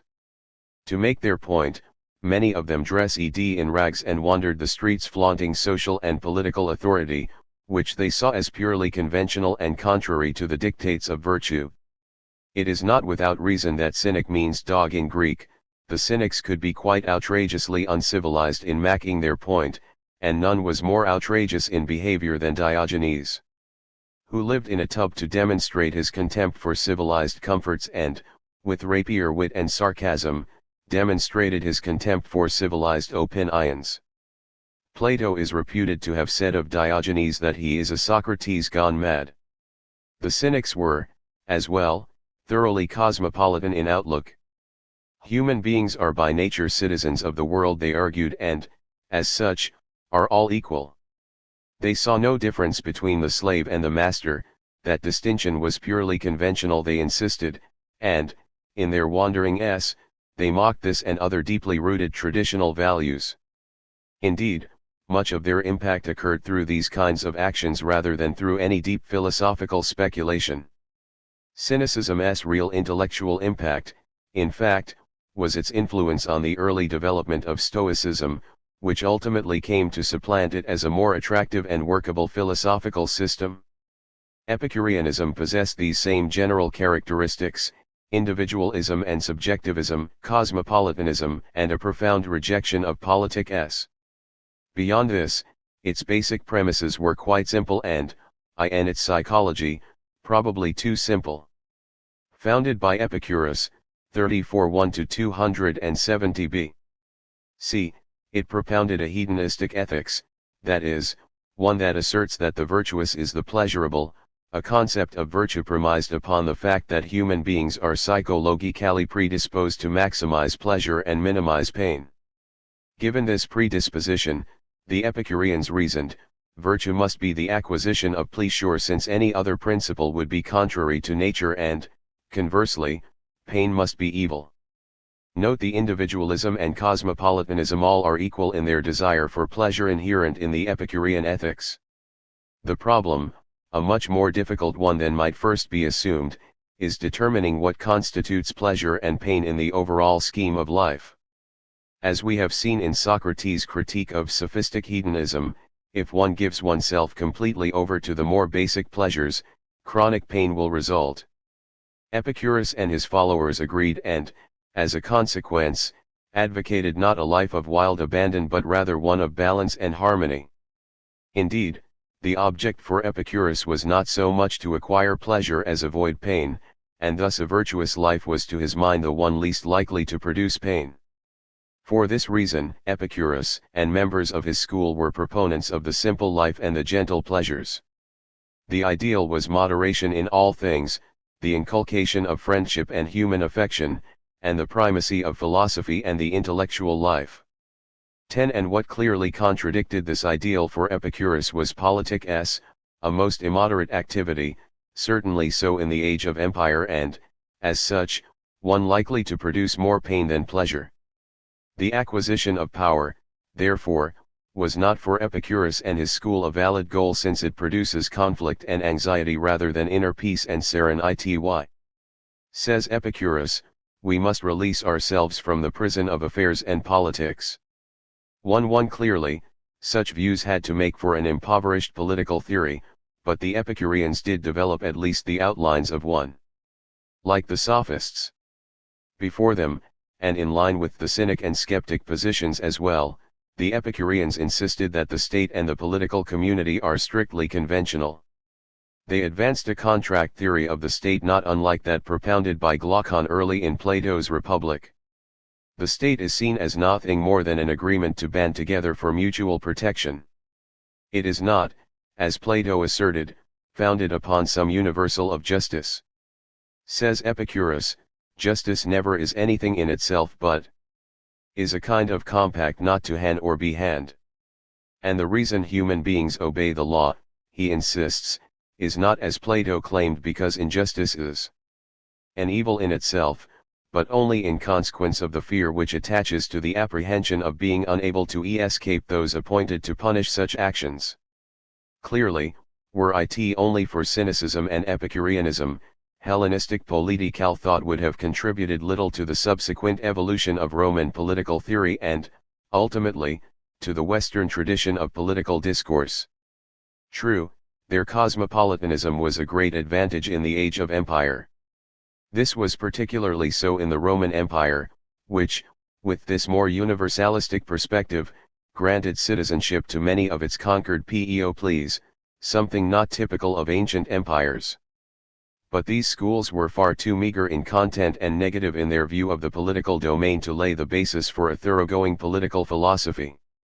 The emergence of Stoicism, however, did provide the necessary link to Rome and, largely through the eclectic Cicero, to the medieval world.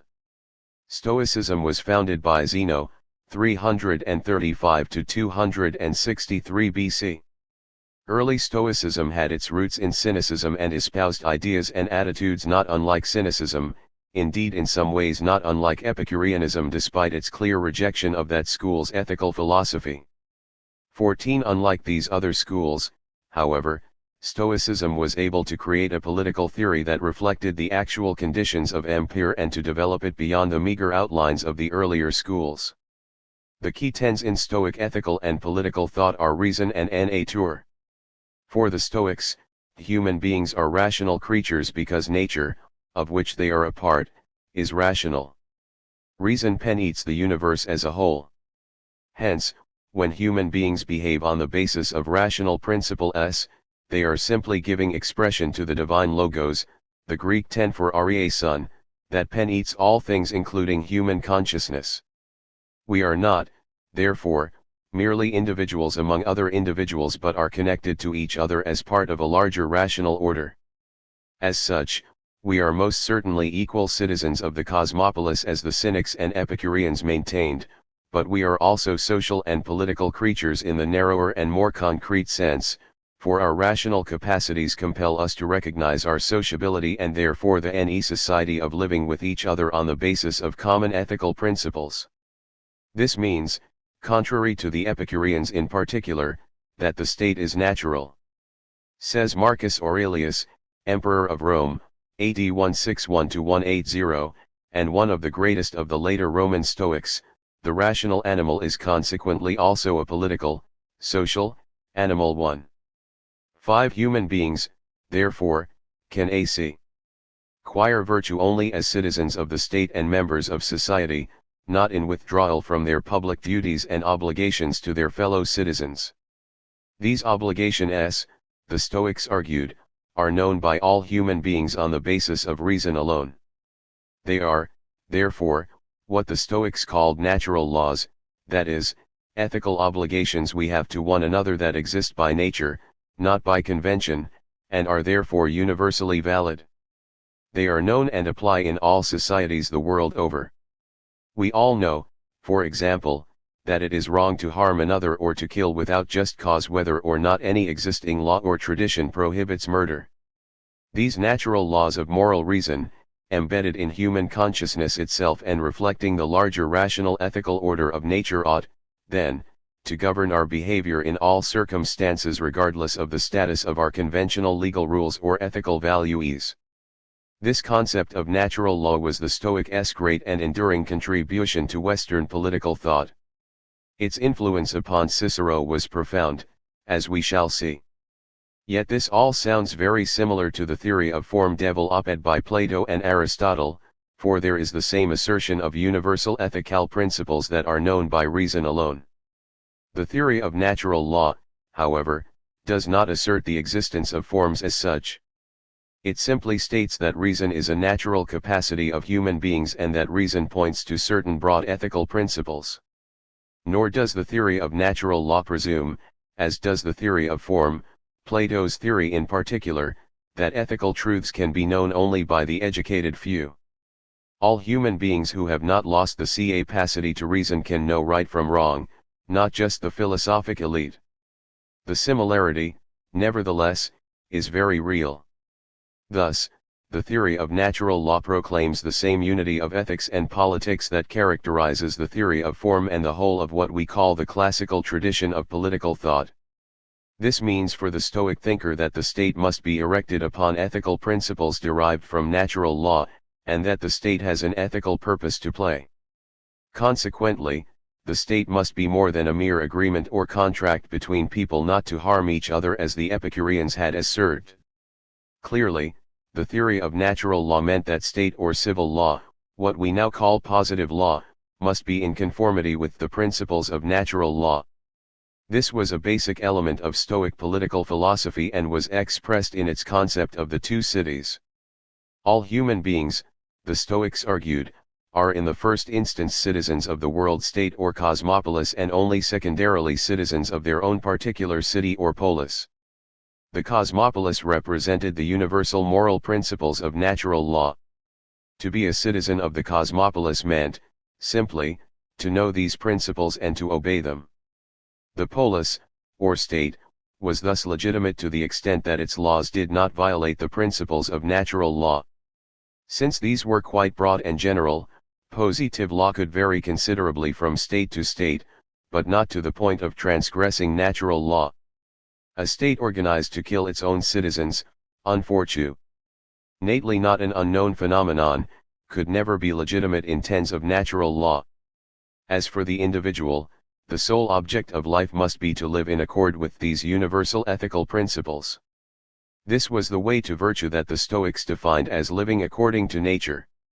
Since nature embodies those rational principles that are the source of ethical knowledge, to live according to nature is to live as an ethical being. And since by nature humans are social animals, it follows that virtue requires, among other things, treating others as you would wish to be treated. Stoic ethics is replete with exhortations to follow what we call the Golden Rule, a rule that has traditionally been seen as the essence of all natural law principles. Apart from this, the individual should seek only inner peace and harmony, for this too is in accord with nature, that is, reason. Here the Stoics sound very much like the Cynics and Epicureans, but they, and subsequently Cicero, rejected the Epicureans' argument that pleasure is virtue or, conversely, that pain is evil. For the Stoics, in fact, for the Epicureans as well, despite their hedonistic ethics, pleasure or pain, success or failure, even life or death are indifferent things, that is, things that should have no impact upon our inner peace, our virtue. Death, for example, is a part of nature, and since nature is based upon rational principles, to live according to nature, reason, means not to fear death. The same reasoning holds for all of life's supposed tragedies and disappointments, for these too are a part of life and are accepted with equanimity by the wise person. In the final analysis, the ideal of Stoic virtue reduced itself to accepting one's fate, for the Stoics recognized that we are masters only of our own rational will, not of our outer circumstances. 16 We cannot choose not to die, but we can rationally choose to accept death as an indifferent thing, in which case it no longer affects us. We cannot choose whether or not we shall be a Caesar or a slave, wealthy or poor, honored or humiliated, healthy or sick, but we can understand that these are indifferent things and choose not to resist them or to wish that they would be otherwise. Certainly pleasure and pain, contrary to the hedonistic philosophy of the Epicureans, are indifferent things and ought not to affect our will. Indeed, if we see the rational order of nature correctly, we shall actively will that which exists and thereby put our will in conformity with our particular circumstances. We shall then be free and at peace, for as the great Stoic philosopher Epictetus, AD 50–138, states, if nothing beyond our will's control is either good or evil, and everything within our will's control depends entirely on ourselves, what room is left for anxiety? 17. There is in this, quite noticeably, an emphasis upon the inner person that seems so characteristic of that subjective individualism that had led the other Hellenistic schools to advocate withdrawal from public life. The difference, as we have seen, was that the Stoics recognized that the state is natural, a part of the rational order of things, and that human beings are therefore obligated to live in political union with others. The political leader, in particular, had a duty to rule justly for the public good, an idea that had a profound influence on Cicero and subsequently on the Roman Empire's ruling classes. Nevertheless, it remained a duty, not something in itself ennobling or the source of ethical well-being as it had been for Aristotle. While it is therefore true that the Stoics originally never advocated that radical withdrawal from political life characteristic of cynicism and Epicureanism, a certain tension always existed between the Stoic concept of political duty and its emphasis on the morally independent individual. During the later period of the Roman Empire, for reasons we will examine in the next chapter, the tendency toward political withdrawal was re-emphasized by the Stoics. This is the broad philosophic context to Cicero's political thought, but there is a more immediate political context. Cicero lived during the period of the late Roman Republic and the beginnings of the Roman Empire. We must, therefore, say something about this fateful time and Cicero's role in it, for it is the co-joining of Hellenistic thought and the actual facts of Roman politics at this crucial juncture between Republic and Empire that defines Cicero's political philosophy. It is easiest to discuss this political context from the perspective of Cicero's own biography. Born in 106 BC into the equestrian class, a lower-level aristocracy comprising Rome's landed and financial elites, Cicero was educated in Rome and abroad in Athens and Rhodes, two of the most important intellectual centers in the ancient world. Greece had retained its reputation as the home of philosophy since Socrates, and Athens in particular had become a university town that drew students and scholars from the whole of the ancient world. Here Cicero absorbed Greek philosophy, including the philosophy of the various Hellenistic schools, the Peripatetic, Aristotelian, school, and the teachings of the Platonic Academy, which, with modifications, he adopted as his own. Recall, however, that Cicero was an eclectic who drew upon a variety of Greek schools in developing his political philosophy. The object of Cicero's studies was not to become a scholar or a political philosopher, but rather a statesman-philosopher. This is not the same as Plato's philosopher-statesman who rules upon the basis of absolute truths. As a follower of the modified skepticism of the Academy, Cicero was well aware of the limited capacities of human beings to know such truths or, at any rate, to try to make the political order strictly conform to them. His ideal was to take the actual facts of a political situation and by political skill direct them toward an end that most reasonable human beings would agree is ethically appropriate, for example, toward broad natural law principles. For this reason, Cicero held the statesman in higher regard than the philosopher, and in this too he differed with his master Plato. Tragically, however, statesmanship failed him. He was unable to save his beloved republic despite his own considerable political skills. He had 78. Risen over the years from the practice of law in Rome through various executive positions to that of consul, the most powerful executive office in the state. And he had done so by dint of sheer political ability and the highest ethical standards as befitted his ideal of a statesman, for Cicero was not a member of the nobility who controlled access to the key political positions.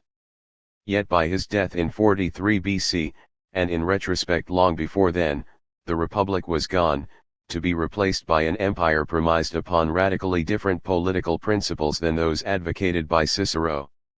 Sometimes, during periods of massive political transformation such as those Cicero confronted, statesmanship is not enough.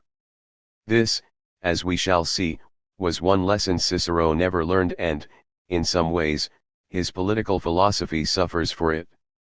What was this thing called republic, residential publica, that Cicero wished to save? It is difficult to give a precise definition to the term. It is an ancient idea going back to the Romans that, over time, has undergone a variety of modifications. In general, however, a republic is a form of government that is based upon some kind of popular rule and correspondingly a certain degree of liberty and personal freedom.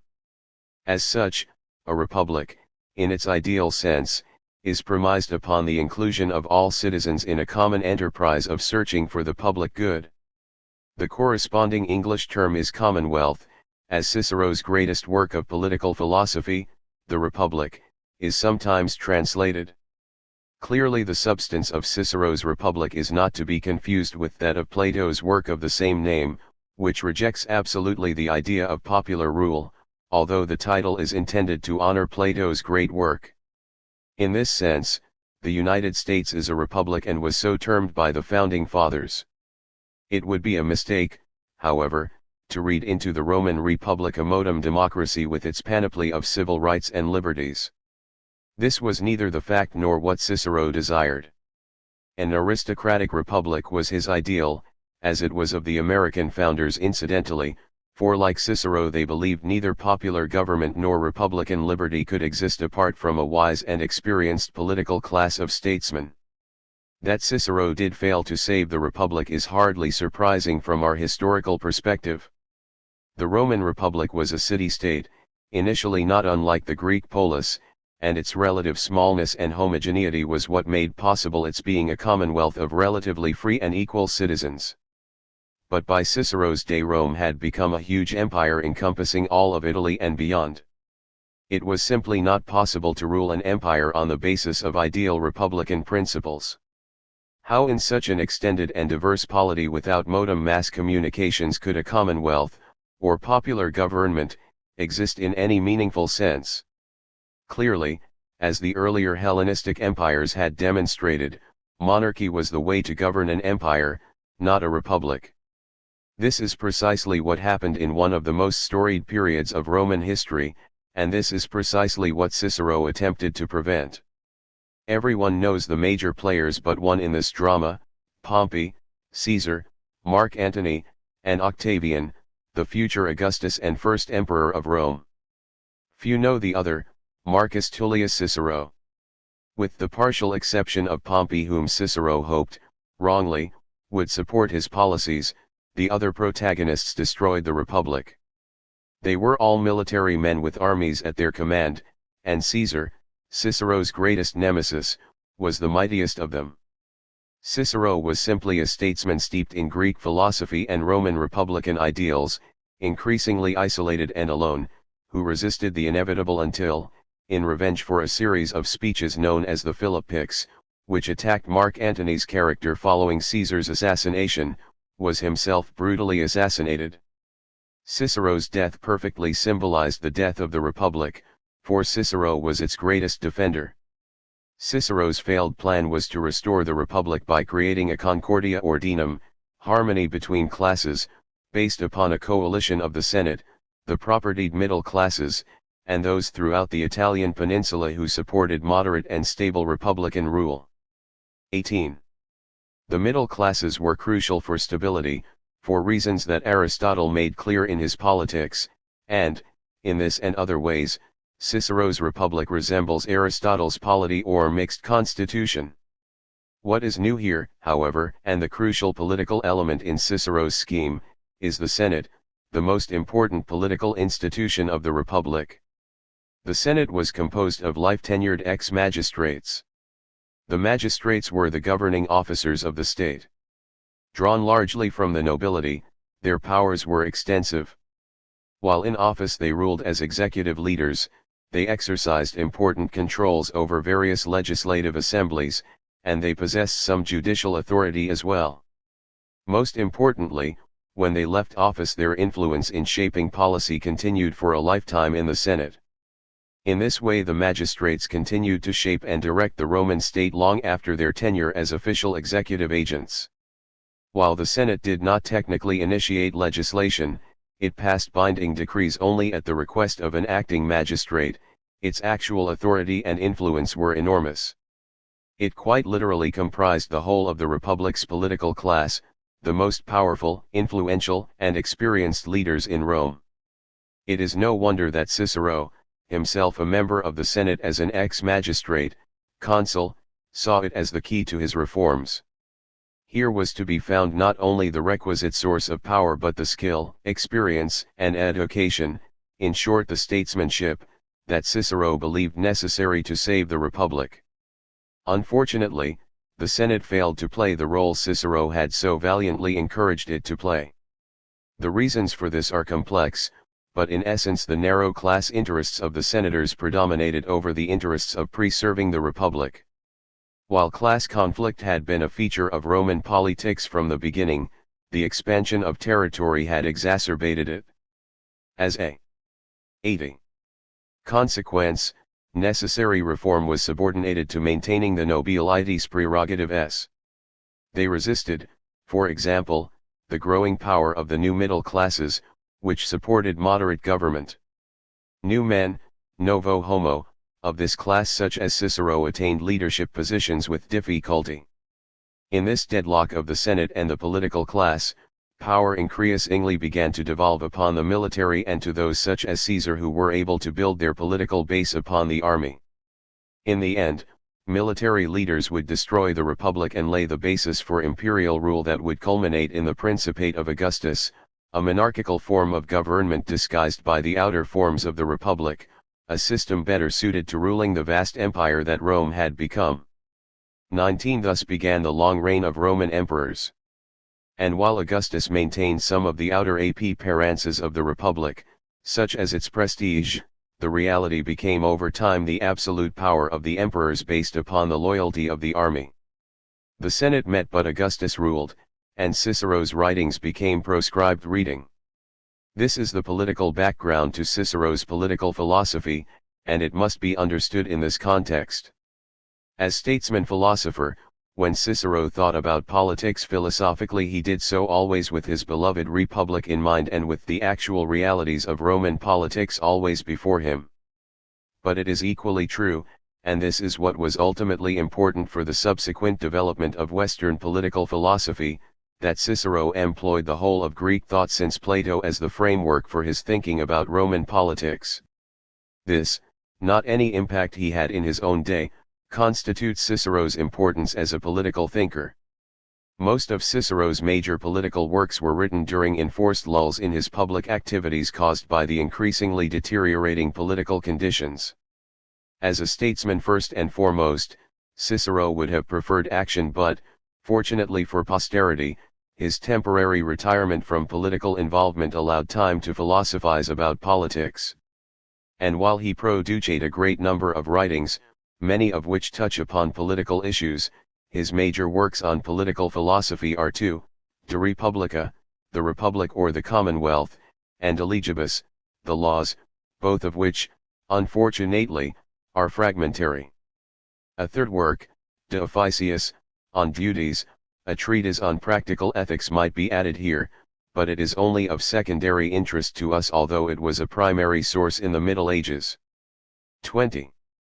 The Republic or Commonwealth is considered Cicero's primary work on political philosophy, for in it he develops his concept of the ideal state, that is, of the ideally just and ethically best form of political organization. His Laws establishes the type of legal system and laws best suited to this ideal state. In this sense the Laws is subordinate to the concept of the ideal devil. Op-ed in the Commonwealth, but in fact the two works, while not entirely consistent with each other, constitute a complete statement of Cicero's political philosophy. The classical thrust of Cicero's thinking is clear. He proposes to analyze the state from the perspective of the ethical ideal, precisely the starting point of Plato and subsequent Greek thinkers in that tradition. Indeed, Cicero clearly is modeling his approach on his beloved Plato. Even the titles and format of his works betray this link, for they are both dialogues obviously patterned on Plato's Republic and Laws. There are differences, however. Whereas Plato's Laws constitutes a second-best state, or best possible compromise to the ideal established in his Republic, Cicero's Laws indicates the actual laws necessary for the functioning of his ideal state. Indeed, the difference here is even more dramatic, for Plato's ideal state was ruled by philosophers unconstrained by law, something few Romans, certainly not Cicero the lawyer, could have seriously entertained. Given the legal cast of the Roman mind and the importance of law in the evolution of the Roman state, a state without law was inconceivable. Since the Commonwealth lays out the basic framework of Cicero's ideal state, we shall begin our analysis with that work. It is, as noted, a dialogue. The discussants are important public men who manifest Cicero's ideal of the statesman, the political leader who philosophizes about politics from the perspective of practical political experience. Cicero, recall, ranks the statesman higher than the philosopher, for, among other reasons, through his laws he obliges all men to adopt that course which only a mere handful can be persuaded to adopt by the arguments of philosophers. 21. Moreover, the key discussants are all members of a now famous philosophical discussion group known as the Scipionic Circle, named after its leader Scipio Aemilianus, 185 to 129 BC, the chief protagonist of the dialogue. The Scipionic Circle, which was greatly influenced by Stoic ideas, had a profound impact on subsequent Roman and ultimately Western social and political thought by integrating Roman ideals with earlier Greek and Hellenistic philosophy. One of the enduring contributions of the Scipionic Circle was its concept of humanitas, an ideal of the gentleman whose goodness and decency are derived from an appreciation of the higher activities of philosophy, literature, and art, that is, of the humanities. 22. The dialogue opens with Gaius Laelius, next to Scipio Aemilianus the most important member of the dialogue, requesting Scipio to expound upon his concept of the ideal state, in short, on the best form of constitution for the state. 23. Scipio's response, which constitutes the core of the dialogue and reflects Cicero's own views, begins with a definition of the commonwealth, that is, of the political community. The definition has become one of the most enduring in the history of Western political thought. Says Scipio. 82. The commonwealth is the people's affair, and the people is not every group of men, associated in any manner, but is the coming together of a considerable number of men who are united by a common agreement about law and rights and by the desire to participate in mutual advantages. 24. The people's affair is a simple but by now famous definition of the commonwealth. However commonwealths may vary, they are, according to Cicero, truly commonwealths only so long as they remain the people's affair. They are not the affair of the king only, or of the aristocracy, or for that matter of a democratic leadership, but of the whole community of citizens. When this ceases to be the reality, as increasingly was the case in the Roman Republic of Cicero's day, the Commonwealth no longer exists. The Third Reich, therefore, was not a Commonwealth, nor Stalin's Russia, nor any regime that terrorizes its citizenry, for in these cases community disappears. The mere existence of some form of government, or law, or administration does not constitute a political community and, without this, there can be any either ideal state nor even a best possible approximation to it. Of course, we would no longer accept that only a considerable number of men constitute a genuine political community. Women too must be included, for a men's affair is not the same as the whole people's affair. Given Scipio's definition, a patriarchy, no matter how democratically organized, cannot be a commonwealth. Clearly Cicero, like Aristotle, is the victim of the traditional conventions of his society. Were he writing his Commonwealth today, he would include women, as would Aristotle. Indeed, if we strip away the ancient prejudice against women's political participation, both thinkers provide powerful arguments for the full inclusion of women into the political community and the political process. And, at bottom, has not the women's movement implicitly legitimized its position precisely along lines first articulated by Cicero? To say it's our country too is simply to assert that it's our affair also, and that without this recognition no genuine political community can exist. So, let us remove the archaic patriarchal element in Cicero's definition and say that a commonwealth involves a substantial number of human beings, but not just any number associated in any manner. People associate for all kinds of reasons, but a real community implies agreement on some basic values and a political community or commonwealth on key political values. These values exist, says Cicero, when there is common agreement about law and rights and by the desire to participate in mutual advantages. A commonwealth, in other words, requires for its continued existence a common legal system, a recognized body of rights that determine the legitimate powers of government and the liberties of people, and perhaps above all a recognition of the value of the existing social and political order.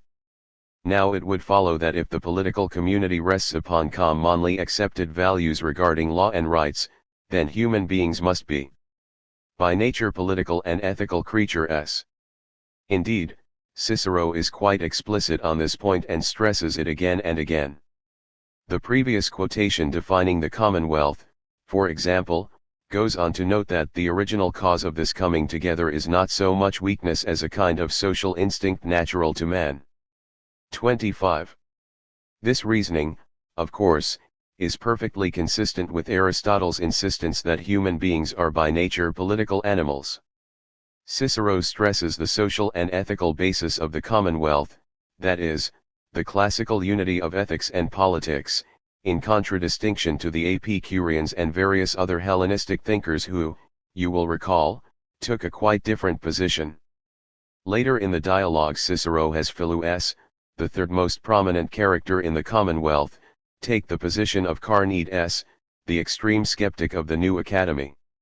Attacking Plato's, Aristotle's, and the Stoics' assertion that justice is a universal, Philus argues that since laws vary from one commonwealth to another, it follows that there is no commonly accepted ethical standard of justice. Moreover, he asserts, in line with both the Epicurean and the skeptic tradition, laws are obeyed not because of any sense of justice but because of the fear of punishment. He therefore concludes that the law has no sanction in nature. It follows, then, that men are not just by nature. 26. Justice, and the laws that supposedly institutionalize it, are purely conventional. Consequently, and again in line with the Epicureans and skeptics, Philus proposes a contractual theory of the state.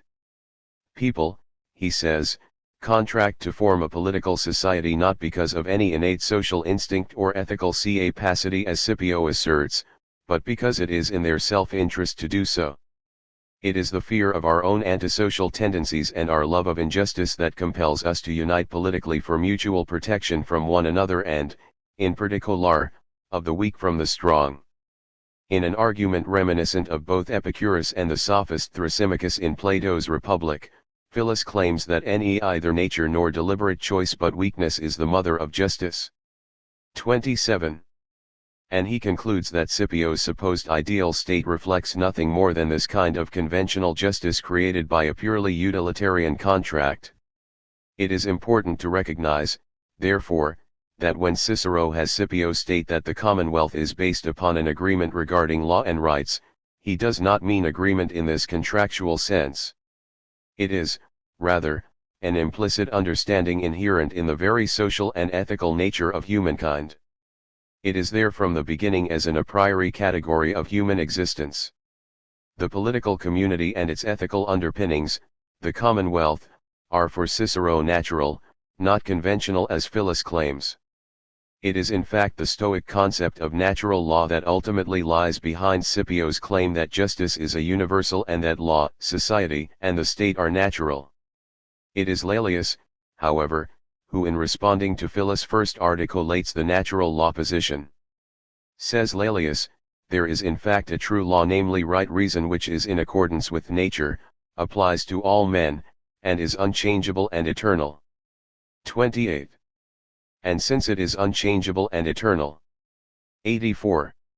He continues, it will not lay down one rule at Rome and another at Athens, nor will it be one rule today and another tomorrow. 29. It follows, therefore, and this is terribly important to Cicero's legal theory developed in his laws, that to invalidate this law by human legislation is never morally right. 30. In short, civil law must never contradict the precepts of natural law, an argument first developed by the Stoics. Who is correct, Laelius or Philus? The reader must decide for him or herself. Is Socrates correct, or the sophists? Plato or Thrasymachus? It is the same ancient nature, see Onvention debate renewed by Philus and Laelius. All that we can say is that in adopting the natural law position Cicero roots himself squarely in the classical tradition, the state and law, reflecting a universal of justice, are natural and manifest the ultimate unity of ethics and politics. What, then, is Cicero's ideal state? The answer depends in the first instance on what we mean by state. We have used the term in our discussion of the ancient Greek thinkers, but it is time to give it a more precise meaning. Actually, the term was not even used until the modern era, Machiavelli being the first to employ it in anything like its present meaning. We often translate the Greek word polis as state, but the two are not entirely identical. The Roman term civitas, however, which we also translate as state, comes much closer to what we mean by the term in its modern sense. The state or civitas, says Scipio, is an organization of the PEOPIE, which needs to be ruled by some deliberating authority, in order that it may endure. 31 At first glance this may appear confusing, but infacT Cicero is ma kings omi crucial distinctions. The Commonwealth is a political community of only held ethical values regarding lawandrights, but the state is the organization of that community into a real political and legal structure without which it could not survive. Indeed, it is only in theory that we are able to separate the state from the Commonwealth. A political community without a state, that is, without legal constitutional structure, could not long endure. In the ethical terms, however, its separation is crucial. It involves distinctions that ser ta inli bond the ancient Greek thinkers who were much less clear in distinguishing state from political community, distinctions that were to be crucial in the subsequent evolution of Western thinking on the state. Ultimately, the West came to recognize the state as a legal organization for conceptual purposes must be understood as so mething notidentical to the political community that it is created to preserve, although in real terms it always exists with political community. Given it is logical apparent that the ideal state is that state or civitas that maintains the commonwealth as the people's affair, that is, as a political community based upon law and justice. The question is, what type of state, what constitutional structure in other words, is most likely to do this? Scipio rejects the simple forms of government or constitution as incompatible with his definition of a commonwealth. Monarchy, aristocracy, and democracy have their specific virtues, but they all tend in the long run toward their perversions of tyranny, oligarchy, and ochlocracy, mob rule. They become states premised on the class interest of the rulers rather than the public interest of the whole citizenry. In order to overcome these destructive tendencies, Scipio advocates what he terms the composite state, one that combines the simple forms in such a way that they mutually check their potential excesses. The scheme proposed is to combine those existing institutions of the Roman state that manifest the basic principles of the simple forms.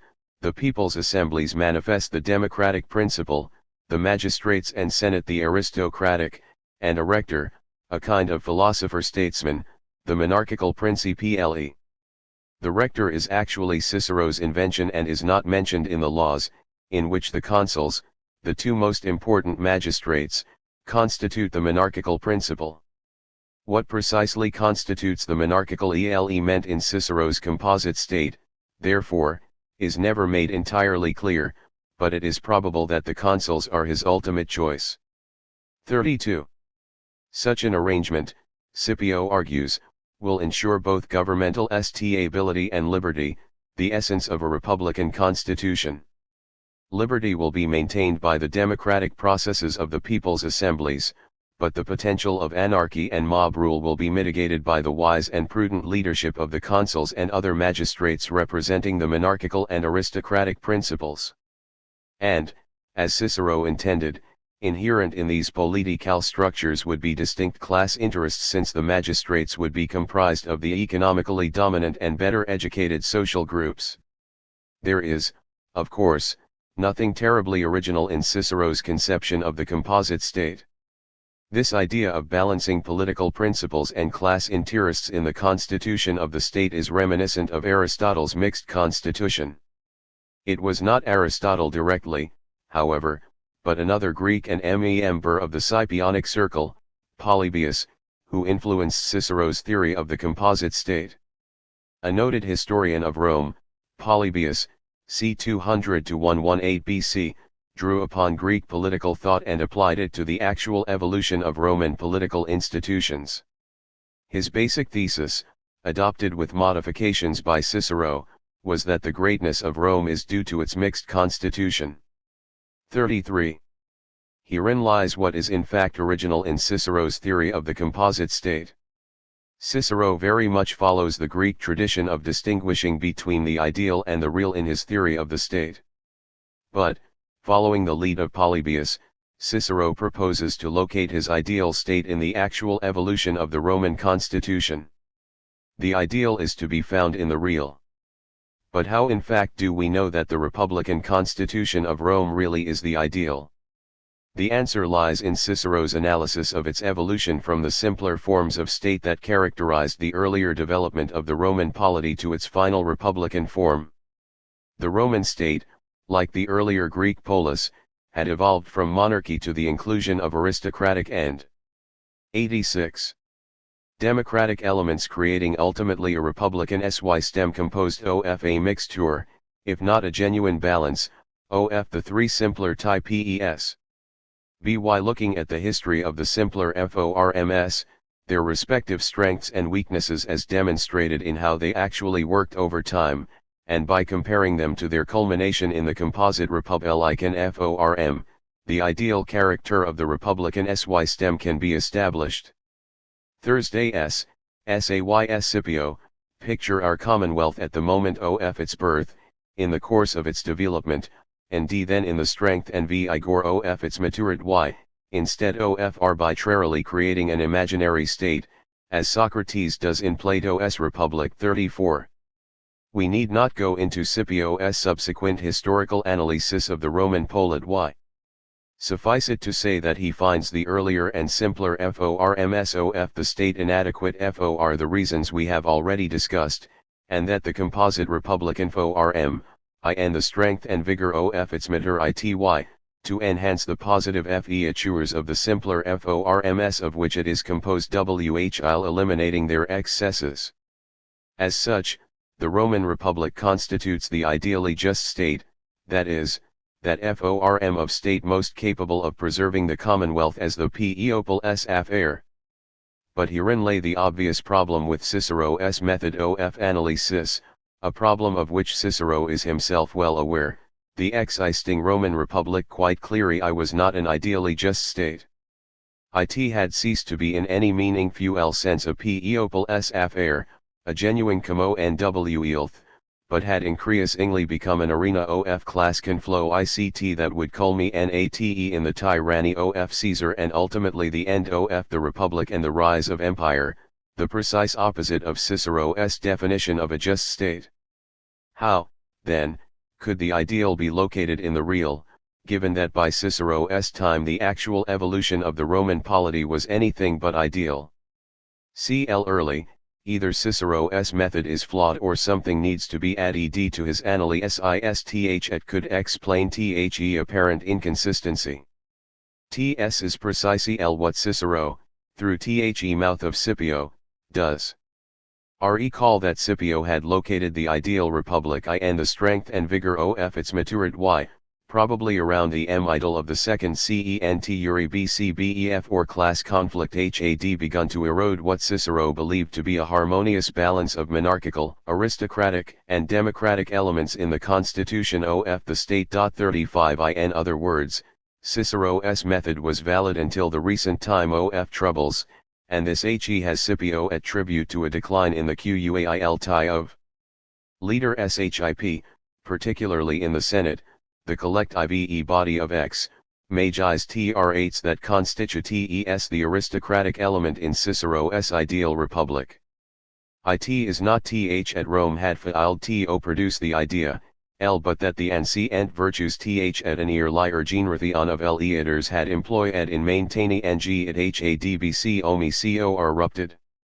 In Cicero's words, it is by r de fects of ch character, and dnot by acc ident, th at wehave long since lost the substance of the c omen wilth though westillre itsn ame 36.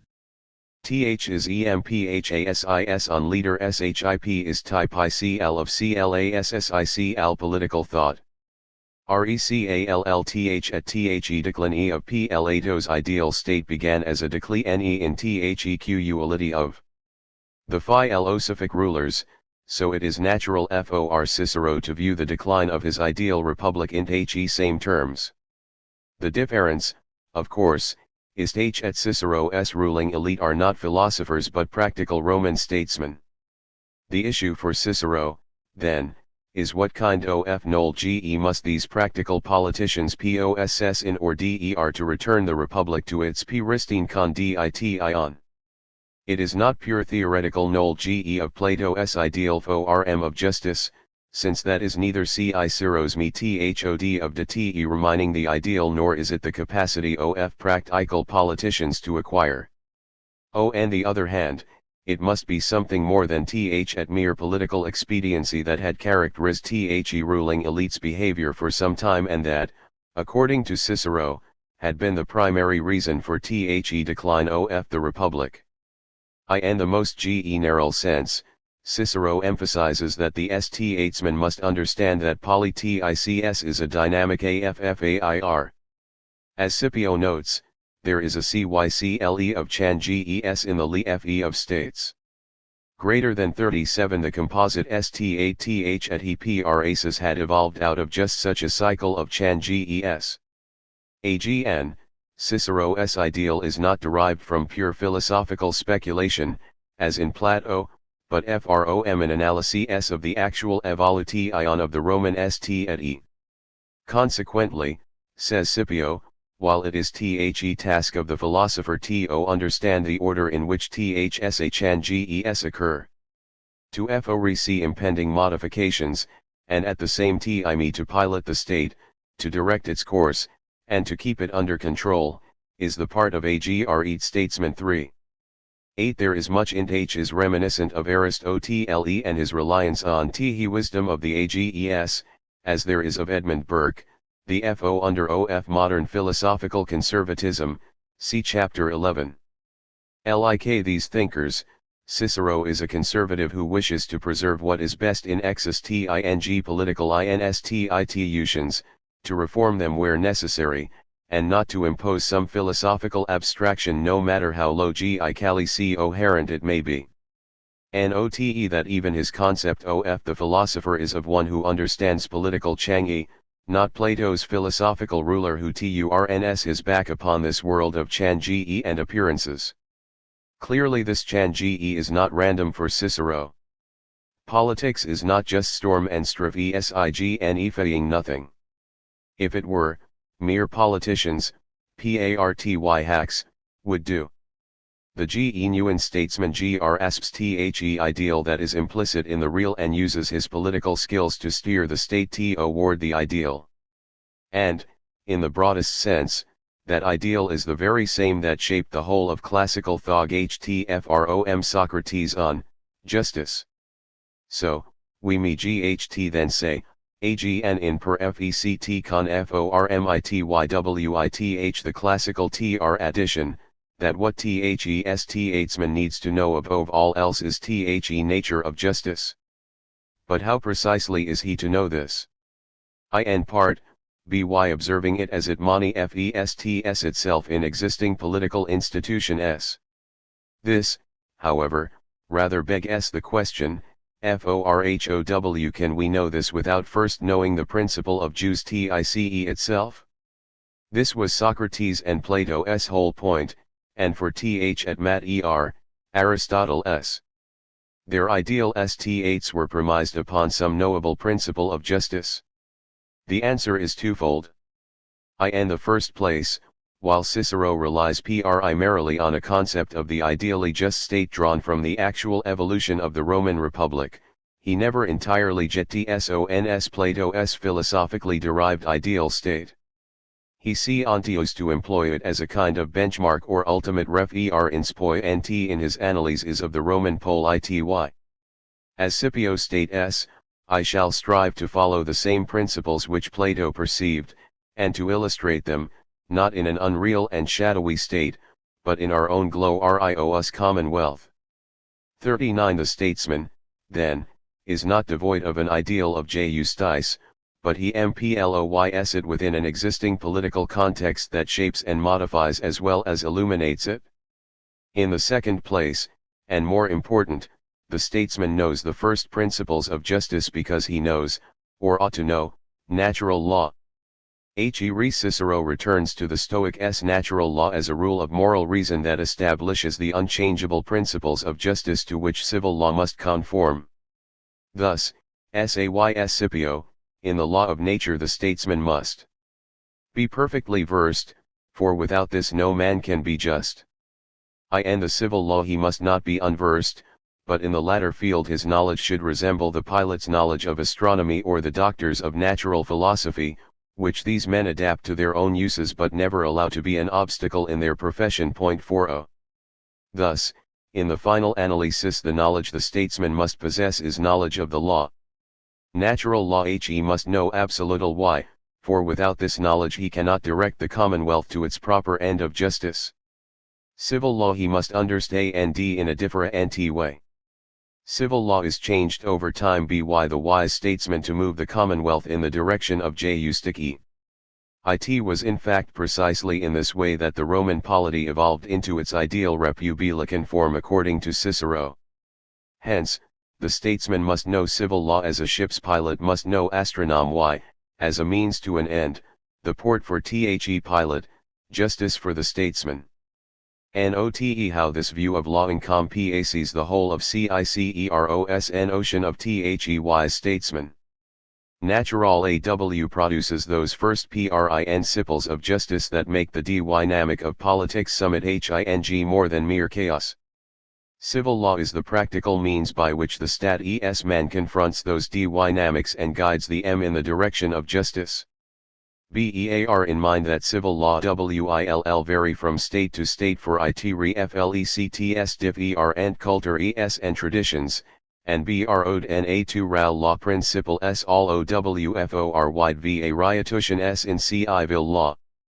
Thursdays, talk now civil law means to know intimately one's own history and political culture.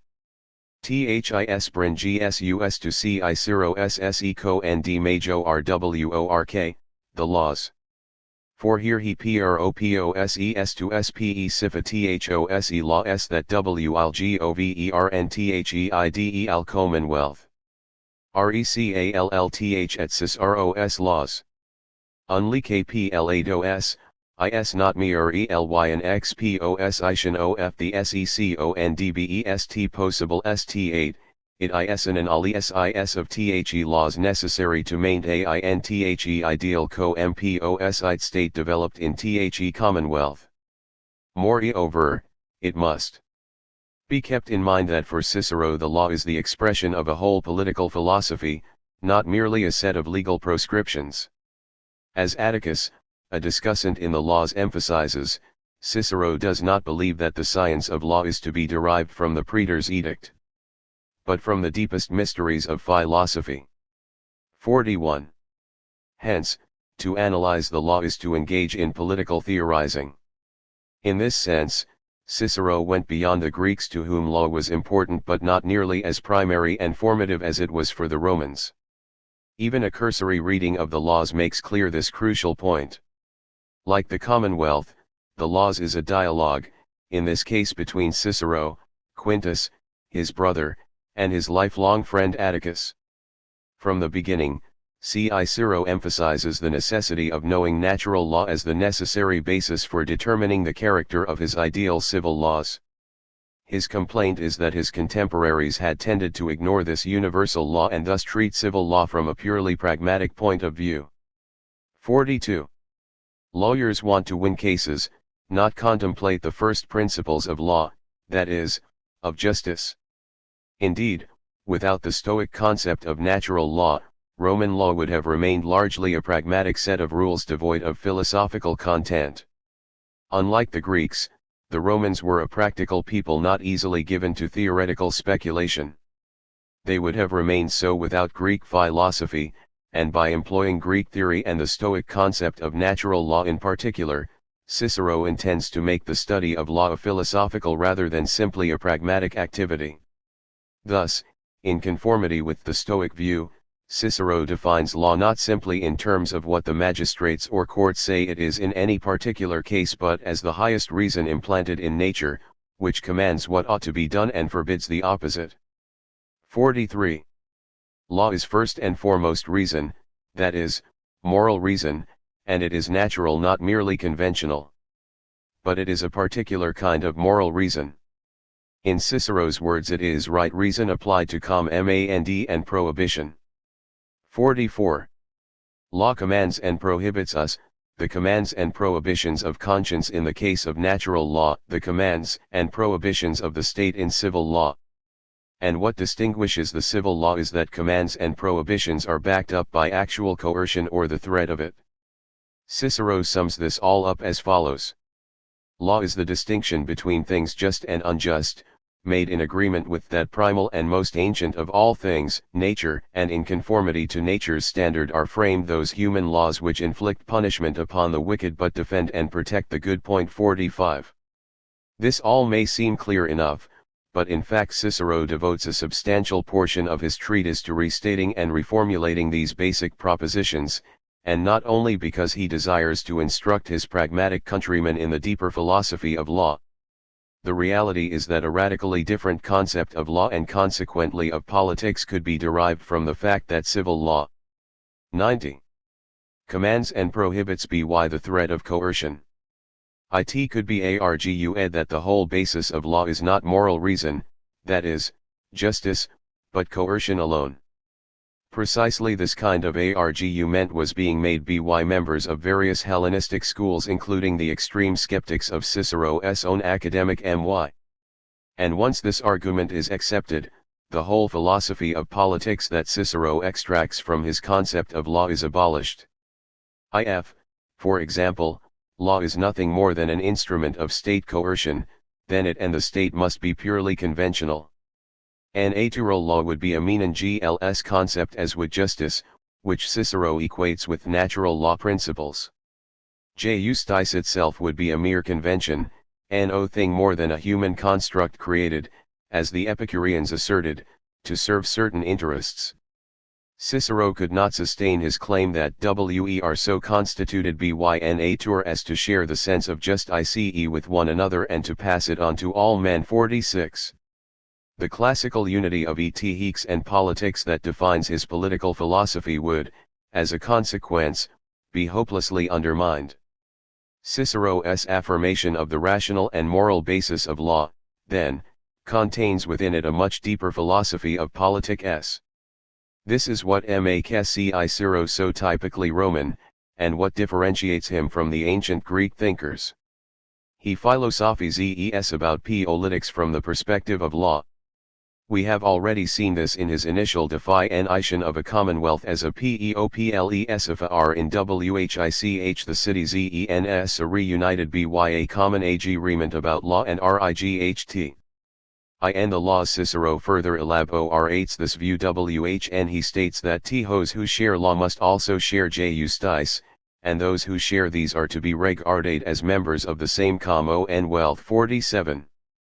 In the final analysis a commonwealth for Cicero is a political community with a shared system of law given his philosophy of law a shared system of law will inherently be a people's affair.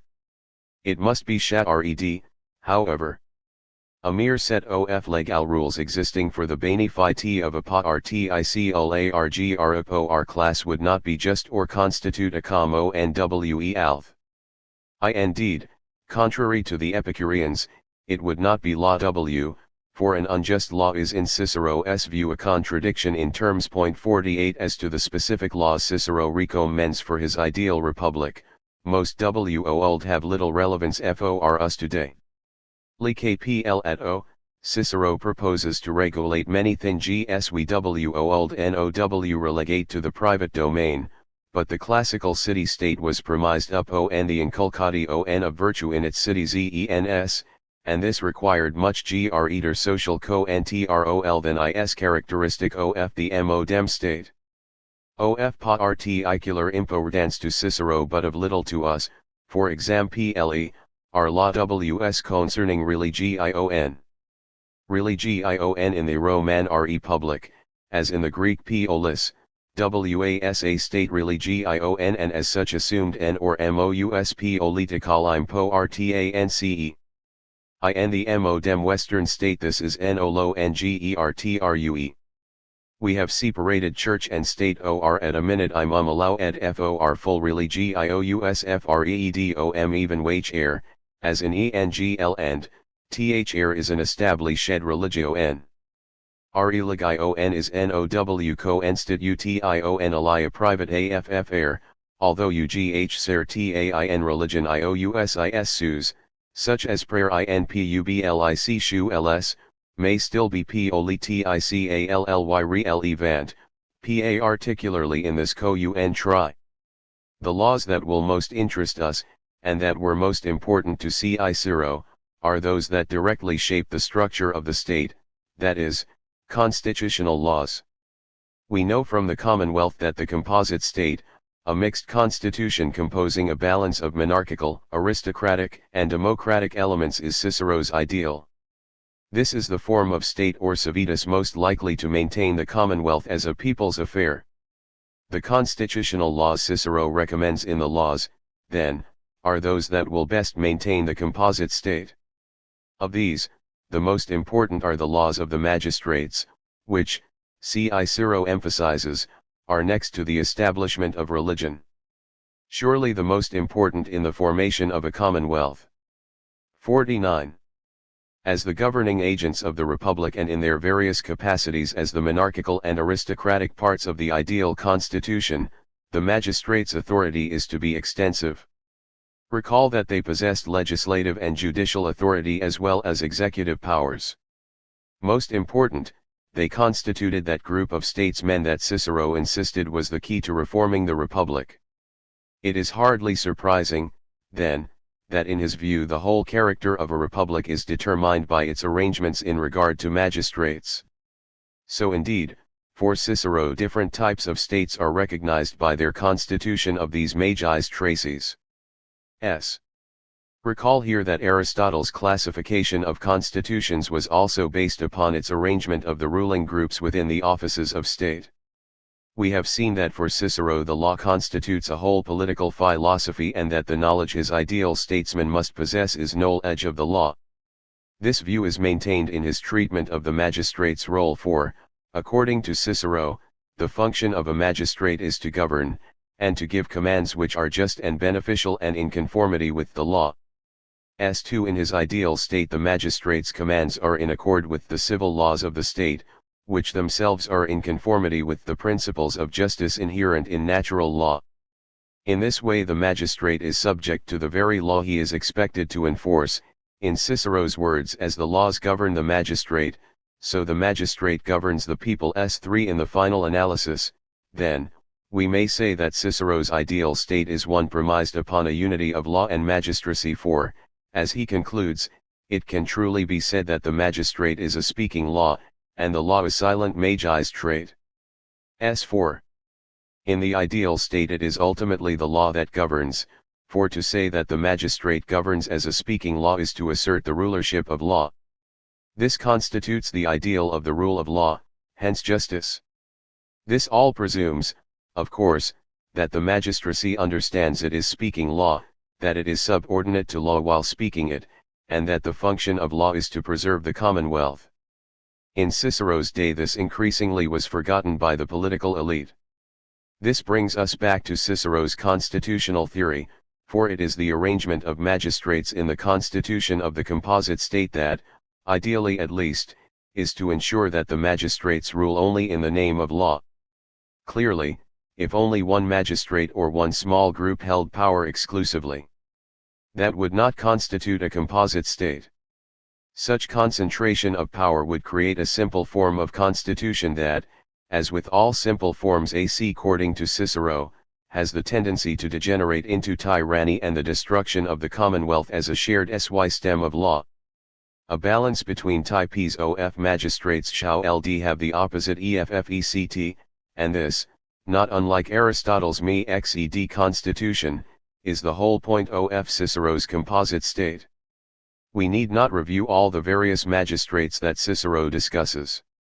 Suffice it to say that the Republican Constitution was a complex combination of different types of magistrates who possessed those executive, judicial, and indirect legislative powers necessary to the functioning of any state. It was complex because it was not designed logically and deductively by a philosopher but evolved historically out of the struggle of different classes to acquire a share of power in the state. But, at one time at least, it worked. According to Cicero, it produced the ideal state. This is why Scipio states that since the wisest and most evenly balanced system has been devised by our own ancestors, I had no innovations, or at least only a few, which I thought ought to be introduced into the Constitution. 55 There were, however, two key types of magistrates who were of particular importance to Cicero, the consuls and the tribunes. The two consuls were the supreme executive power in the state. Elected in one of the popular assemblies for a 2-year period, they possessed, as we have noted, more than just executive powers and, when waging war, were the supreme military power. They had authority over all other magistrates except the tribunes. In Roman terminology, they possessed imperium, which meant that their rule reflected the full power of the state, not apply the circumscribed power or potestas of a minor officia J.56 as such. Laws The consuls replace the rector of the commonwealth as the monarchical element in Cicero's composite state. The tribunes, all 10 of whom were elected by the common people or plebeians for a period of 10 years, were created to check the power of the consuls, who tended to reflect the interests of the nobility. Over time, the power of the tribunes increased, and Cicero emphasizes that in his ideal republic prohibitions and resolutions passed by the plebeians under their presidency shall be binding.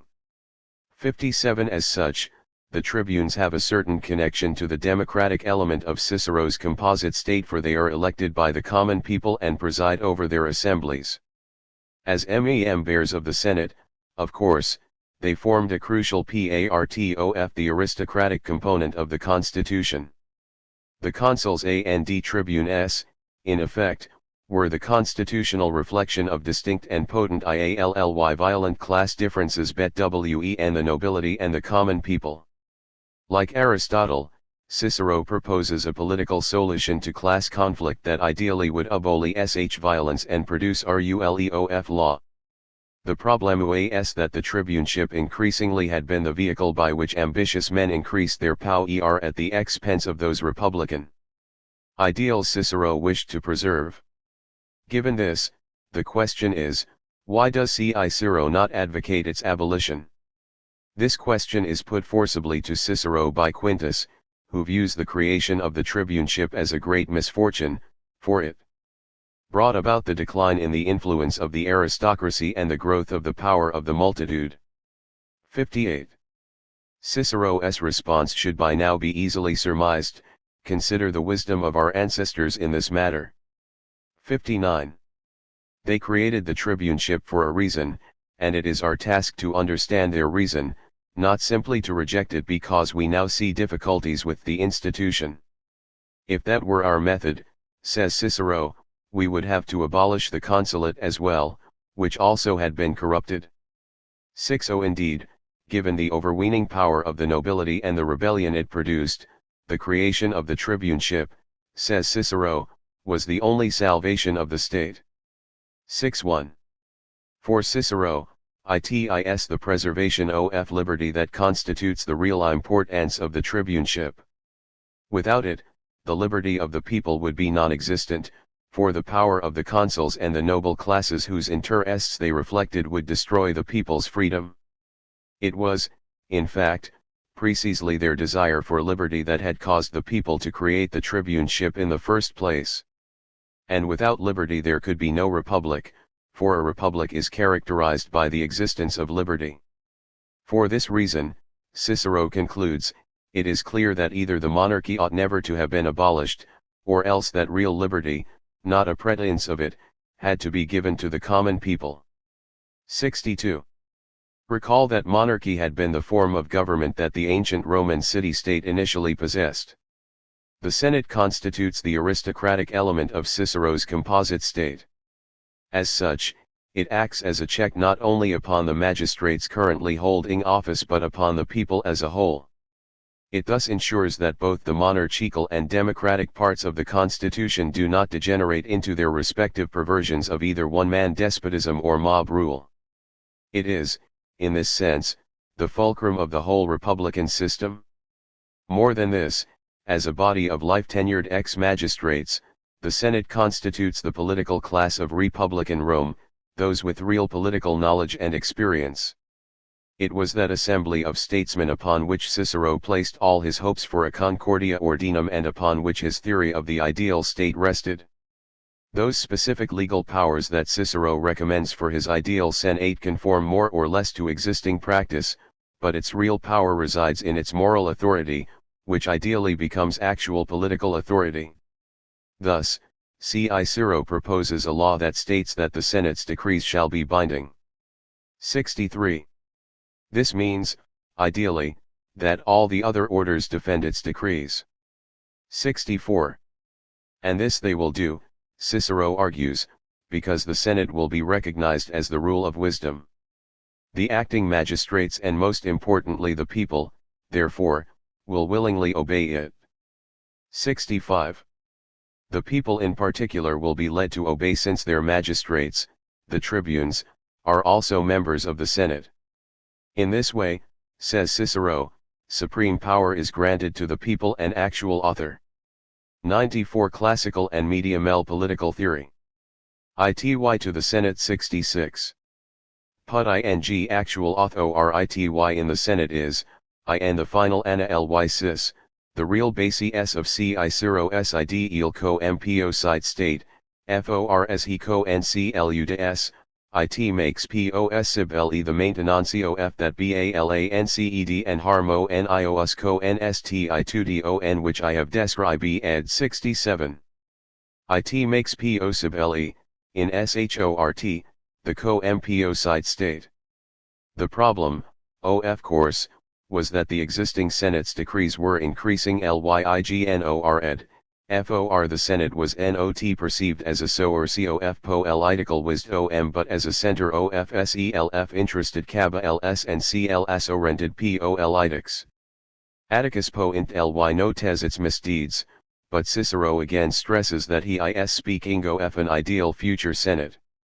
The Senate would have to be reformed, and to tsn Cicero pro poses anno there law that, he be lieves, will ensure the survival of his ideal state.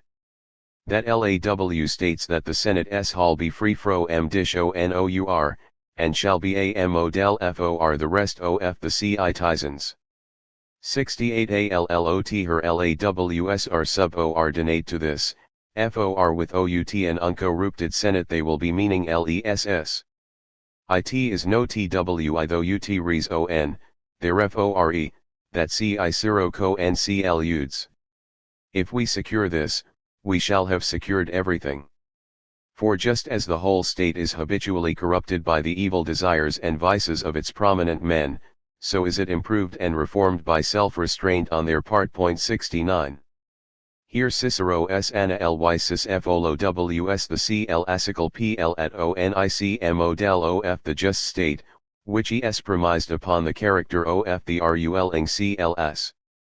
Bas inghis ana lysiso the actual evol yoshio nof the ro man poli tai, si siro no tes that w had ever changed to okplaci and the livsof the promin and men has also taken placi and the woli people 70. Thursday s. The corruptio nof the Senate like the corruptio nof plato s fil osop hic rul rcs the soers of a much mo regeneral corruptio nof society as a wholly. Fix that and everything is secured, and the Cicero and plato are one they differ, of coerce, what constitutes the ideal ruling elite. For Plato it is philosophi crulers who derive their authority from pure philosophy cal principles. For Cicero it is practical statesmen who derive their authority from the people. Supreme po where est reside in the people while actual though righty remains in the Senate. Cicero, after ll, is a republican. But bothc Cicero and Plato agree that their respective ideal states cannot exist apart from the rule of wisdom and it requires, above all, an uncorrupted ruling elite. The democratic part of Cicero's composite state is co-instituted by the people's assembly /vihil their specifi juris dicti ons varied. Their primary role was legis lation. Accor ding ly, Cicero pro poses various laws to regulate their media and gs, for the most part mundane rulesofor der and decor clear ly he doesnot coincider the assembly es to be as important as the se naten d the magistrate s. Ts sub ordina ti on oftheasm blue iesismostcl early seen in a related law w on voting. The law proposed is t hat in voting gfor magistrates, in trial sof criminals, or in asem lieson legislation, the vote shall not be concled from citizens. Cicero 95. Of high rank, and d shall be free to the common people 72. In granting g the vote to the common people Cicero certainly includes a democratic component and in his composite state. But how truly democratic is it if the vote s hall not be co-ensealed from cities ns of high rank? And what about the people's liberty, a crucial element in a republican system of government? Wont the people be reluctant to express their real wishes if even in their own assemblies their vote can be revealed to important nobles such as magistrates and senators. Cicero, Ho Weaver, coincides that the people's liberty is actually secured by the and ballot for he asserts that the people may enjoy liberty. In this very privilege of ho no urably wing the favo or of the aristocracy. 73 non-e of this is likely to be very co-n6ncing to thoseof us who are cities nsof a modern democratic society. We cannot conceive of democratic government apart from the secret ballot, no r of liberty that is not at a minimum defi ned as freedom outside influences and d pressures.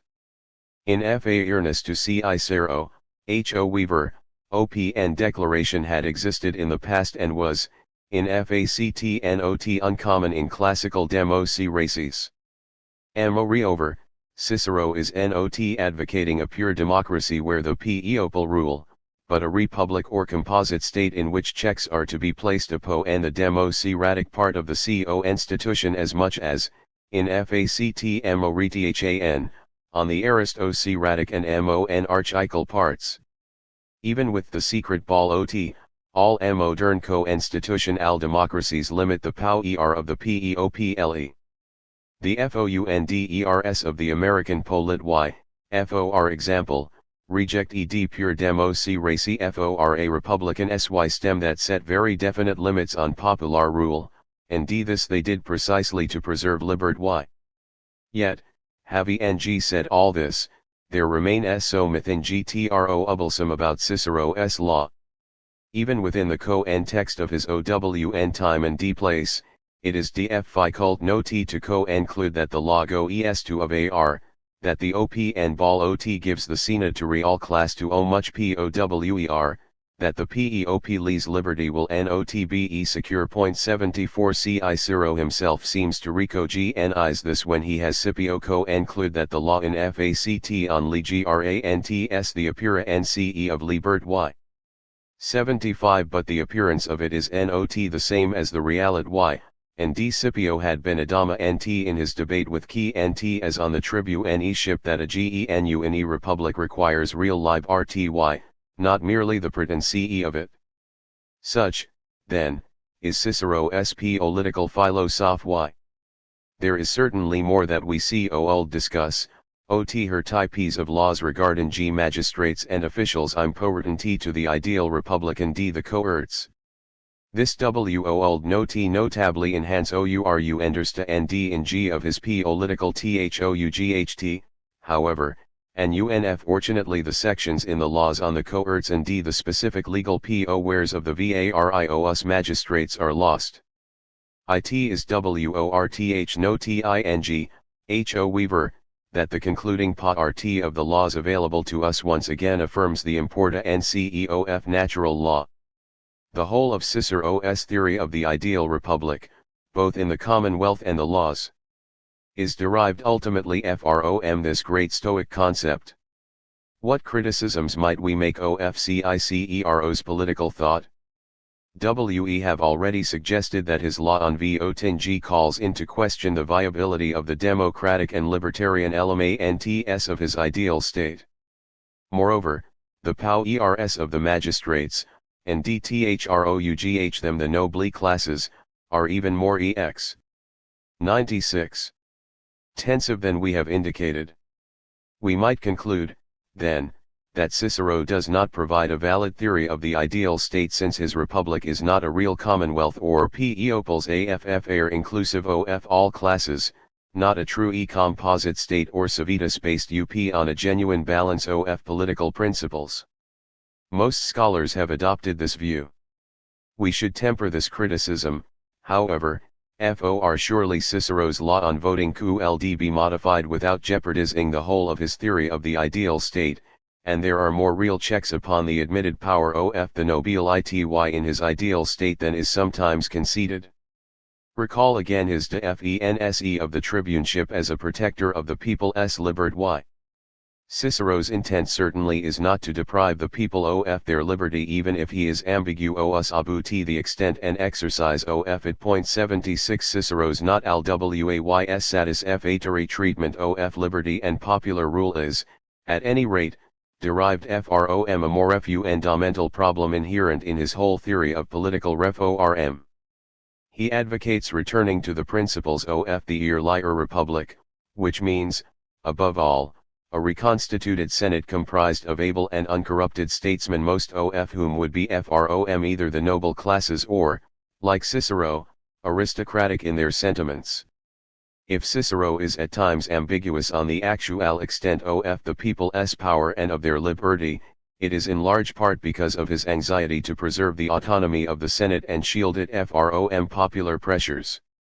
The problem is that his solution to the decline of the Republic is little more than a statement of the problem. Cicero tells us that if he can reconstitute the Senate he'll have secured everything. Who can doubt it?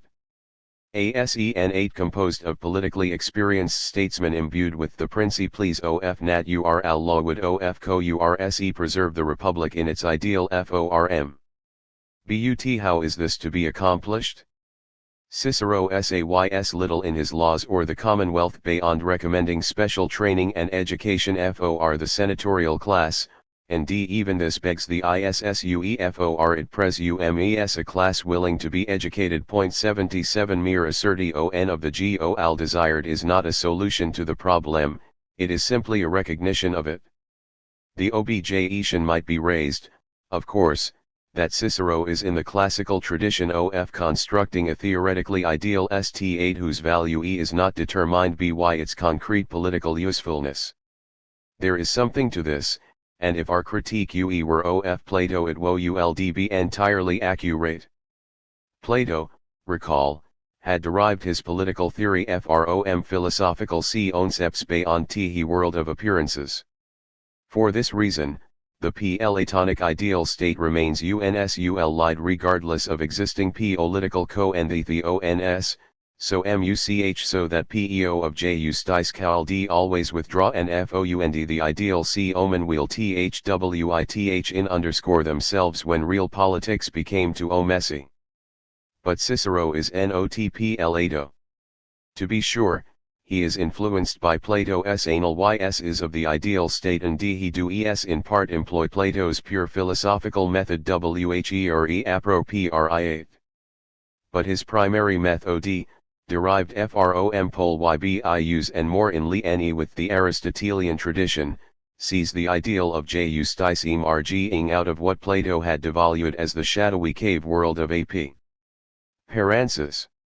Cicero cannot, therefore, simply dismiss the existing republic because of its corruptness since the evolution of the Roman polity to its republican for cons tituts his ideal.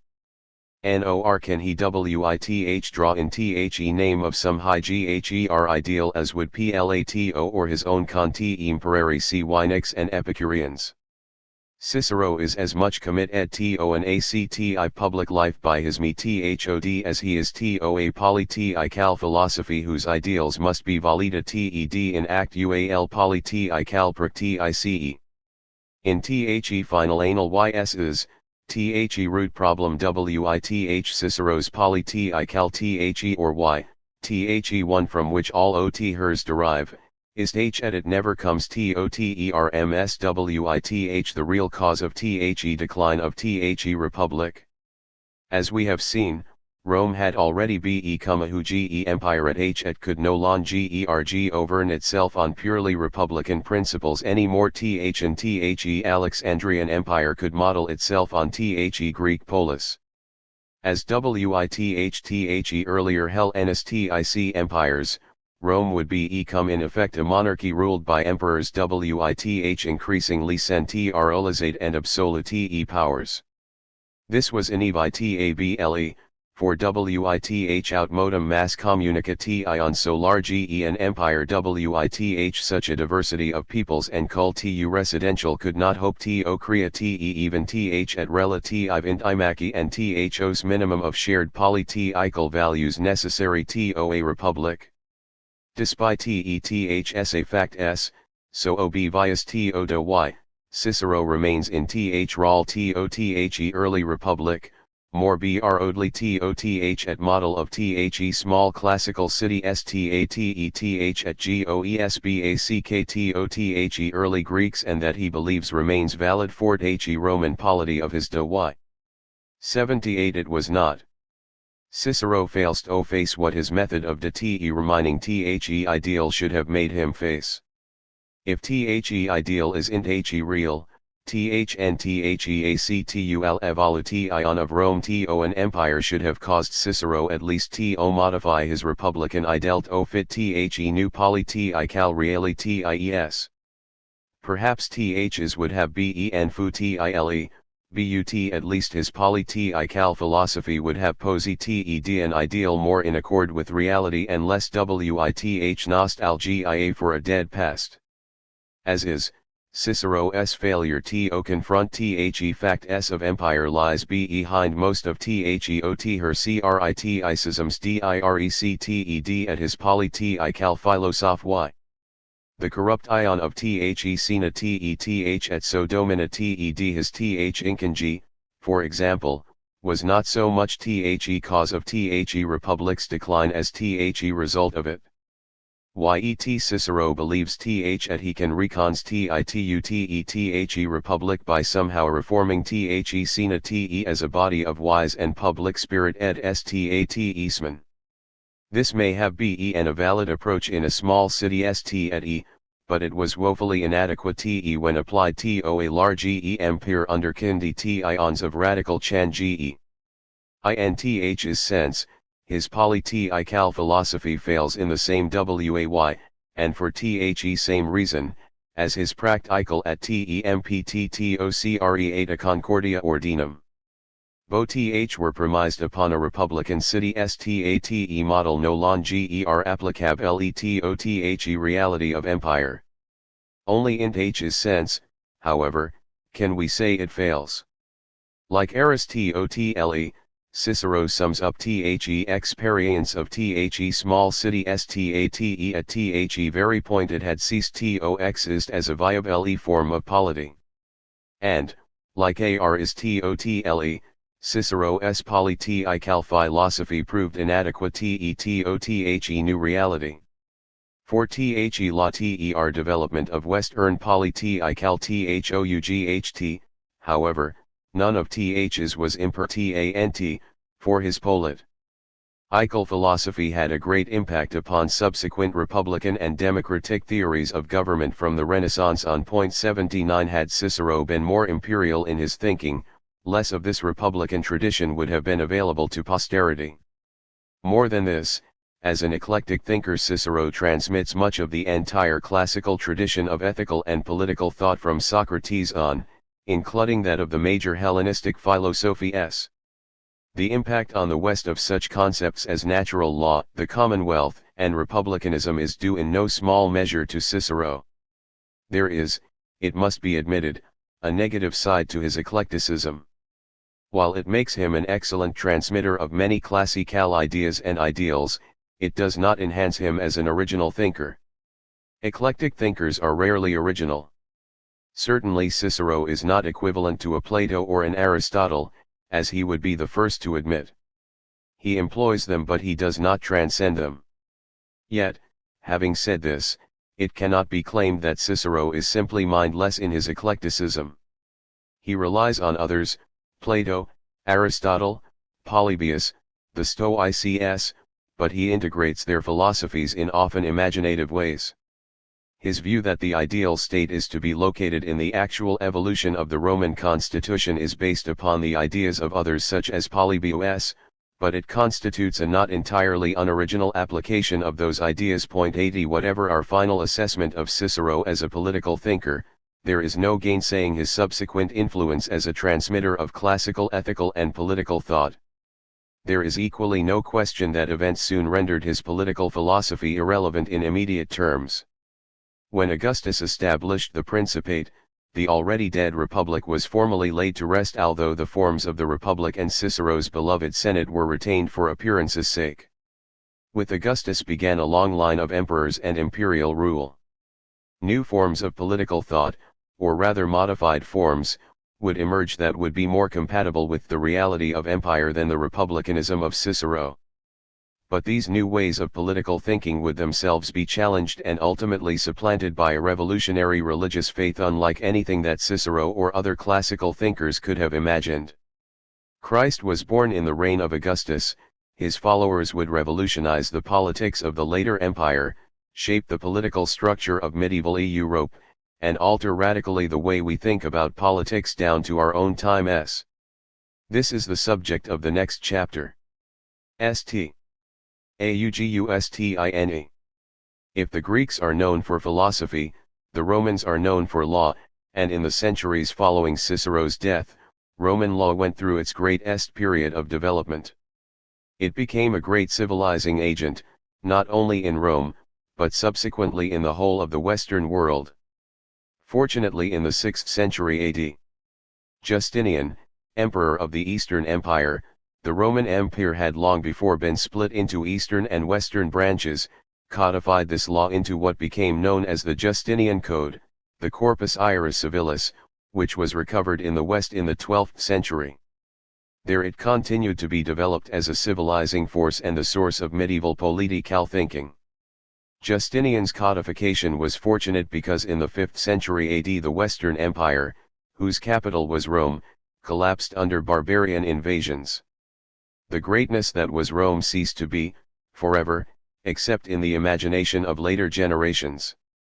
In Western Europe the Dark Ages would last for centuries.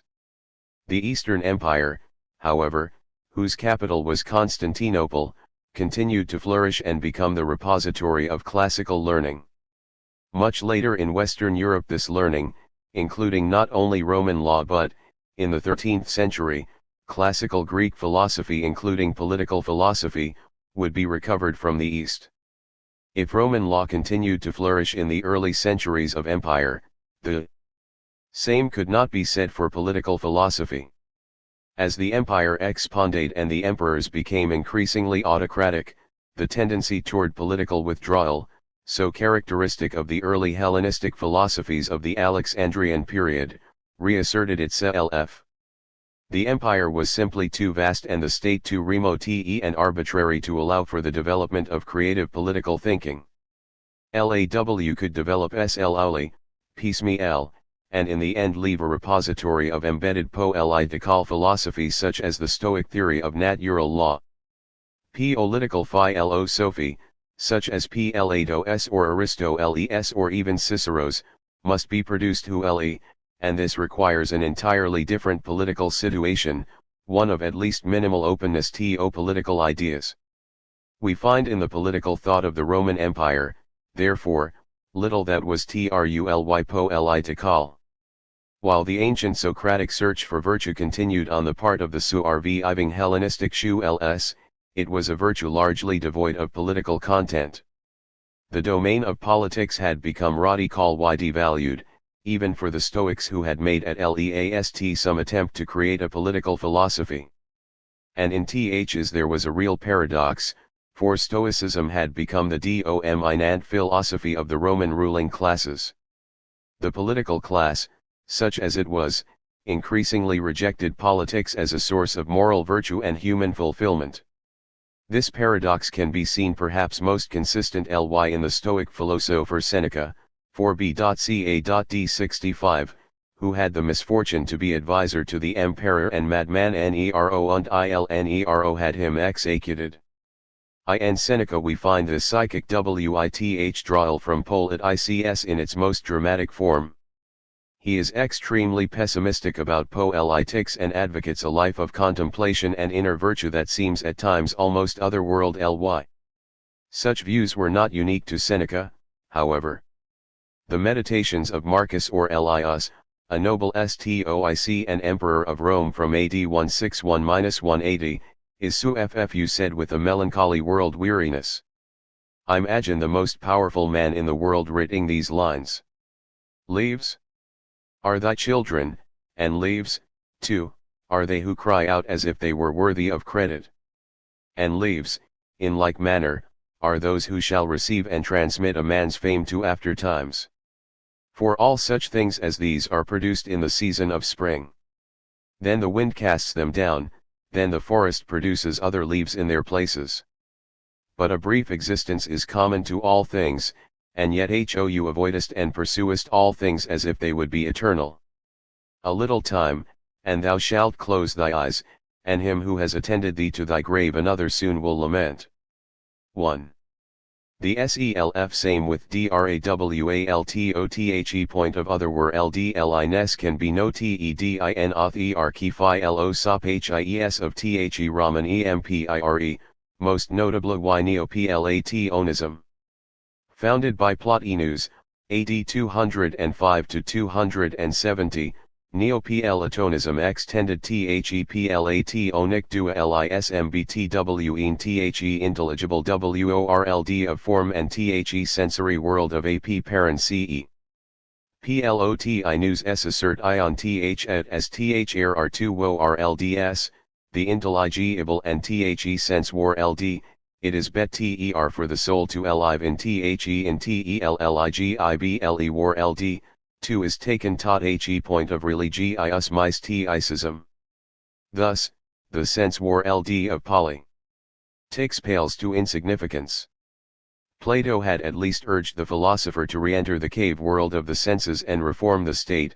Plotinus is concerned only with uniting the soul with the ultimate reality, what he called the One, not with reforming this world, and certainly not politic-s. Indeed, in Plotinus we find as much a religion as a philosophy. Seneca, too, often sounds as much religious as philosophical in his sentiments. And there was good reason for this. The political realities of empire had not only exhausted the optimism of classical thought in the efficacy of politic-s, it had produced a kind of hopelessness that philosophy alone could not assuage. People no longer wanted Socratic, Platonic, or Stoic virtue as an end in itself, they wanted salvation. Philosophy could give them this only to the extent that it became religious, but as it became religious it lost its connection to the classical ideal of philosophy as a purely rational and anthropocentric enterprise. In fact, for the vast majority of people at least, it was religion, not philosophy, that came to offer the salvation craved. To be sure, people had always had religion, but the ancient pagan religions of Greece and Rome had been state religions, part of the political order that was now incapable of providing meaning, much less salvation. The traditional pagan gods were dying.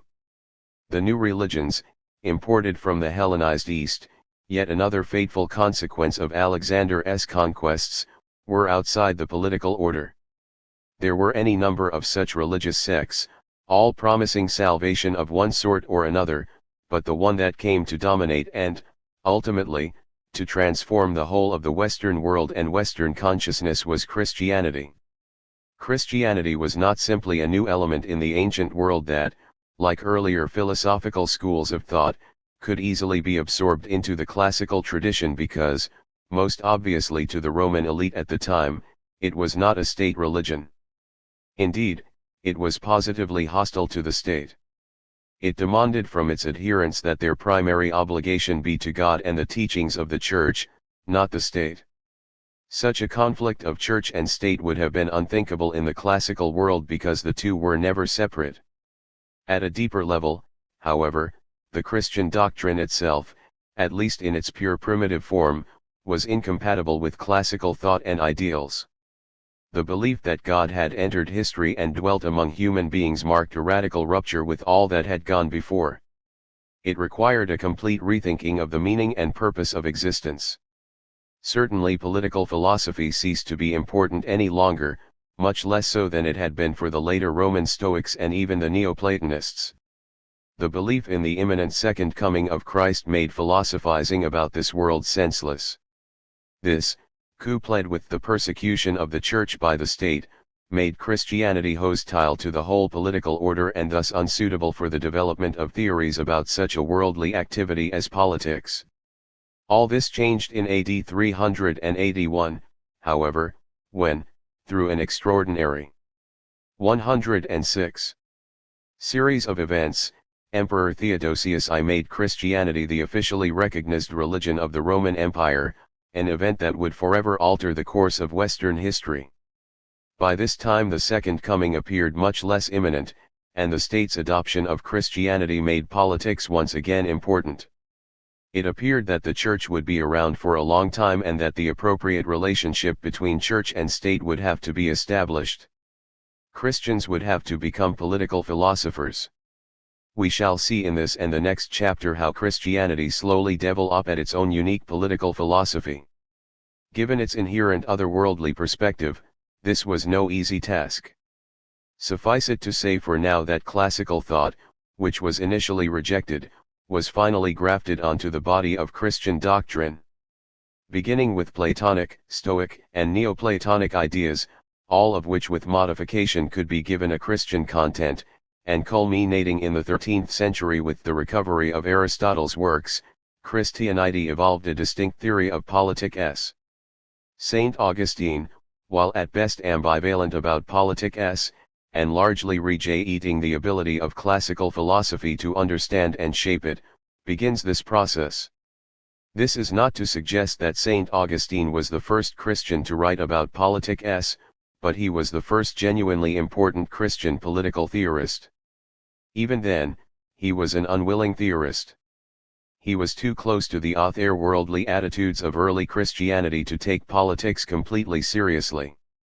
The need to define the appropriate roles of church and state, and to defend the Church from its pagan detractors, compelled St. Augustine to think and write about politics. 3 But he did not become a political philosopher because of any inherent interest in the subject matter.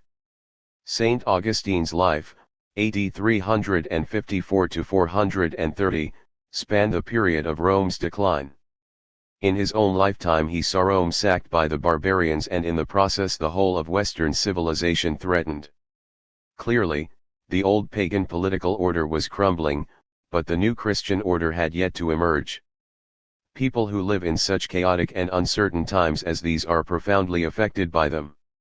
Certainly this was the case for St. Augustine. His personality was dramatically shaped by the contradiction between the old pagan order and the emerging Christian order. He personally confronted this contradiction at every stage of his life. His mother, Saint Monica, was a Christian, his father a pagan. When, as a young man, he was sent to Carthage for an education, he was trained in the pagan classics. When he later journeyed to Rome, he met and was counseled by some of the great Christian saints.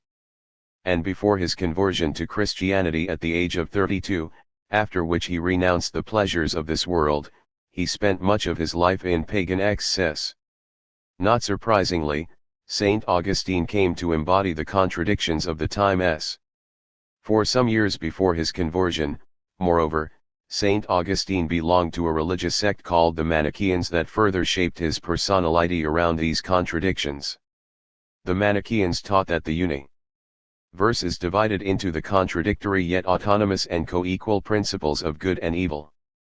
Christianity itself emphasized the irreconcilability of good and evil, of course, but Christian thinkers could not accept that the forces of evil are co-equal with those of goodness. While St. Augustine later came to accept the Christian view theologically, temperamentally he remained very much a Manichaean dualist. This was all the more the case given that his early training in the classics brought St. Augustine into contact with Platonic and Neoplatonic ideas. These helped give philosophical shape to his Christian faith. But Neoplatonism could only push St. Augustine further toward a kind of philosophical Manichaeism. Its distinction between the intelligible world of forms and the sensory world of appearances involved a dualism not unlike the Manichaean distinction between the forces of good and the forces of evil. 4. This is the key to understanding St. Augustine, he is a dualistic thinker. For St. Augustine things are either black or white, good or evil, there is no in between. The historical circumstances of his life, coupled with the early religious and philosophical influences that came to bear upon him, inexorably impelled him to think in these either-or terms. It is not surprising, then, that his political thought manifests a profound dualism, a fact that, as we shall see, explains both the weaknesses and strengths of his political philosophy. That philosophy is most consistently developed in the City of God, St. Augustine's major political work. The City of God was written over a period of 13 years while St. Augustine was Bishop of Hippo, a city in North Africa. Following his conversion, St. Augustine joined the priesthood and rose to the office of bishop, which he held until his death. It was begun following the sack of Rome by the Goths in 410 and was written in response to pagan apologists who claimed that the adoption of Christianity as the official state religion was the cause of Rome's downfall and advocated a return to paganism. Since the pagan critique of Christianity was in essence a political critique, St. Augustine was compelled to engage in a political analysis of what he believed to be the real nature of Roman institutions and the real cause of Rome's decline. His intent was not to write political philosophy for its own sake, but to defend Christianity. In the process, nevertheless, he evolved a distinctive political philosophy. The basic structure of that philosophy is premised upon the doctrine of sin and salvation. Originally, says St. Augustine, God created human beings to live together in peace and harmony, but by Adam and Eve, so great a sin was committed, that by it human nature was altered for the worse, and was transmitted also to their posterity. 5. This, of course, is the Christian doctrine of original sin, which teaches that humans are tainted by evil from the moment of birth. Christian doctrine also holds, however, that Christ died for human sins and offered them the possibility of salvation. In Augustine's view, this is interpreted to mean that salvation is the result of God's gift of grace, a gift not given to everyone. For this reason, St. Augustine insists that 108. Human beings are predestined to heaven or to hell. This is a harsh doctrine no longer accepted by the Catholic Church, but it did not seem harsh to St. Augustine. He believed sin to be so horrible that all deserve the torments of hell simply by being born. That some get to heaven seemed to St. Augustine proof of God's goodness and mercy. Now this idea of sin deserves special note because it was a radically new departure in Western thought. The ancients were concerned with the problem of evil, but evil carried quite different connotations for them than it did for Christian thinkers such as St. Augustine. When the Greek philosophers spoke of evil, or virtue, they spoke in essentially secular terms. They accepted the great sophist Protagoras' dictum that man is the measure of all things. Evil and virtue were to be understood within a human context, they were to be measured against man himself. Virtue was praised, therefore, because it contributed to human happiness, evil disparaged because it contributed to unhappiness. But sin is not a secular term. It has a religious meaning, and it is rooted in the Judeo-Christian worldview in which God, not human beings, are the measure of all things. Thus, to sin is to violate God's laws, it is to revolt against the very order of the cosmos, not simply to manifest a human failing. 6 For this reason, the Christian notion of evil carries with it the connotation of depravity. The Christian idea of evil contrasts with the ancient view in another way as well. The general consensus among ancient thinkers was that evil resulted from ignorance, Socrates and Plato, or a combination of ignorance, temperament, and upbringing, Aristotle. The point is that these thinkers understood evil to be a human problem resulting from human error. People would not behave evilly if they really understood, or had been trained to understand, the advantages of behaving virtuously. This reasoning lay behind Socrates' insistence that virtue is knowledge. But St. Augustine argues that the problem of evil is not simply the absence of knowledge or correct upbringing. It is, rather, a positive inclination to violate God's law. Human beings desire evil for evil's sake, he claims. Sin is thus doubly depraved for St. Augustine. It is not only a violation of God's law, it is an intentional violation. To understand the intensity of his belief in the depravity of sin, it is helpful to turn to his Confessions, one of the most remarkable works of self-analysis in Western literature.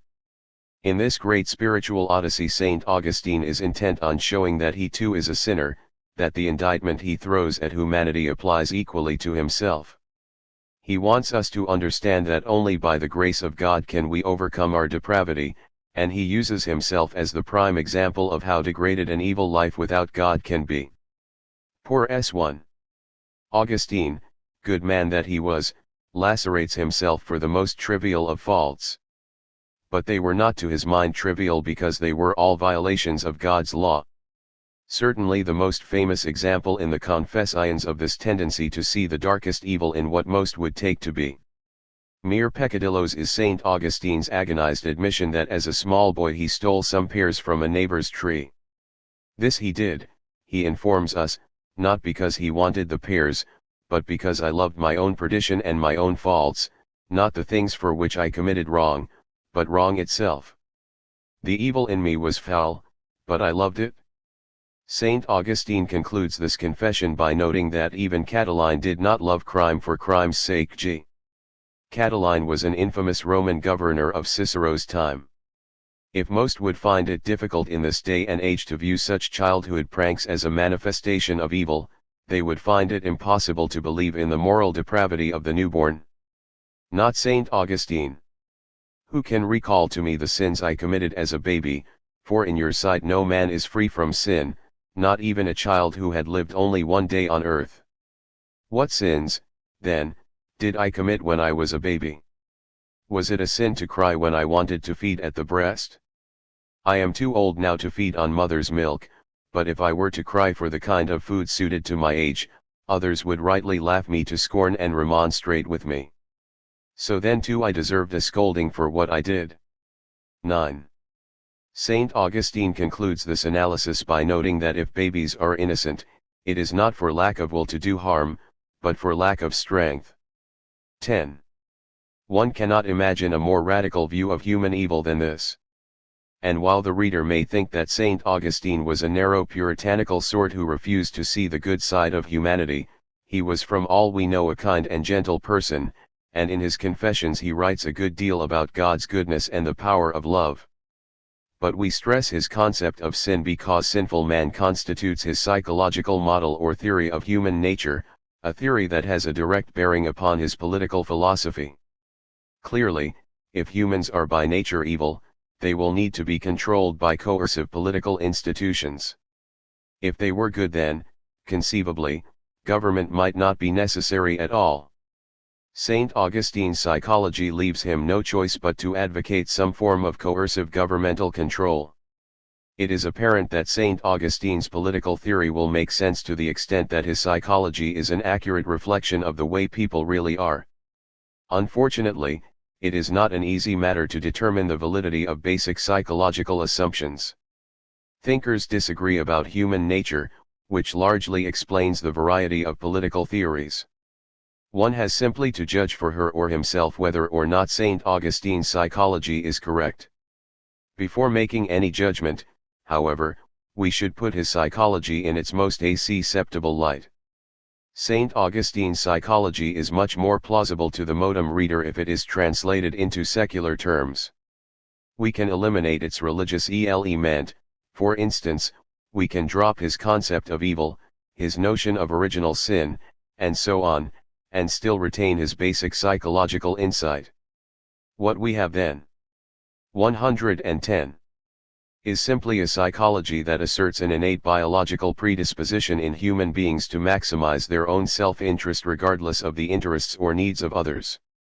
This predisposition Saint Augustine calls lust, again a term with religious connotations with which we can dispense. But we must give the idea behind the term serious consideration. That idea is that humans are innately egotistical and self-regarding, they think that the world centers upon them, existing for their pleasure alone. This psychological theory has been predominant since the 17th century. This is one reason why some scholars call Saint Augustine the first modern political thinker. Thomas Hobbes, one of the giants of modern political thought who will be discussed in the next section, adopts this theory. We might also mention Sigmund Freud, with whom the reader will be more familiar. Freud claims that every individual is born with an instinctual sexual or pleasure drive he calls the libido, which is simply a secular version of Saint Augustine's lust. For this reason, Freud agrees with Saint Augustine that humans are born egotists, that they are self-centered, self-interested pleasure seekers. And this is why, like Saint Augustine, Freud insists that not even infants are innocent and that it is only by society's imposition of rules of behavior on them that civilization becomes possible. Left to themselves, both Saint Augustine and Freud agree, infants would all grow up as beasts of the Jungielli. In his Civilization and its Discontents, therefore, Freud argues, as does Saint Augustine in The City of God, that some form of social and political order is essential. Seen in this light, what Saint Augustine says in the Confessions is not as far-fetched as it may have at first seemed. Stealing pears, for example, is not psychologically trivial. In terms of the motivational structure of the personal ity, it is no different from, say, robbing a bank. And this really is all Saint Augustine is attempting to show, that people's motivations are innately lustful. The specific manner in which they express their lust, whether stealing pears or robbing banks, does, of course, make a practical difference to society. But for the psychologist, the differences of expression are secondary to the primacy of the motivation. We must, then, take Saint Augustine's psychology or theory of human nature seriously. We may disagree with it, but we cannot simply dismiss it because it is framed in a religious language not easily accepted by the modern mind. And if we do disagree, we must be sure that we are not being dishonest with ourselves. If it is unpleasant to think of one's fellows as selfish and egotistical, it is intolerable to think of oneself in these terms. For this reason, we have a tendency to mask our all too often selfish behavior in high-flown altruistic terms rather than face the hard facts about ourselves. Saint Augustine, like Hobbes and Freud, refuses to hide the truth about himself or others. He is brutally honest. Yet, given his religious system, Saint Augustine's psychology clearly does differ from modem theories such as we find in Hobbes and Freud in one crucial respect.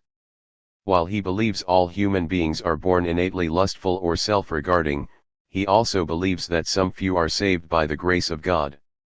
These, says Saint Augustine, are able to overcome the ravages of original sin and thus organize their lives around the principle of love rather than that of lust.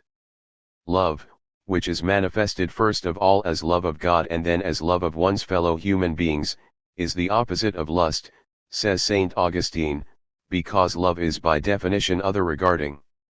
Modem thinkers in the Augustinian tradition would not concede that human nature can be transformed by the mediation of God.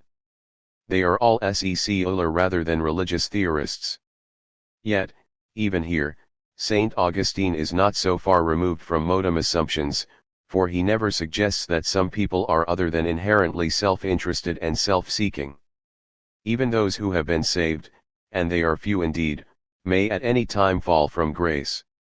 In the final analysis, human beings never completely escape the ravages of their all too human nature according to Saint Augustine.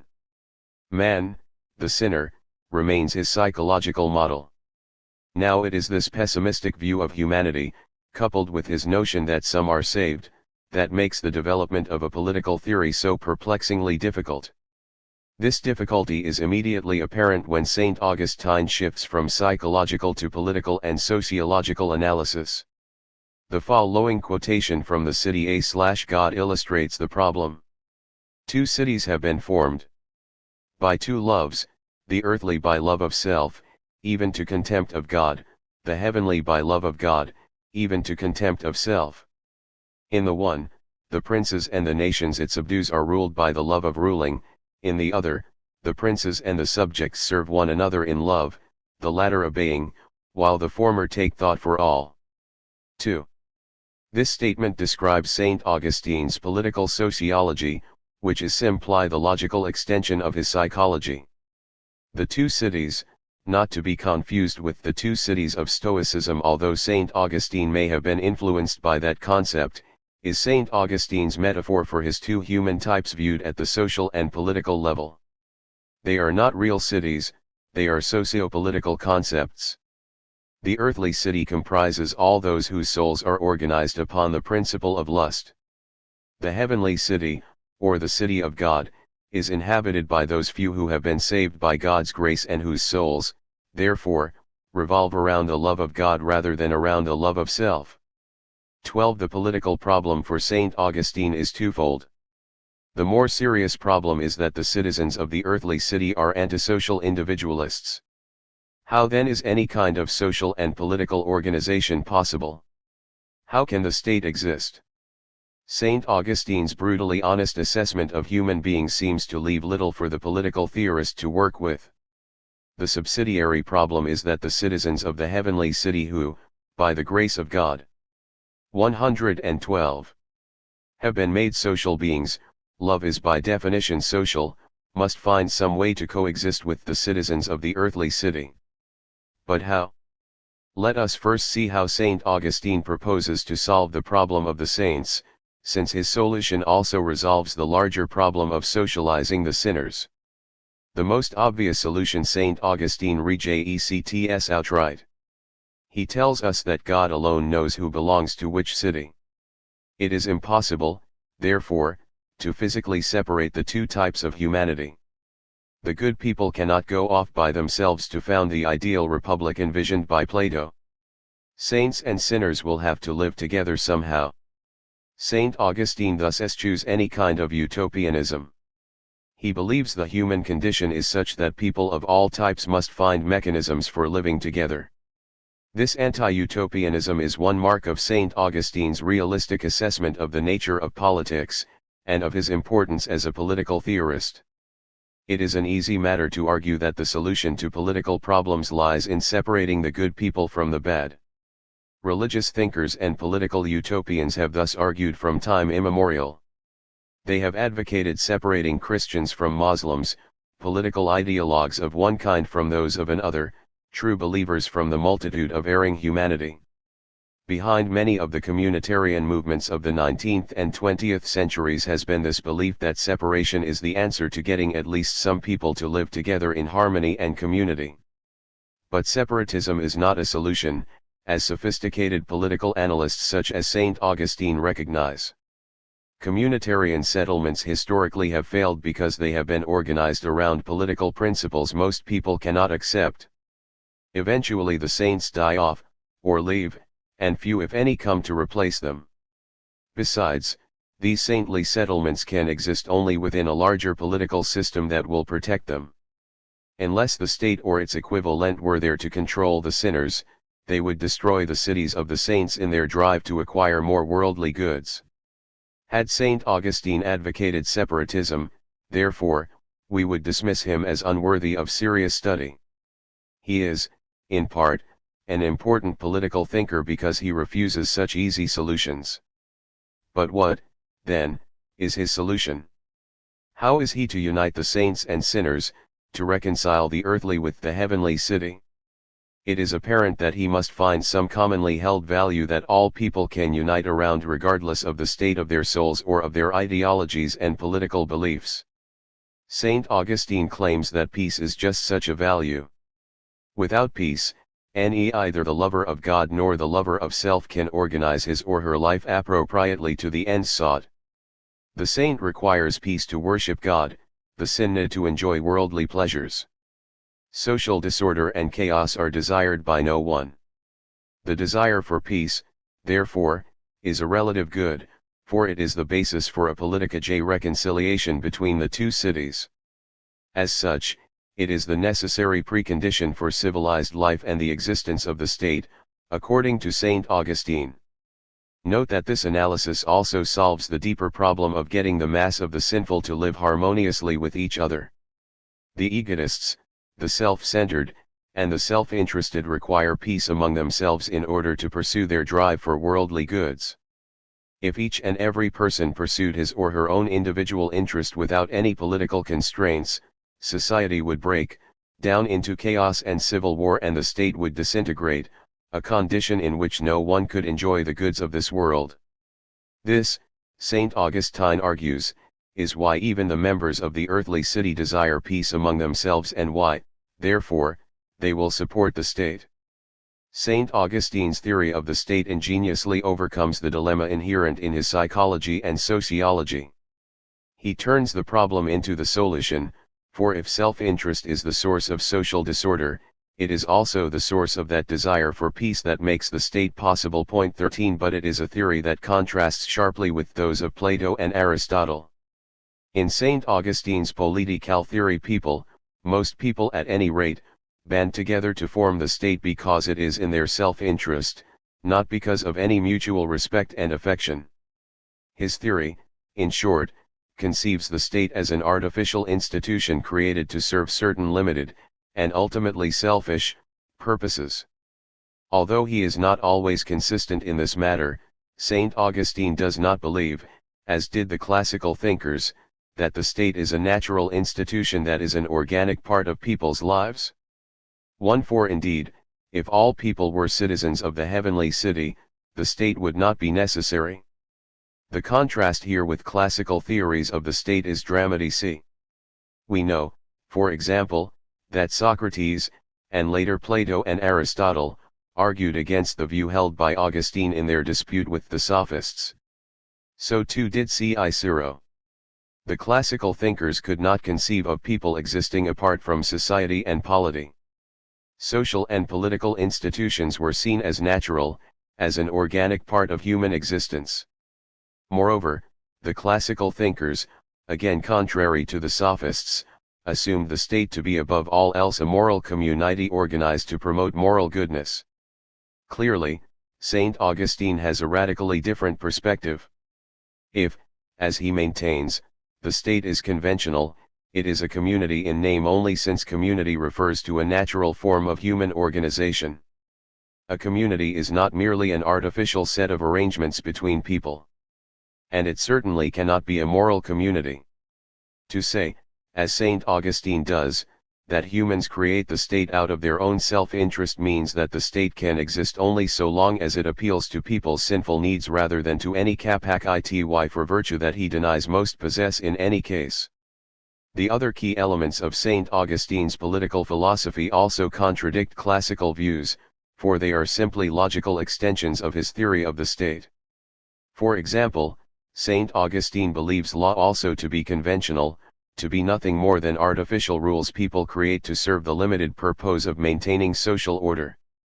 Moreover, he argues, people obey law because it is in their self-interest to do so, not because they believe it is the 114 morally correct thing to do. If people did not fear the possible consequences of breaking the law, says St. Augustine, they would break it with impunity. This is why he believes that the primary function of law is to engender fear, since fear alone can appeal to people's self-interest. Given his psychological theory, it is inconceivable to St. Augustine that human beings, or at least the vast majority of them, would obey the law for altruistic reasons. Here the contrast with classical thought, and most clearly with Aristotle and Cicero, is stark indeed. They had argued that because people cannot be fully human outside the state, by the same token they cannot live without law. To them, making and obeying law are part of people's telos. By legislating, they are compelled to think and speak about what is good for themselves and their community. And they do not obey law simply out of fear and self-interest, but because they believe in the moral rightness of obeying and because they believe obedience will benefit the whole community. But the contrast, with Aristotle in particular, is even more apparent in St. Augustine's view of political action, for St. Augustine does not consider political activity to be natural to people, nor does he believe that people, at least most people, engage in politics for any reason except promoting their own self-interest. They enter politics because of their lust for power, not, as Aristotle claimed, because they wish to improve themselves morally. 15. Those who are ruled by the love of ruling, as St. Augustine puts it, are sinners plain and simple. Politics makes them morally worse, not better. Moreover, he will have none of Aristotle's talk about politics as an arena of excellence. To his mind, the desire to excel is a phone of pride, the deadliest of Christian sins. How might we criticize such a dark and pessimistic theory of political life?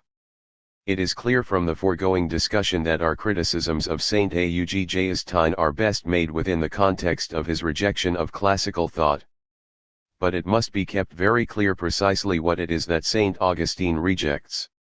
He does not deny the classical notion that virtue and happiness are our proper telos, what he denies is that this telos can be realized in this world.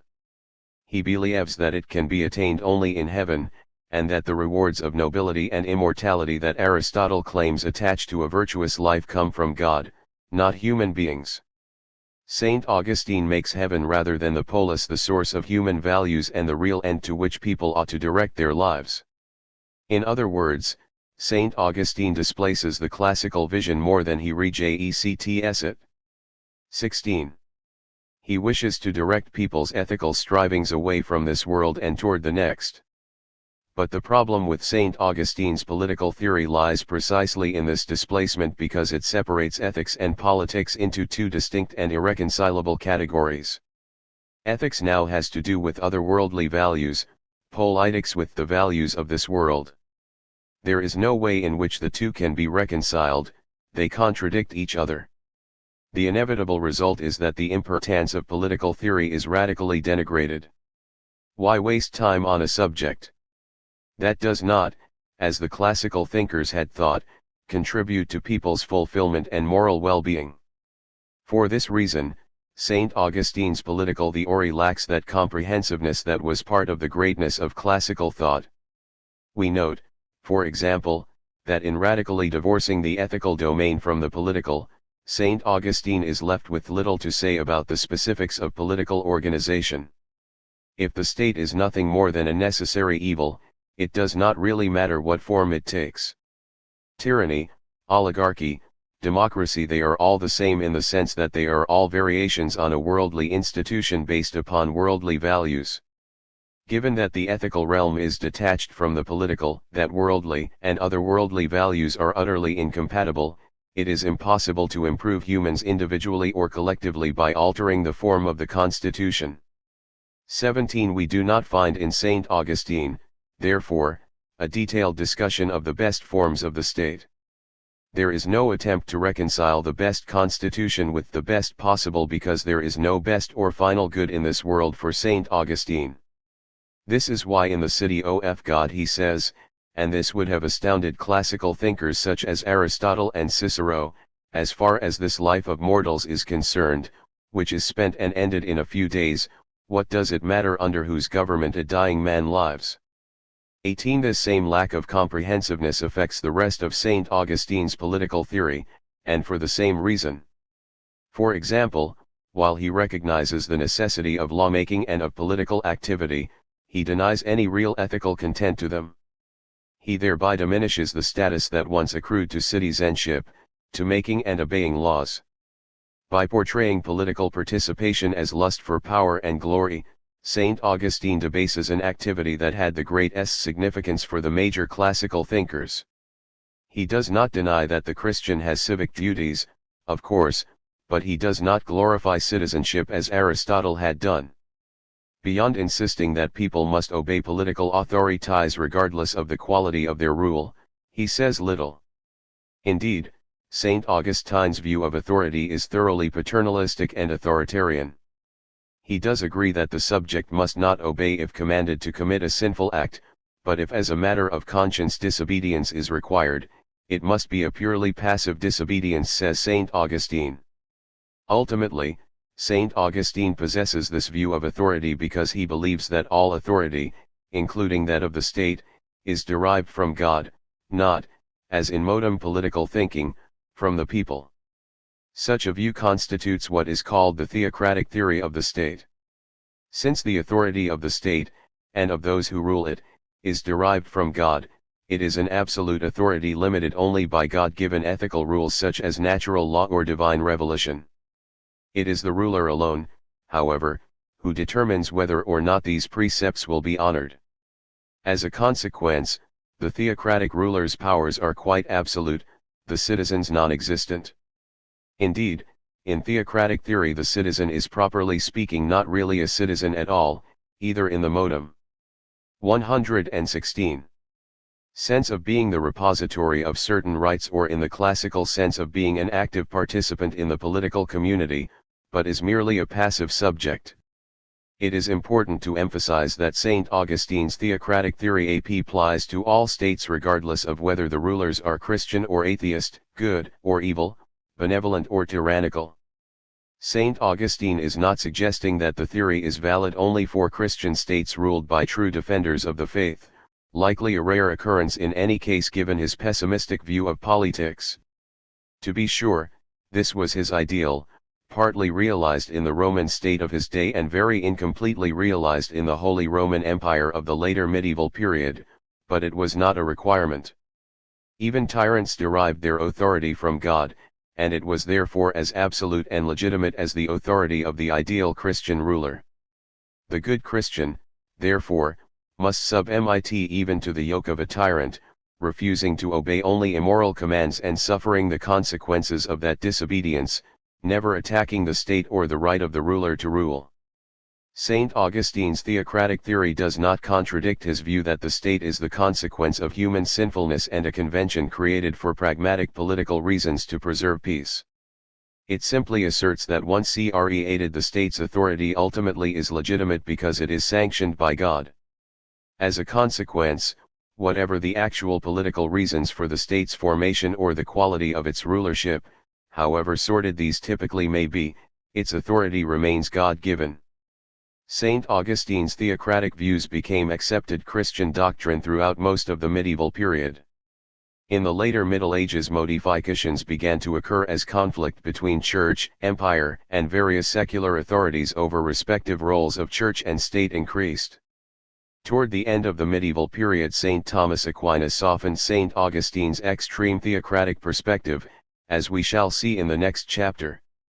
But St. Augustine remained adamant in his theocratic views and, consequently, in his authoritarian and paternalistic concept of authority that reduces the classical citizen to the status of a mere subject.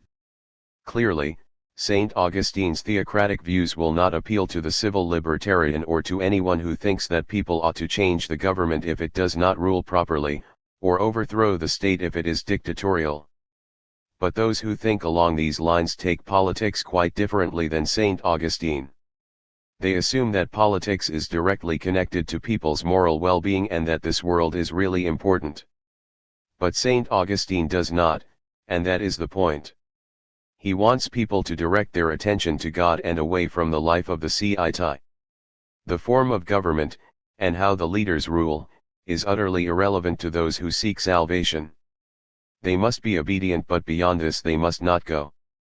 In fact, St. Augustine even suggests that passively submitting to an evil regime may be beneficial to the saint in that the suffering experienced will help to prepare the soul for eternal life. The ultimate problem with St. Augustine's political philosophy may be traced back to that dualism of good and evil that is so characteristic of his thought. It is reflected throughout the city of God at the psychological, sociological, and political levels. Lust versus love, earthly city versus heavenly city, politics versus ethics, all are versions of the same extreme distinction between good and evil. And just as good and evil can never be reconciled for St. Augustine, neither can ethics and politics. He does not try to reconcile them. His general lack of concern about politics and the poverty of detail in his political theory inevitably follow. It should not be thought, because of its position on the irreconcilability of good and evil, that the Christian Church imposes upon its political philosophers the extreme dualism we find in St. Augustine. It must be remembered that St. Augustine was heavily influenced by the Manichaeans, and that he lived at a time when Christianity's ecstatic otherworldly attitudes were still intense. Most important, he lived amid the ruins of the old order, and he was compelled to answer those who blamed Christianity for the demise of the Roman Empire. As we shall see in a moment, his political theory with its sharp dualism served to defend Christianity from its detractors. The defensive position that St. Augustine found himself in contributed, therefore, to the theoretical inadequacies we have just discussed. Later, when these circumstances no longer existed, Christian thinkers would attempt to reconcile St. Augustine's two cities. But here is the great paradox of St. Augustine's political theory: its weaknesses are at the same time its strengths. To begin with, note that while St. Augustine's dualism deprecates the importance of politics and political theory, it is a dualism predicated upon a psychological theory that cannot be entirely dismissed. If people really are as St. Augustine describes them, then clearly politics cannot aid them in realizing a moral end. Politics and ethics are indeed irreconcilable if humans are innately self-interested and antisocial. Hence, if St. Augustine's political theory is in some senses impoverished, it is so because the human condition itself is impoverished. His weaknesses as a political theorist, then, are a mark of his realistic assessment of the limitations of politics.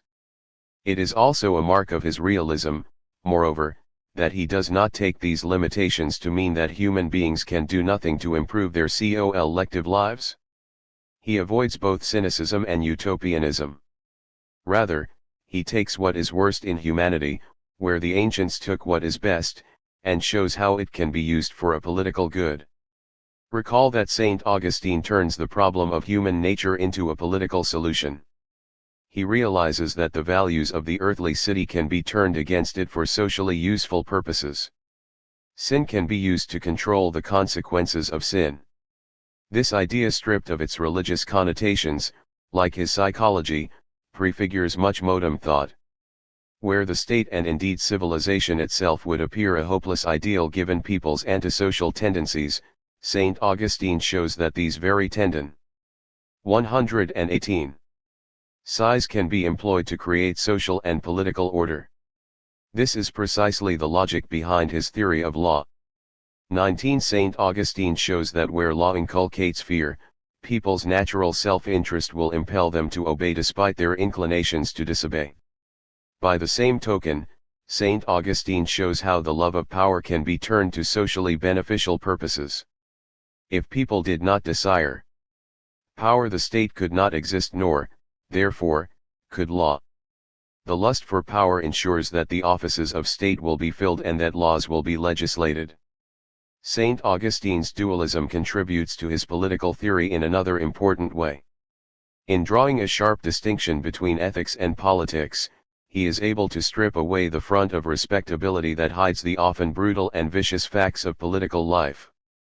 As such, his political philosophy contributes to a consistently honest and realistic assessment of politics. We can best see this dimension of his political thought in his response to the pagan critics of Christianity. Remember that the City of God was written with the specific purpose of defending the faith from its pagan detractors. Saint Augustine's argument, in its essentials, is that the pagan critics wrongly blame Christianity for Rome's decline. They fail to understand that decline has befallen every other earthly kingdom in the past, as it will befall those in the future. This world has a principle of decay structured into it. All that exists will eventually perish, whether it be an individual or a state. Death is the price paid for Adam's original sin. Only in the heavenly city can we find eternal life. And, Augustine continues, as pagan thinkers fail to grasp the inherent instability of history, so do they fail to read their past history accurately. They see in Rome's decline the loss of a civilization that they believe had embodied the noblest aspirations of humanity. Rome had been great, they think, because its laws and institutions were the greatest ever created by humankind. In short, they believe Rome to have been the very embodiment of justice. But was Rome ever just? Not if we look at the facts, says Saint Augustine. Away with deceitful masks, with deluding whitewashes, he says, look at the naked deeds, weigh them naked, judge them naked. 20. Saint Augustine strips away all the pretentious claims of Rome's defenders.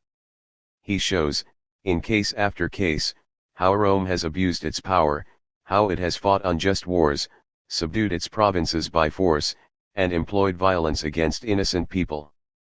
He notes the war of one class against the other that has marked Rome's history and shows how the power of the state was consistently used by one group to suppress another. He takes us back to the so-called Golden Age of the Republic, before Rome had become an empire, and shows, contrary to Cicero, that even then Rome was unjust. The great and noble leaders of the Republic, he argues, were in reality men who lusted after fame and glory. Their concern for the public good was a cover for their pride and vanity. Saint Augustine's expose of Rome applies to all states, which he says, are without justice because justice, except in the most imperfect sense, cannot exist on this earth, and as he notes, without justice, what are kingdoms but great robberies? T. 2:1. To emphasize his point, he recounts the story in Cicero's Commonwealth of a pirate who was captured by Alexander the Great. When Alexander asked the man to justify his piracy, he responded, "What thou meanest by seizing the whole earth, but because I do it with a petty ship, I am called a robber, whilst thou who dost it with a great fleet are styled emperor." 22. And how would our own political institutions stand up to an Augustinian analysis? Is the United States just? Has it ever been just? Let us recall St. Augustine's admonition to Rome's pagan patriots, look at the naked deeds. Weigh them naked, judge them naked. How shall we judge the settling of this country? Under the policy of manifest destiny, our forefathers, with the aid and succor of their government, almost exterminated a whole people. Ask Native Americans about American justice. What shall we say about slavery, a practice once protected by the Constitution and condoned by the most respectable and God-fearing pillars of American society? And how should we view our domestic politics today? Is the public will the first consideration of our political leaders, or do they represent special interests contrary to the public good? Do our politicians enter the public realm because, as they always insist during campaigns, they care deeply about America and its future? Or do they enter to increase their status, extend their power, and frequently to make personal financial gain at the expense of the public treasury? Do our politicians use their public trust ethically, or do they engage in unethical behavior more frequently than we might care to admit? You can see how devastating an Augustinian analysis of politics can be. And its effectiveness is due to St. Augustine's dualism, to his theory of the two cities.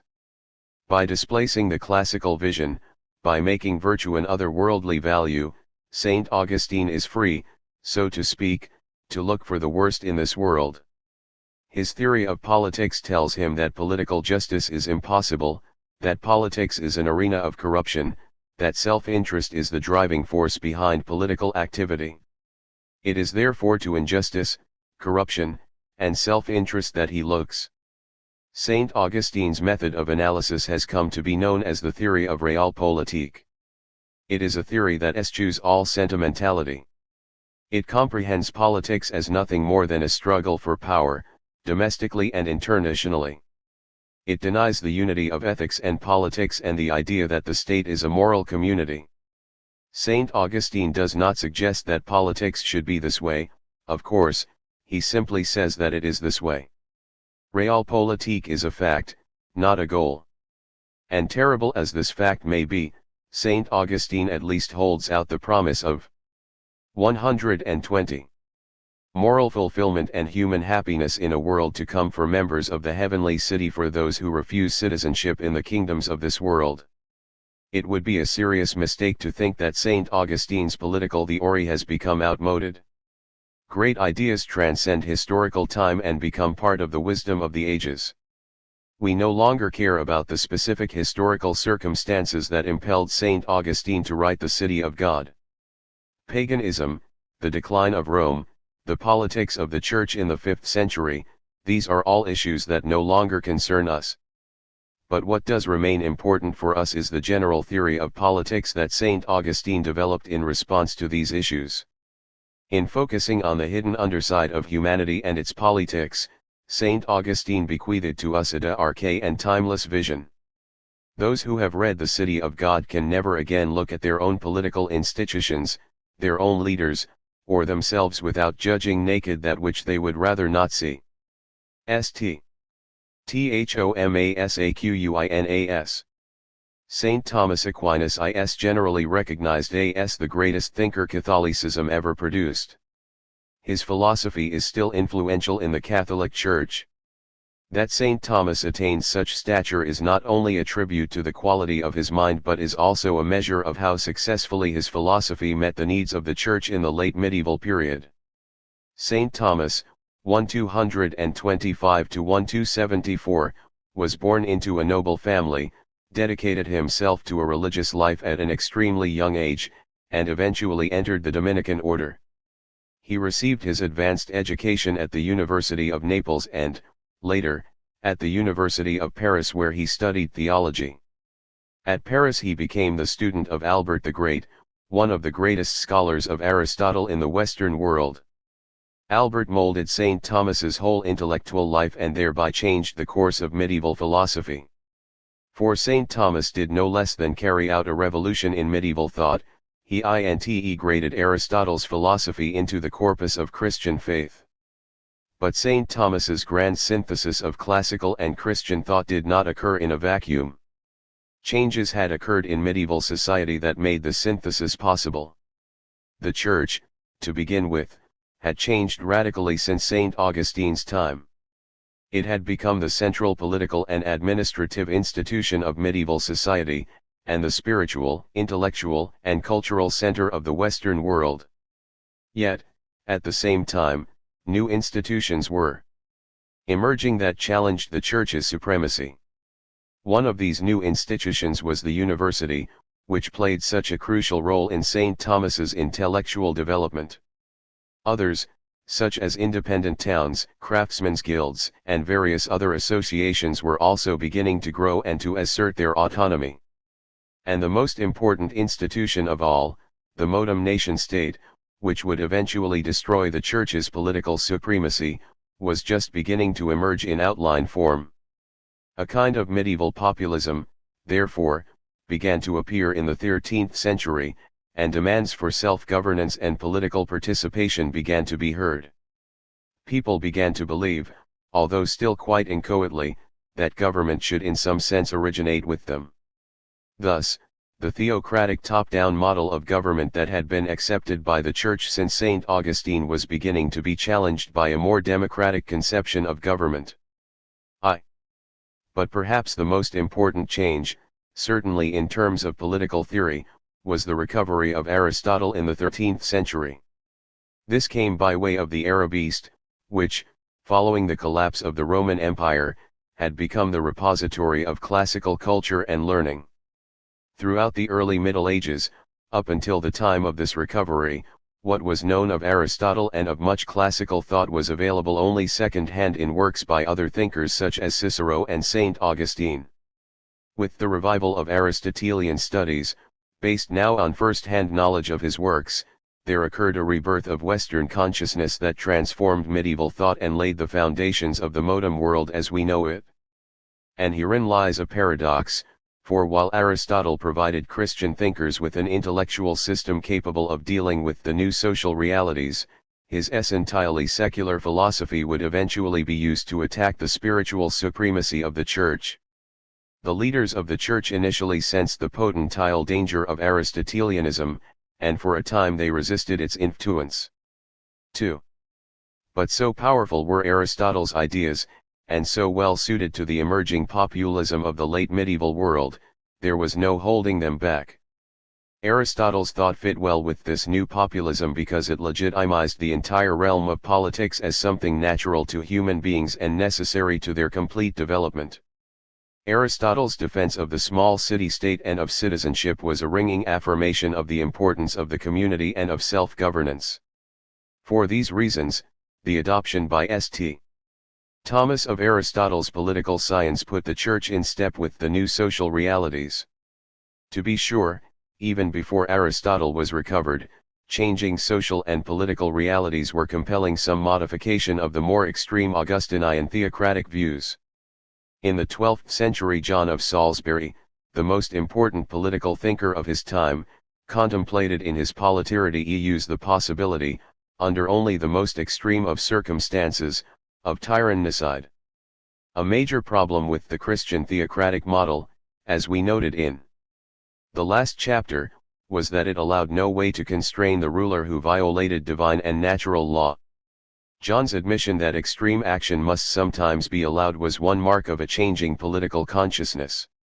Nevertheless, this was as far as John was willing to go. In other respects he conformed to the traditional theocratic view, and his whole mode of political reasoning was thoroughly informed by the Augustinian model. He followed the Church's emphasis upon its ultimate supremacy, patriarchal authority, and a rigid hierarchical ordering of social groups that, in a famous organic metaphor, John likened to a human body in which the ruler is the head and the peasants the feet. 3. Society was beginning to open up, but clearly not yet to the extent it did in St. Thomas's time, nor were Aristotelian ideas yet available to point to new political possibilities inherent in a more open social order. With these ideas, St. Thomas was equipped to stretch the boundaries of medieval political thought much further than John or earlier thinkers ever could. St. Thomas's political theory closely parallels Aristotle's. In his most methodical political work, On Kingship, St. Thomas largely follows the Politics. He argues that the state is natural because it is natural for man to be a social and political animal, to live in a group. 4. Consequently, he insists that political activity is both necessary and good. Further, like Aristotle, St. Thomas roots people's political nature in their capacity to reason and to speak. And, like Aristotle, he argues that it is through reasoned action in the political sphere that we attain virtue and, therefore, happiness and fulfillment. Like Aristotle, therefore, St. Thomas believes that the state is a moral community that has as its end the moral good of its members. Hence, St. Thomas argues that the state should be based upon justice, that the best should rule for the public good under the constraint of law. This leads directly to the problem of classifying constitutions and, again, St. Thomas follows Aristotle in using both quantitative and qualitative criteria. He classifies constitutions by the number of rulers and the quality of their rule. St. Thomas also agrees generally, but not completely, with Aristotle on the best and best possible constitutions. While he agrees with Aristotle that monarchy is best, for example, his reasons are not strictly identical to Aristotle's. St. Thomas argues that since the universe is governed monarchically by God, we have a clear model of what is the best form of political rule. This is a uniquely Christian perspective that would have been quite alien to an essentially secular thinker like Aristotle. But St. Thomas is careful not to push his divine analogy too far. He understands that political rule is not strictly identical to heavenly rule. As an Aristotelian, St. Thomas knows that politics has its own worldly logic and dynamics, and that supernatural analogies cannot be carried too far. For this reason, he also defends monarchy on strictly secular grounds, as he does the mixed regime, which, again like Aristotle, he considers to be the best possible form of state. St. Thomas also adopts Aristotle's larger philosophical system, which 126 explains the similarities between kingship and the politics. He agrees that form is immanent and that matter actualizes itself as it moves from potentiality to its completeness or perfection. Like Aristotle, St. Thomas is a teleologist. He conceives of the state as the highest end of people's social life, as the ultimate form or actualization of their communal existence. But there is this crucially important difference: St. Thomas grounds his teleology in a larger system that includes the spiritual dimension of human existence. He infuses Aristotle's teleological naturalism with a Christian spiritualism. Thus, he is able in good Christian conscience to adopt Aristotle's political theory and at the same time, as we shall see, to overcome that Augustinian dualism that would relegate people's political life to the world of sin, error, and confusion. This was of particular importance in St. Thomas's time, for in transcending Augustinianism he was able to work out not only the concrete political problem of how to establish the appropriate relationship of church and state, but the larger issue of how people's natural capacities could be made compatible with their spiritual destiny. Let us take this larger issue first. St. Thomas's argument is that while human beings are at one level a part of nature, at another level they transcend nature. Within humankind nature and spirit are fused. Hence, St. Thomas argues, people's teleological development toward their end as natural beings cannot be conceived entirely apart from their development as spiritual beings. But, of course, it is not sufficient simply to assert that people are both natural and spiritual beings. St. Augustine admitted this much, yet he still perceived politics as an evil. What St. Thomas must further show is that people's natural and spiritual activities, while distinct, are yet joined in some higher unity. He must show that the natural and the supernatural are in some way united within humankind itself. 5. The link between natural and supernatural, he argues, is reason. Of course, the ancients, the Stoics, and numerous other Western thinkers had argued that reason is the distinguishing characteristic of human beings, that it is this capacity that raises them above the beasts. In fact, so prevalent is this focus on reason that we should say it is the defining characteristic of Western philosophy. But St. Thomas gives reason a genuine spiritual content.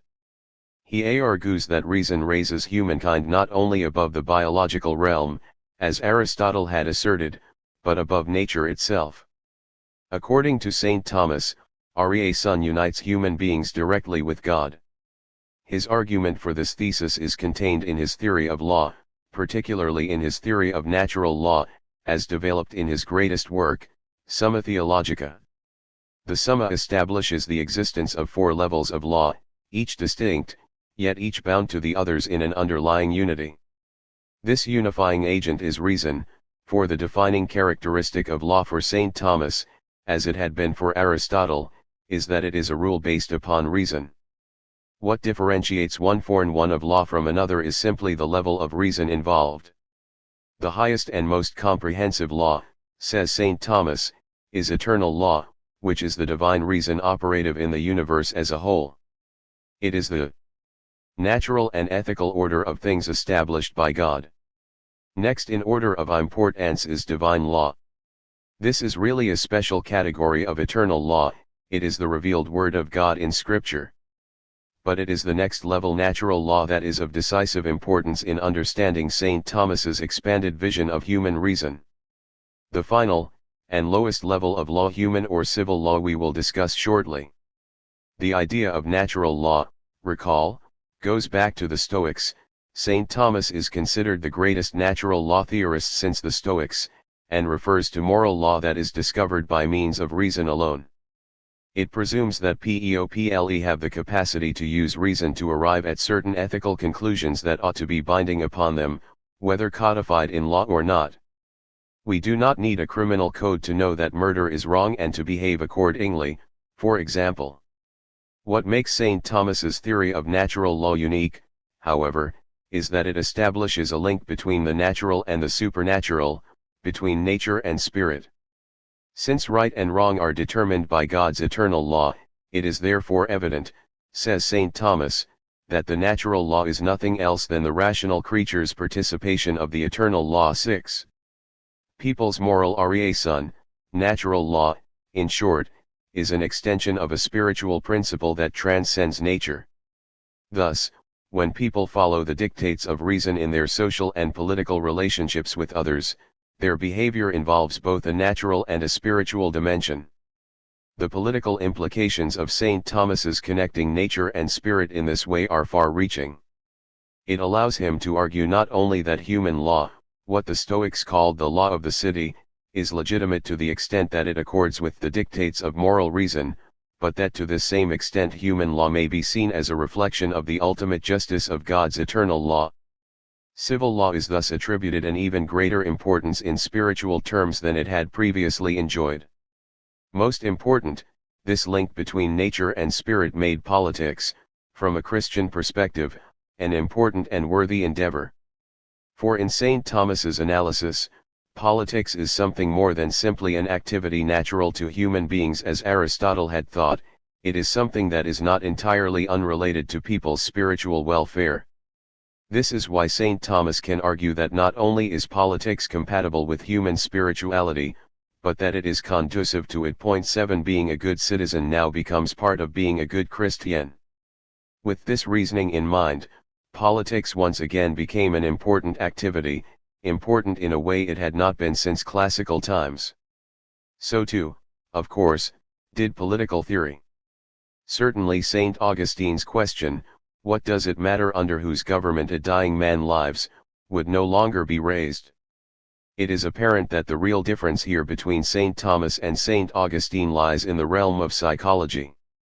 The defining characteristic of human beings for St. Augustine is sin. So ingrained is human evilness, so degraded are all human beings by Adam's original sin, that St. Augustine b. 128.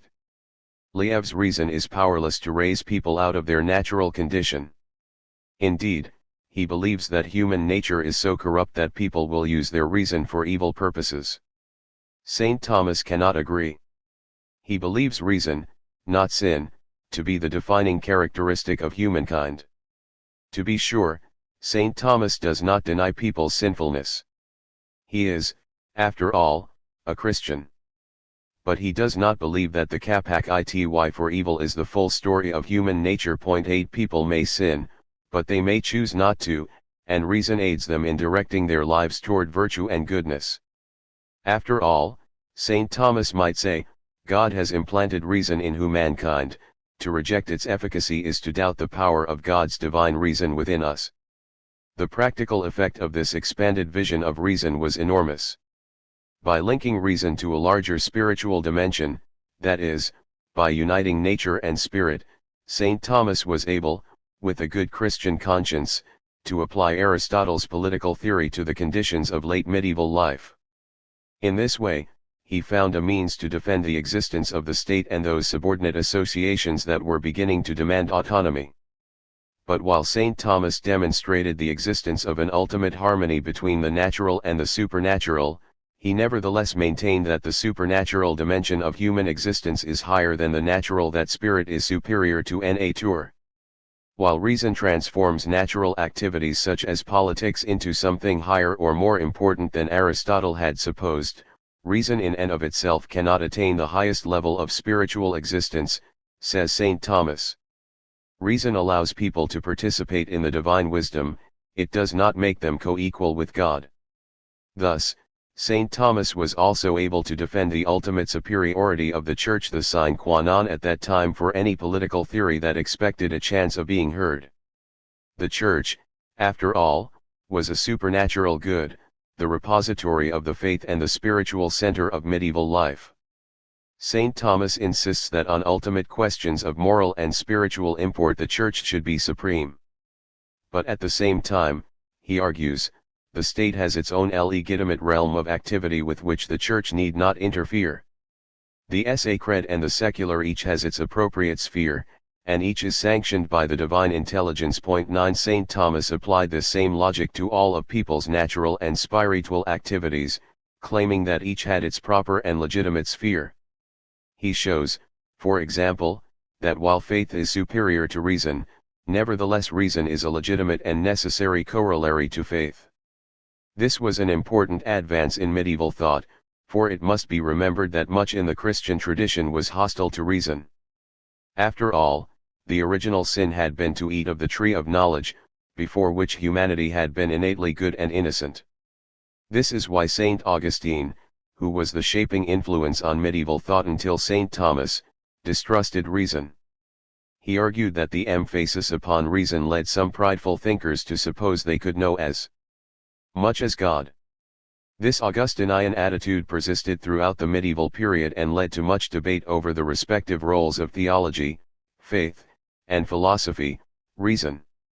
Some argued that faith was sufficient to the Christian believer, others insisted that reason was also necessary, that the truths of faith could, and should, be supported by philosophical proofs.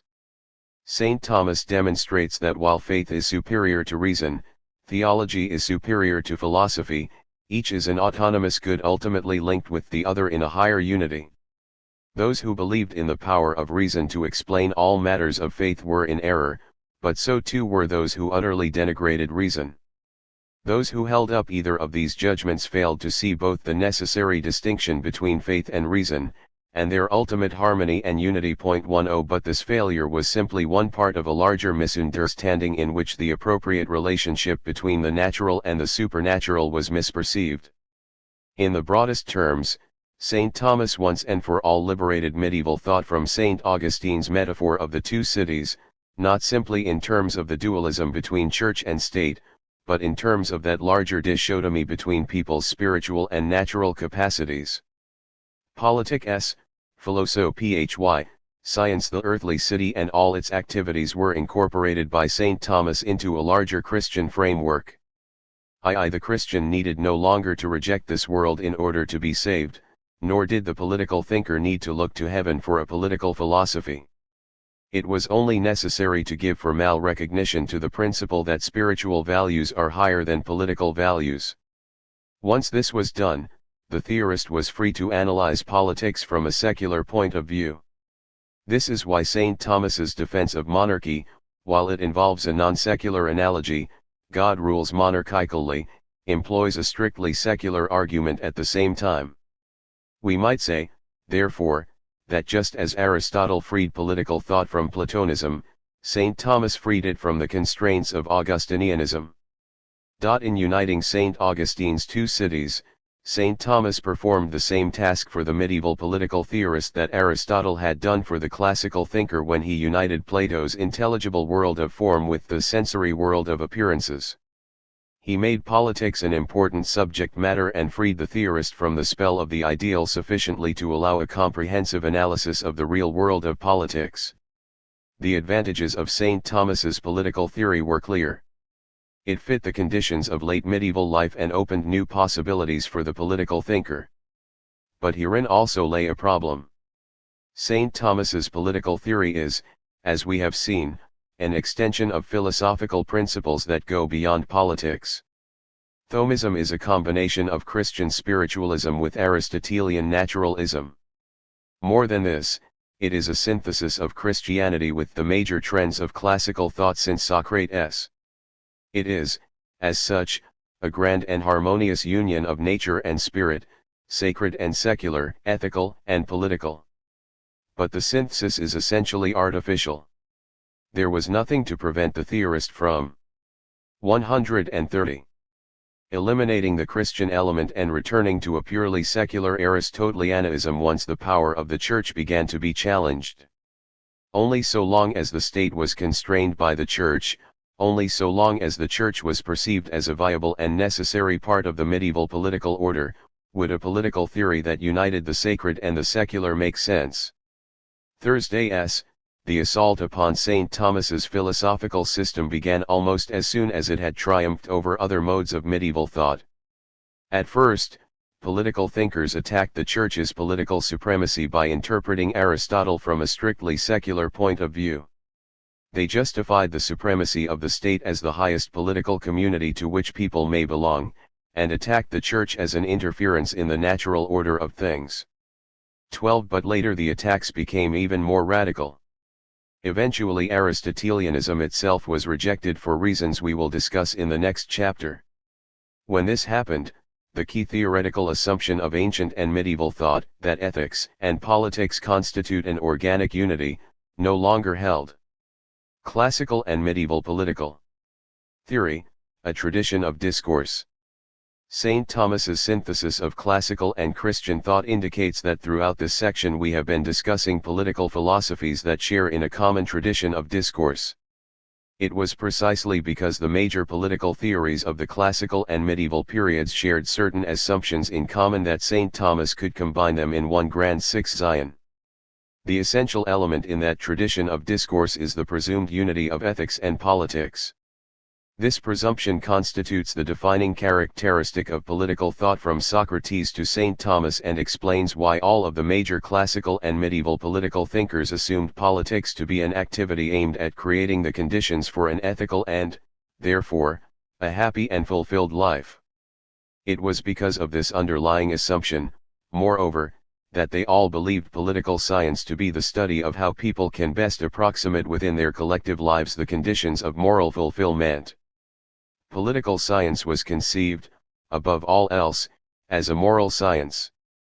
To be sure, the early Hellenistic philosophies such as Cynicism and Epicureanism did not conceive of a unity of ethics and politics, most advocate withdrawal from political activity as the precondition for a virtuous life. But these were not really political philosophies, if anything they were anti-political. They were important because they articulated sultane ideals such as universal equality and cosmopolitan values that subsequently were incorporated into classical political thought, most notably into Stoicism and through Stoicism, and particularly Cicero's rendering of it, into Christianity. In this way the natural law tradition, clearly premised upon the classical ideal of the unity of ethics and politics, was developed and passed on to the medieval and ultimately modern worlds. However much primitive Christianity, later Roman Stoicism, or Neoplatonism may have returned to an anti-political perspective, the sustaining fact was the persistence of the classical ideal. The major exception to this, of course, is St. Augustine. That St. Augustine stands in some ways outside of the classical tradition of discourse is one reason he has been called the first modern. But St. Augustine gives us only a 5th century preview of what modern political theory will look like. He nowhere carries his political analysis to the radical conclusions that modern theorists do. Compared with them, St. Augustine does not stand as far outside of the classical tradition as it might at first appear.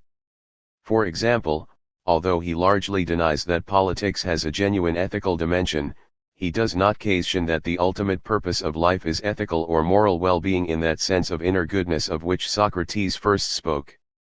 and it must always be borne in mind that St. Augustine's political philosophy reflected the crisis conditions of his time. In his day it was not easy to believe that politics had a moral purpose. This belief in the unity of ethics and politics carried with it other assumptions that were commonly shared by the major classical and medieval theorists.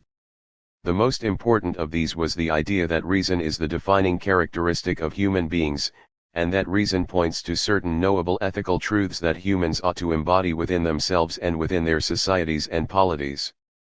From Socrates' discovery of the concept, to Plato's and Aristotle's theories of phone, to the Stoics, Cicero's, and St. Thomas's natural law philosophies, the underlying theme has been people's capacity to reason to a moral end.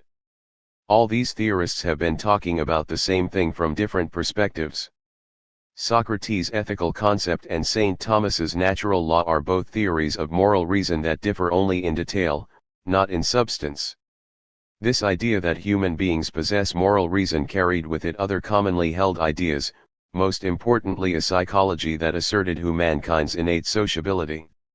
If people's reason leads them to ethical truths, and if ethics by definition deals with the moral relationships between people, that is, if ethics and politics are one, then human beings are by nature creatures who have the capability to organize themselves for socially beneficial purposes.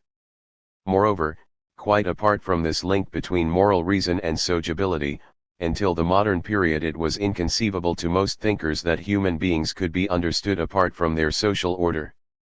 That no one is self-sufficing, as the ancient Greek theorists would say, was taken for granted by most of the major theorists from the moment Socrates rejected the individualistic power-seeker praised by Callicles and Thrasymachus. Finally, because of this emphasis upon people's sociability, classical medieval theory is characterized by its focus upon the larger community. It is not the individual and his or her desires that are important to classical thinkers so much as the social and political order that surrounds people and shapes their behavior. For this reason, we typically find in classical medieval political thought a focus upon social and political institutions and how those institutions can be shaped to improve the individual and to make life more complete and fulfilled. This focus reaches its zenith in the works of such thinkers as Aristotle, Cicero, and St. Thomas, but it is common to most of the important thinkers of the classical and late medieval periods. It is for this reason that political thinkers of these periods are so comprehensive in their political analysis, a comprehensiveness that attains its highest expression in Aristotle's theory of constitutions.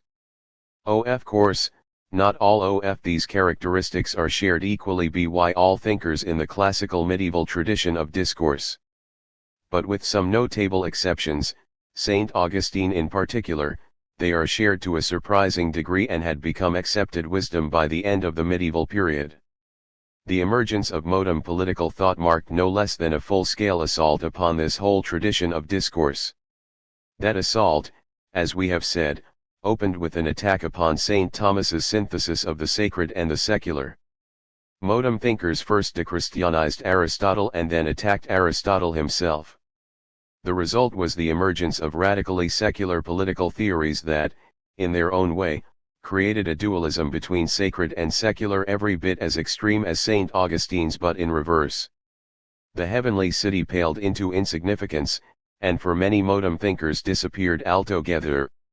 The presumed unity of ethics and politics largely disappeared along with it. The consequences of this disappearance, and the changes in theoretical perspective that it entailed, are the subjects of Part 2. Modernpolitical. Theory. The end of knowledge is power. Thomas Hobbes, De Corpore. Machiavelli. In Machiavelli's most famous political work, The Prince, written in 1513, the following passage ends irrevocably the classical and medieval traditions of political discourse and ushers in the age of modern political thought. My intention being to write something of use to those who understand, it appears to me more proper to go to the real truth of the matter than to its imagination, and many have imagined republics and principalities which have never been seen or known to exist in reality, for how we live is so far removed from how we ought to live, that he who abandons what is done for what ought to be done, will rather learn to bring about his own ruin than his preservation. 1. There are a number of things about this statement that mark it as mod M. In the most general sense, we note a new spirit of realism and empiricism. Machiavelli is telling his readers that the appropriate way to understand politics is to eschew ideals and to look directly at the empirical reality of human behavior. For this reason, Machiavelli is considered one of the great theorists of realpolitik, so much so that his name has become almost synonymous with the term. Machiavelli's new spirit of political inquiry was but one reflection of even deeper intellectual changes associated with the Renaissance, a period that lasted from roughly the late 14th into the 17th century. The Renaissance, which marks the end of the medieval period and the beginning of the modern, involved a major transformation in the way people thought of themselves and of the world around them. In fact, the Renaissance produced an entirely new intellectual class, the humanists. Humanists were scholars and men of letters who attempted to revive the ideals of classical antiquity by re-emphasizing the great literature of the past. These ideals were essentially secular, they glorified man and his works rather than God. Humanist ideals thus embodied that same spirit of empiricism and realism that Machiavelli brought to his political theory. Indeed, Machiavelli himself returned to the classical past, particularly to those political ideals of ancient Rome that emphasized the importance of the state and the practical political skills required to maintain it. As we shall see, however, at a deeper metaphysical and epistemological level, he rejected the whole classical heritage and, in the process, laid the foundations of modern political thought. But there is much more to the Renaissance than a new intellectual Zion. All social relationships underwent major transformations as the medieval order crumbled. In place of the old, static, and hierarchical society of the medieval world there emerged a new and dynamic social order. The beginning of modern capitalism, for example, can be traced back to the Renaissance when a new moneyed economy emerged in connection with the discovery of new markets. Along with economic changes came a new sort of man, the entrepreneur, the self-made man who made his fortune through his own skill and effort. In fact, all spheres of society began to open up to those who in the medieval world would have been consigned by birth to a particular role or status. Corresponding to the new economic man of the Renaissance, we find for the first time the political entrepreneur, the self-made politician who by dint of his skill and daring could wrest a state for himself. At least this was possible in Machiavelli's Italy, which was divided into a series of small states, or principalities, that frequently changed hands. We have already seen how this opening up of the medieval social order had begun in embryo form even in St. Thomas's time.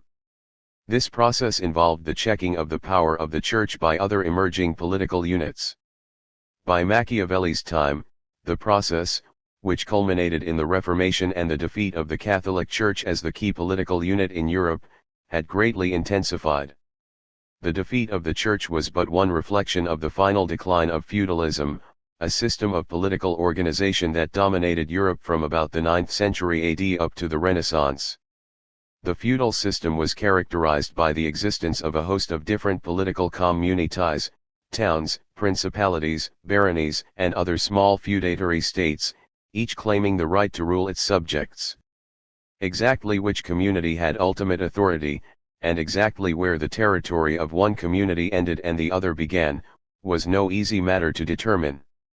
This is what made the Church so politically crucial prior to the Renaissance. It was the one organization capable of giving some kind of coherence to an otherwise fragmented social order. Eventually, a new type of polity, the nation-state, would emerge from the wreckage of feudalism. We may define a nation-state as a form of polity in which people live within a legally defined territory and give their allegiance to one centralized government that has the power to enforce laws. The United States fits this definition, as does France, Great Britain, Sweden, and so on. Historically, these political entities are quite modern. Indeed, some countries such as Germany and Italy were not fully consolidated into nation-states until the late 19th century, and many countries in the Third World are still very much in the process of becoming nation-states. In Western Europe the issue was resolved, more or less, by the end of the 16th century when the nation-state had emerged in clear form. This occurred under the leadership of absolute monarchs who, by appealing to new nationalist ideals, consolidated and centralized power at the expense of the church and other institutions of feudal society. It is for this reason that the initial stages of the formation of the nation-state system have been called the Age of Absolute Monarchy, an age that was bloody and violent in the extreme. Machiavelli had some idea, albeit a very imperfect one, of this new emerging political order. In this sense Machiavelli's genius was the opposite of Aristotle's. Aristotle summed up the political experience of the polis, a form of political organization that was waning in his own day. Machiavelli, on the other hand, grasped the new forms of political action that would be required to found the modern state. Before Machiavelli, no thinker was able to take this step out of the feudal framework, although another Italian of the 14th century, Marsilius of Padua, came very close to doing so. It is difficult to put Machiavelli's thought in historical perspective. He is a transitional figure standing midway between the medieval and modern eras. Thus, while he had a sense of what was to come, much of his thought was still tied to the past.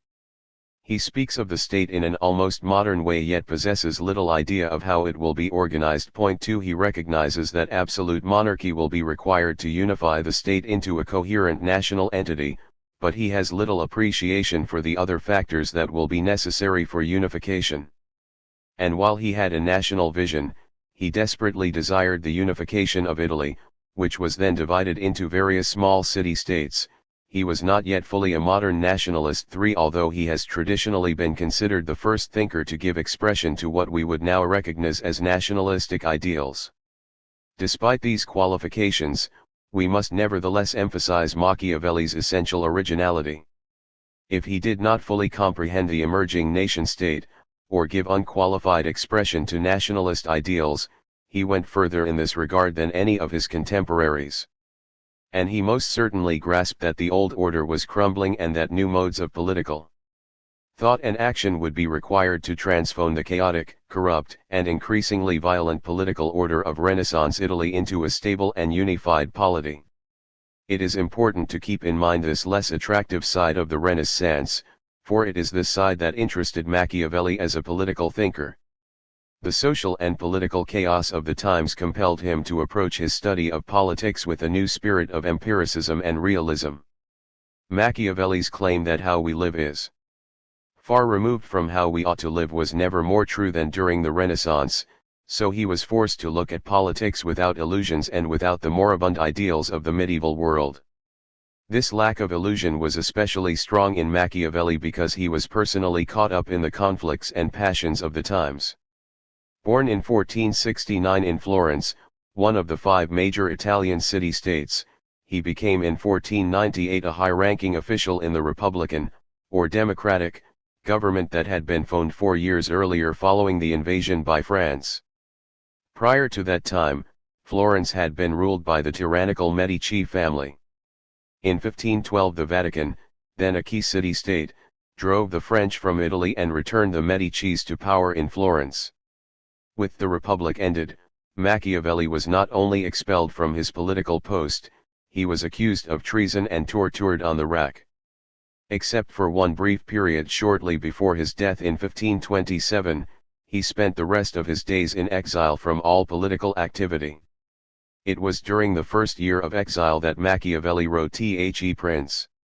His other major political work, Discourses on the First 10 Books of Titus Livius, was published subsequently, as were The Art of War, The History of Florence, and several plays and other literary works.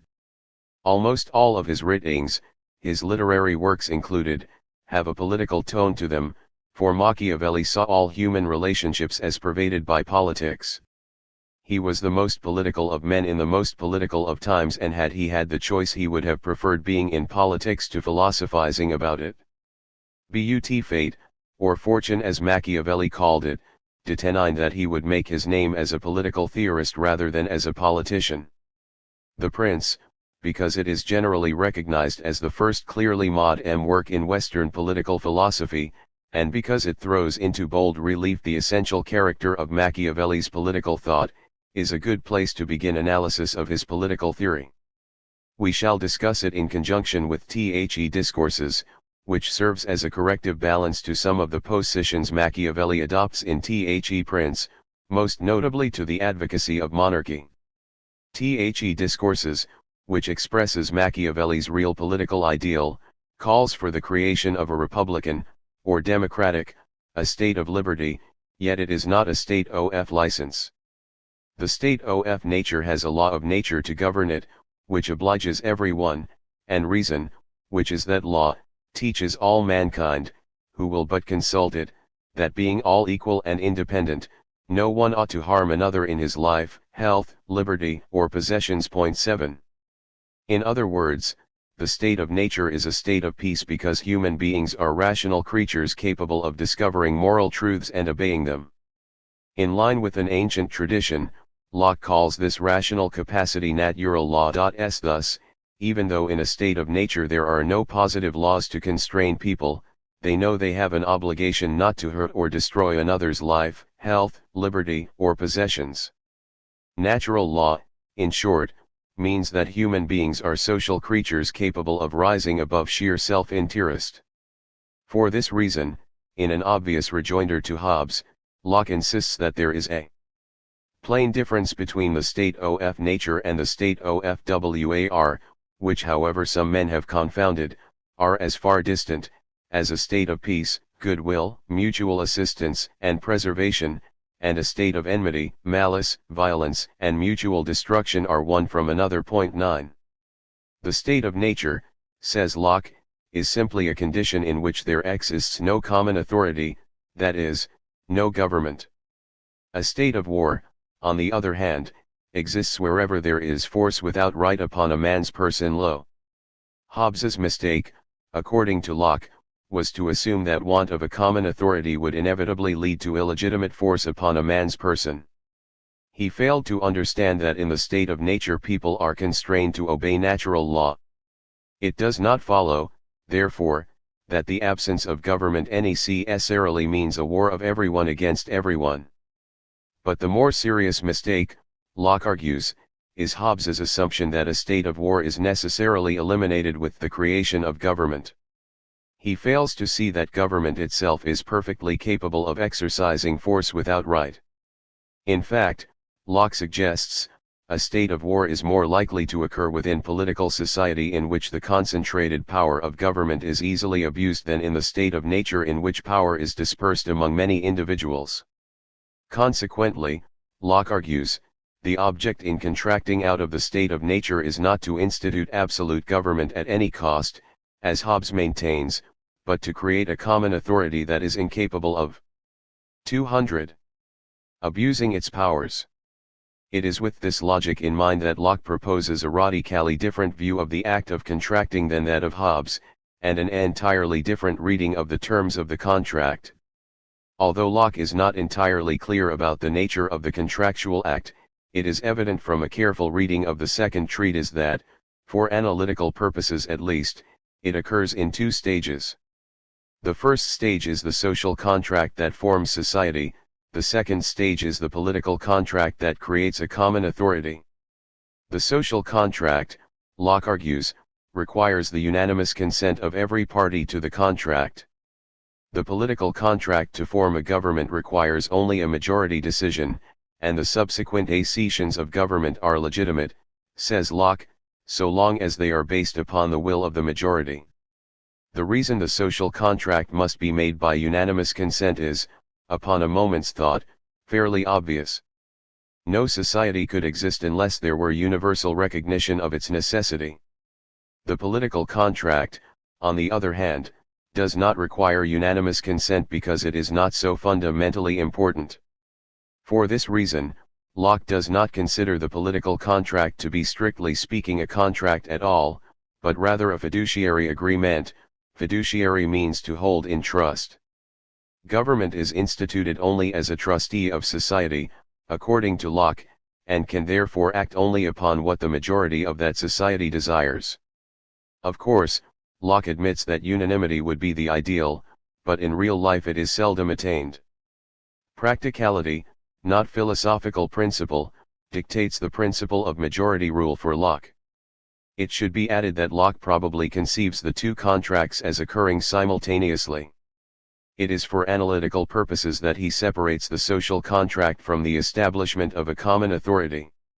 Locke wants to make very clear that government is not to be confused with society, and that it exists merely as an agent and trustee of society, not as its overseer and master as Hobbes would have it. It is with this distinction between the two stages of the contract in mind that the terms of the political contract or trust now become clear. Since government is merely a trustee of societal values, its powers cannot be absolute. It is limited by rights and liberties the citizen carries into society. Unlike Hobbes's political contract, then, the terms of Locke's contract are, some rights must be turned over to government, others remain with the individuals who comprise society. Specifically, Locke argues, the members of society turn over to government the right or power of executing the laws of nature that in their natural condition they were required to execute for themselves. They turn over, for example, the right to punish those who have harmed them. But other rights and liberties, such as those embodied in the First Amendment of the United States Constitution, remain with the individual.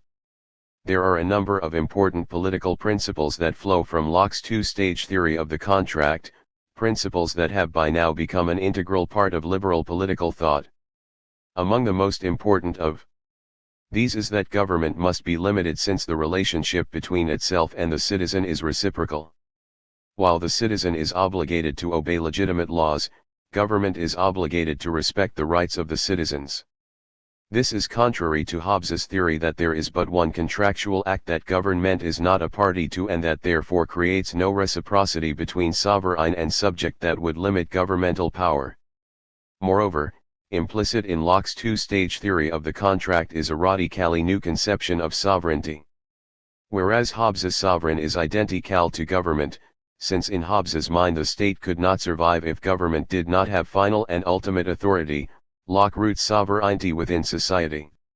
He is an advocate of what we would now call popular sovereignty. Final authority, in other words, remains with the people or, more accurately, with a majority of the people since the real contract for Locke is the social contract, not the political trust that creates government. Finally, Locke's two-stage theory of the contract, with its implicit recognition of popular sovereignty, logically carries with it a theoretical justification of revolution. Clearly, Locke argues, if government should violate its trust by using illegitimate force, it stands in violation of the social contract and, consequently, the people have a right to revolt. Indeed, Locke is quite explicit that the cause of revolution is governmental rebellion against the terms of the social contract, not any tendency on the part of the people to anarchy or violence. Like Machiavelli, Locke believes the people to be entirely conservative, and that only a long train of abuses by government would spark a revolt. Indeed, Locke's two-stage theory of the contract is inherently revolutionary because it undercuts Hobbes's objection that revolution will destroy that very social order that the contract was to create in the first place. The two-stage theory means that even if an illegitimate government is temporarily eliminated, society remains intact, social accord is maintained, and the locus of sovereignty is retained. This brings us back to Locke's theory that the state of nature is a state of peace, for the two-stage contract is simply an affirmation that human nature is innately social and cooperative. Without this, a two-stage contract would be impossible. If people were as Hobbes describes them, the creation of a social contract as distinct from a political trust would simply not work. Given Hobbes's view of the state of nature, only a one-stage political contract that creates an absolute government with sovereign power over the individual would be capable of maintaining social order. But Locke has another, and seemingly contradictory, interpretation of the state of nature. We may surmise this fact by asking ourselves, why, if as Locke maintains human beings possess a social and ethical capacity, is it necessary for them to create government at all? obviously because they are not as ethical or as social as Locke's initial view of the state of nature would have us believe. His later view is less optimistic. 202. Civil government is the proper remedy for the inconveniences of the state of nature, which must certainly be great, where men may be judges in their own case, since 'tis easily to be imagined, that he who was so unjust as to do his brother an injury, will scarce be so just as to condemn himself for it. 11.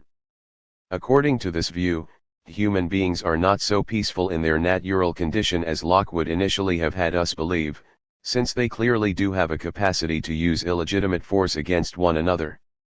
Hence, without a common authority, one that judges disputes impartially, people will tend to violate the rules of justice laid down by natural law.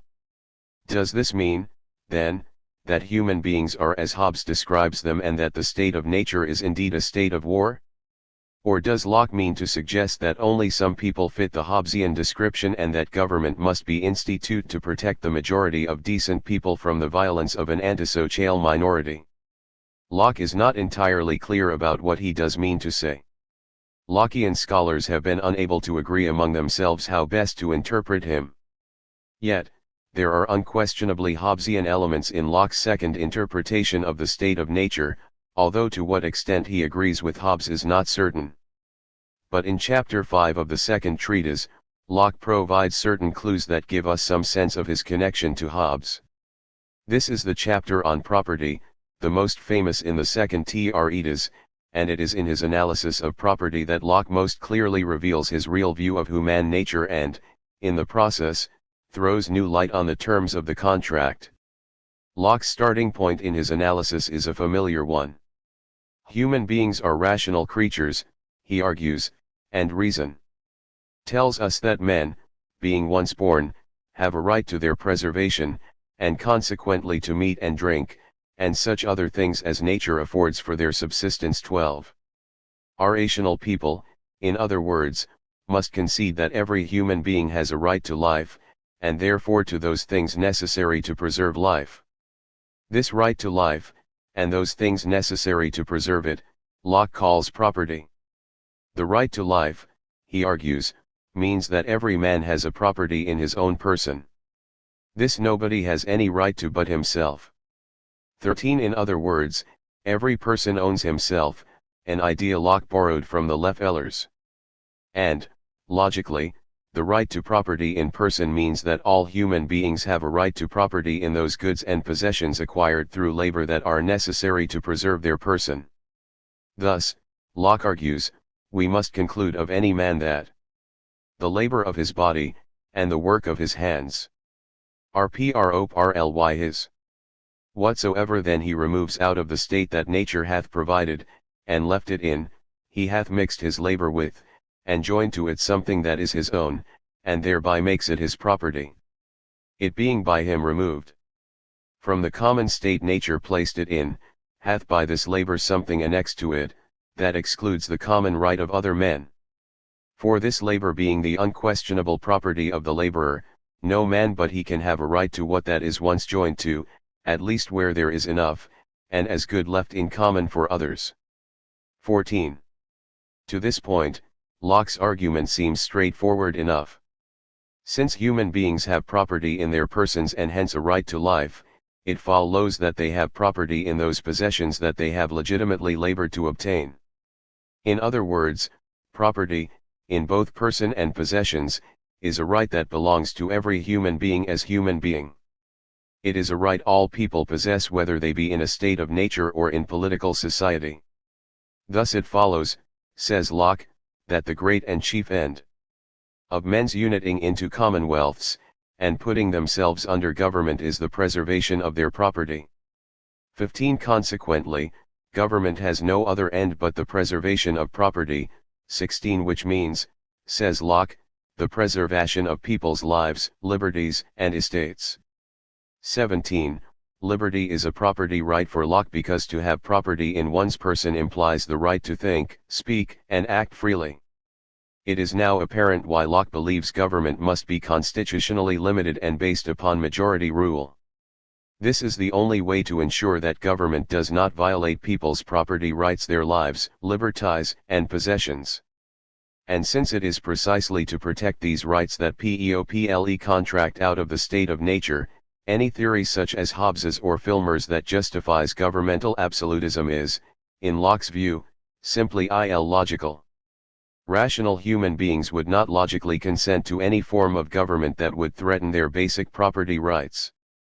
Put another way, Locke is asserting that property rights are natural rights.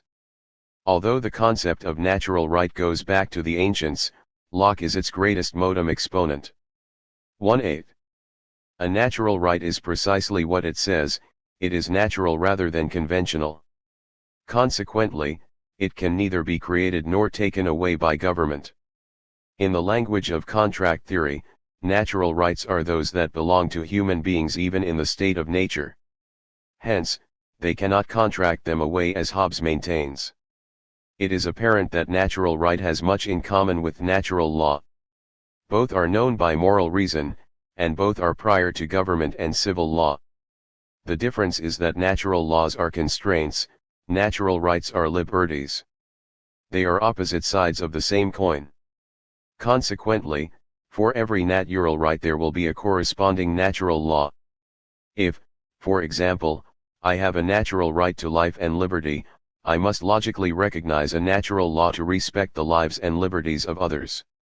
Moreover, civil laws and civil rights must accord with their natural counterparts. Any government that passes laws that violate the principles of natural law or natural right is by definition illegitimate. This matter of the relationship between natural right and natural law raises a crucial question in our analysis of Locke. At what point is the natural right to acquire property in possessions limited by natural law? We have already seen part of Locke's answer. He has argued that in the state of nature property is held in common until people mix their labor with it, at which point it becomes their private property. And, Locke has told us, a person has a right to appropriate as much common property as desired so long as there is enough and as good left in common for others. But how is this to be determined?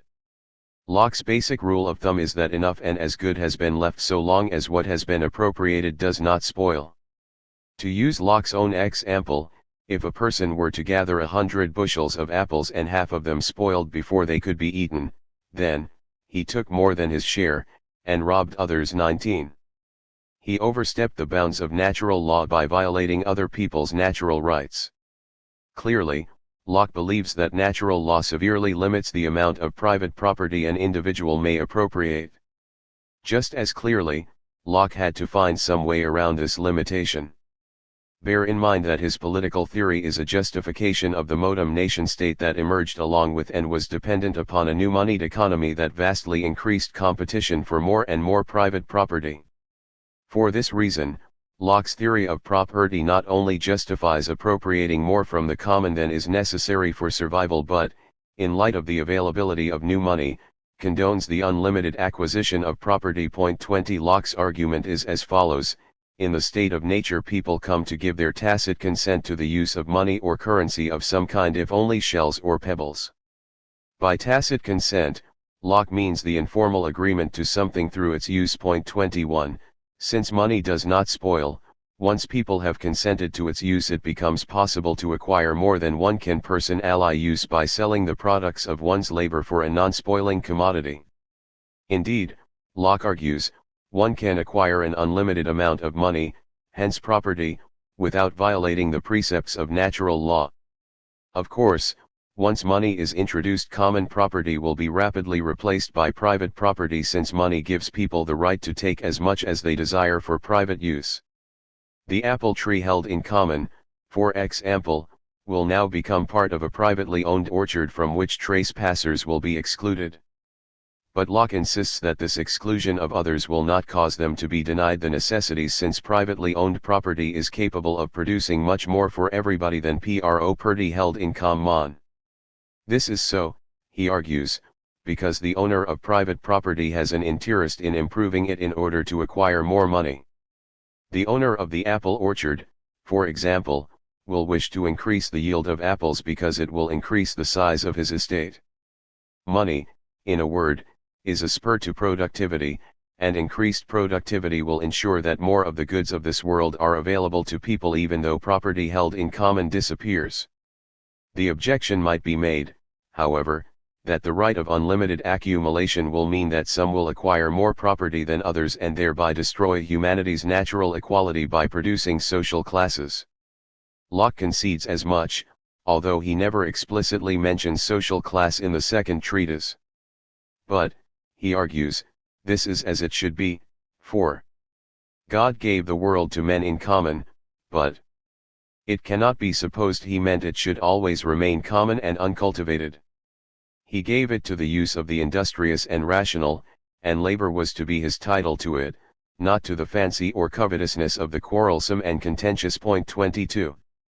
Locke's idea that the world belongs to the industrious and rational is what the sociologist Max Weber termed the Protestant ethic. Point 23. It was an ethic that emerged amongst the Puritan middle class in Locke's time and corresponded to the beginnings of modern capitalism.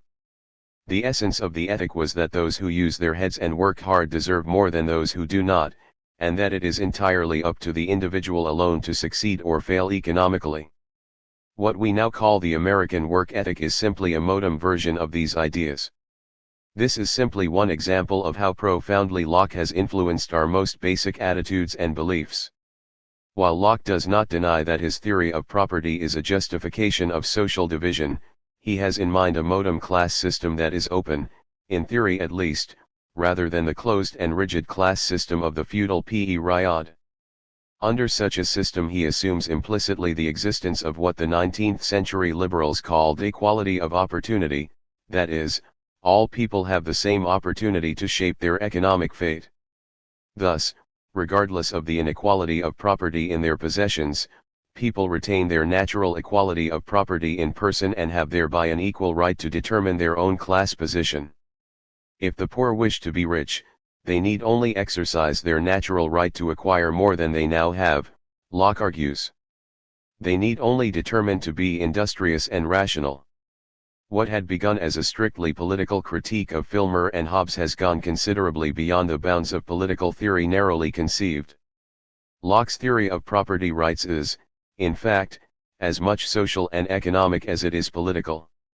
Along with his advocacy of a particular form of government, Locke wishes to justify certain kinds of social and economic behavior. His analysis of property rights clearly glorifies the emerging economic entrepreneur just as Machiavelli's analysis of power glorified the new political entrepreneur of Renaissance Italy. In short, Locke 5 claimed that the legitimate function of government is the preservation of property means not just that government must protect people's lives and possessions, but that it must ensure the right of unlimited accumulation of private property. Some scholars, therefore, have argued that Locke's second treatise provides not only a theory of limited government, but a justification for an emerging capitalist system as well. Point 24. And while we 206 must be very careful about making too facile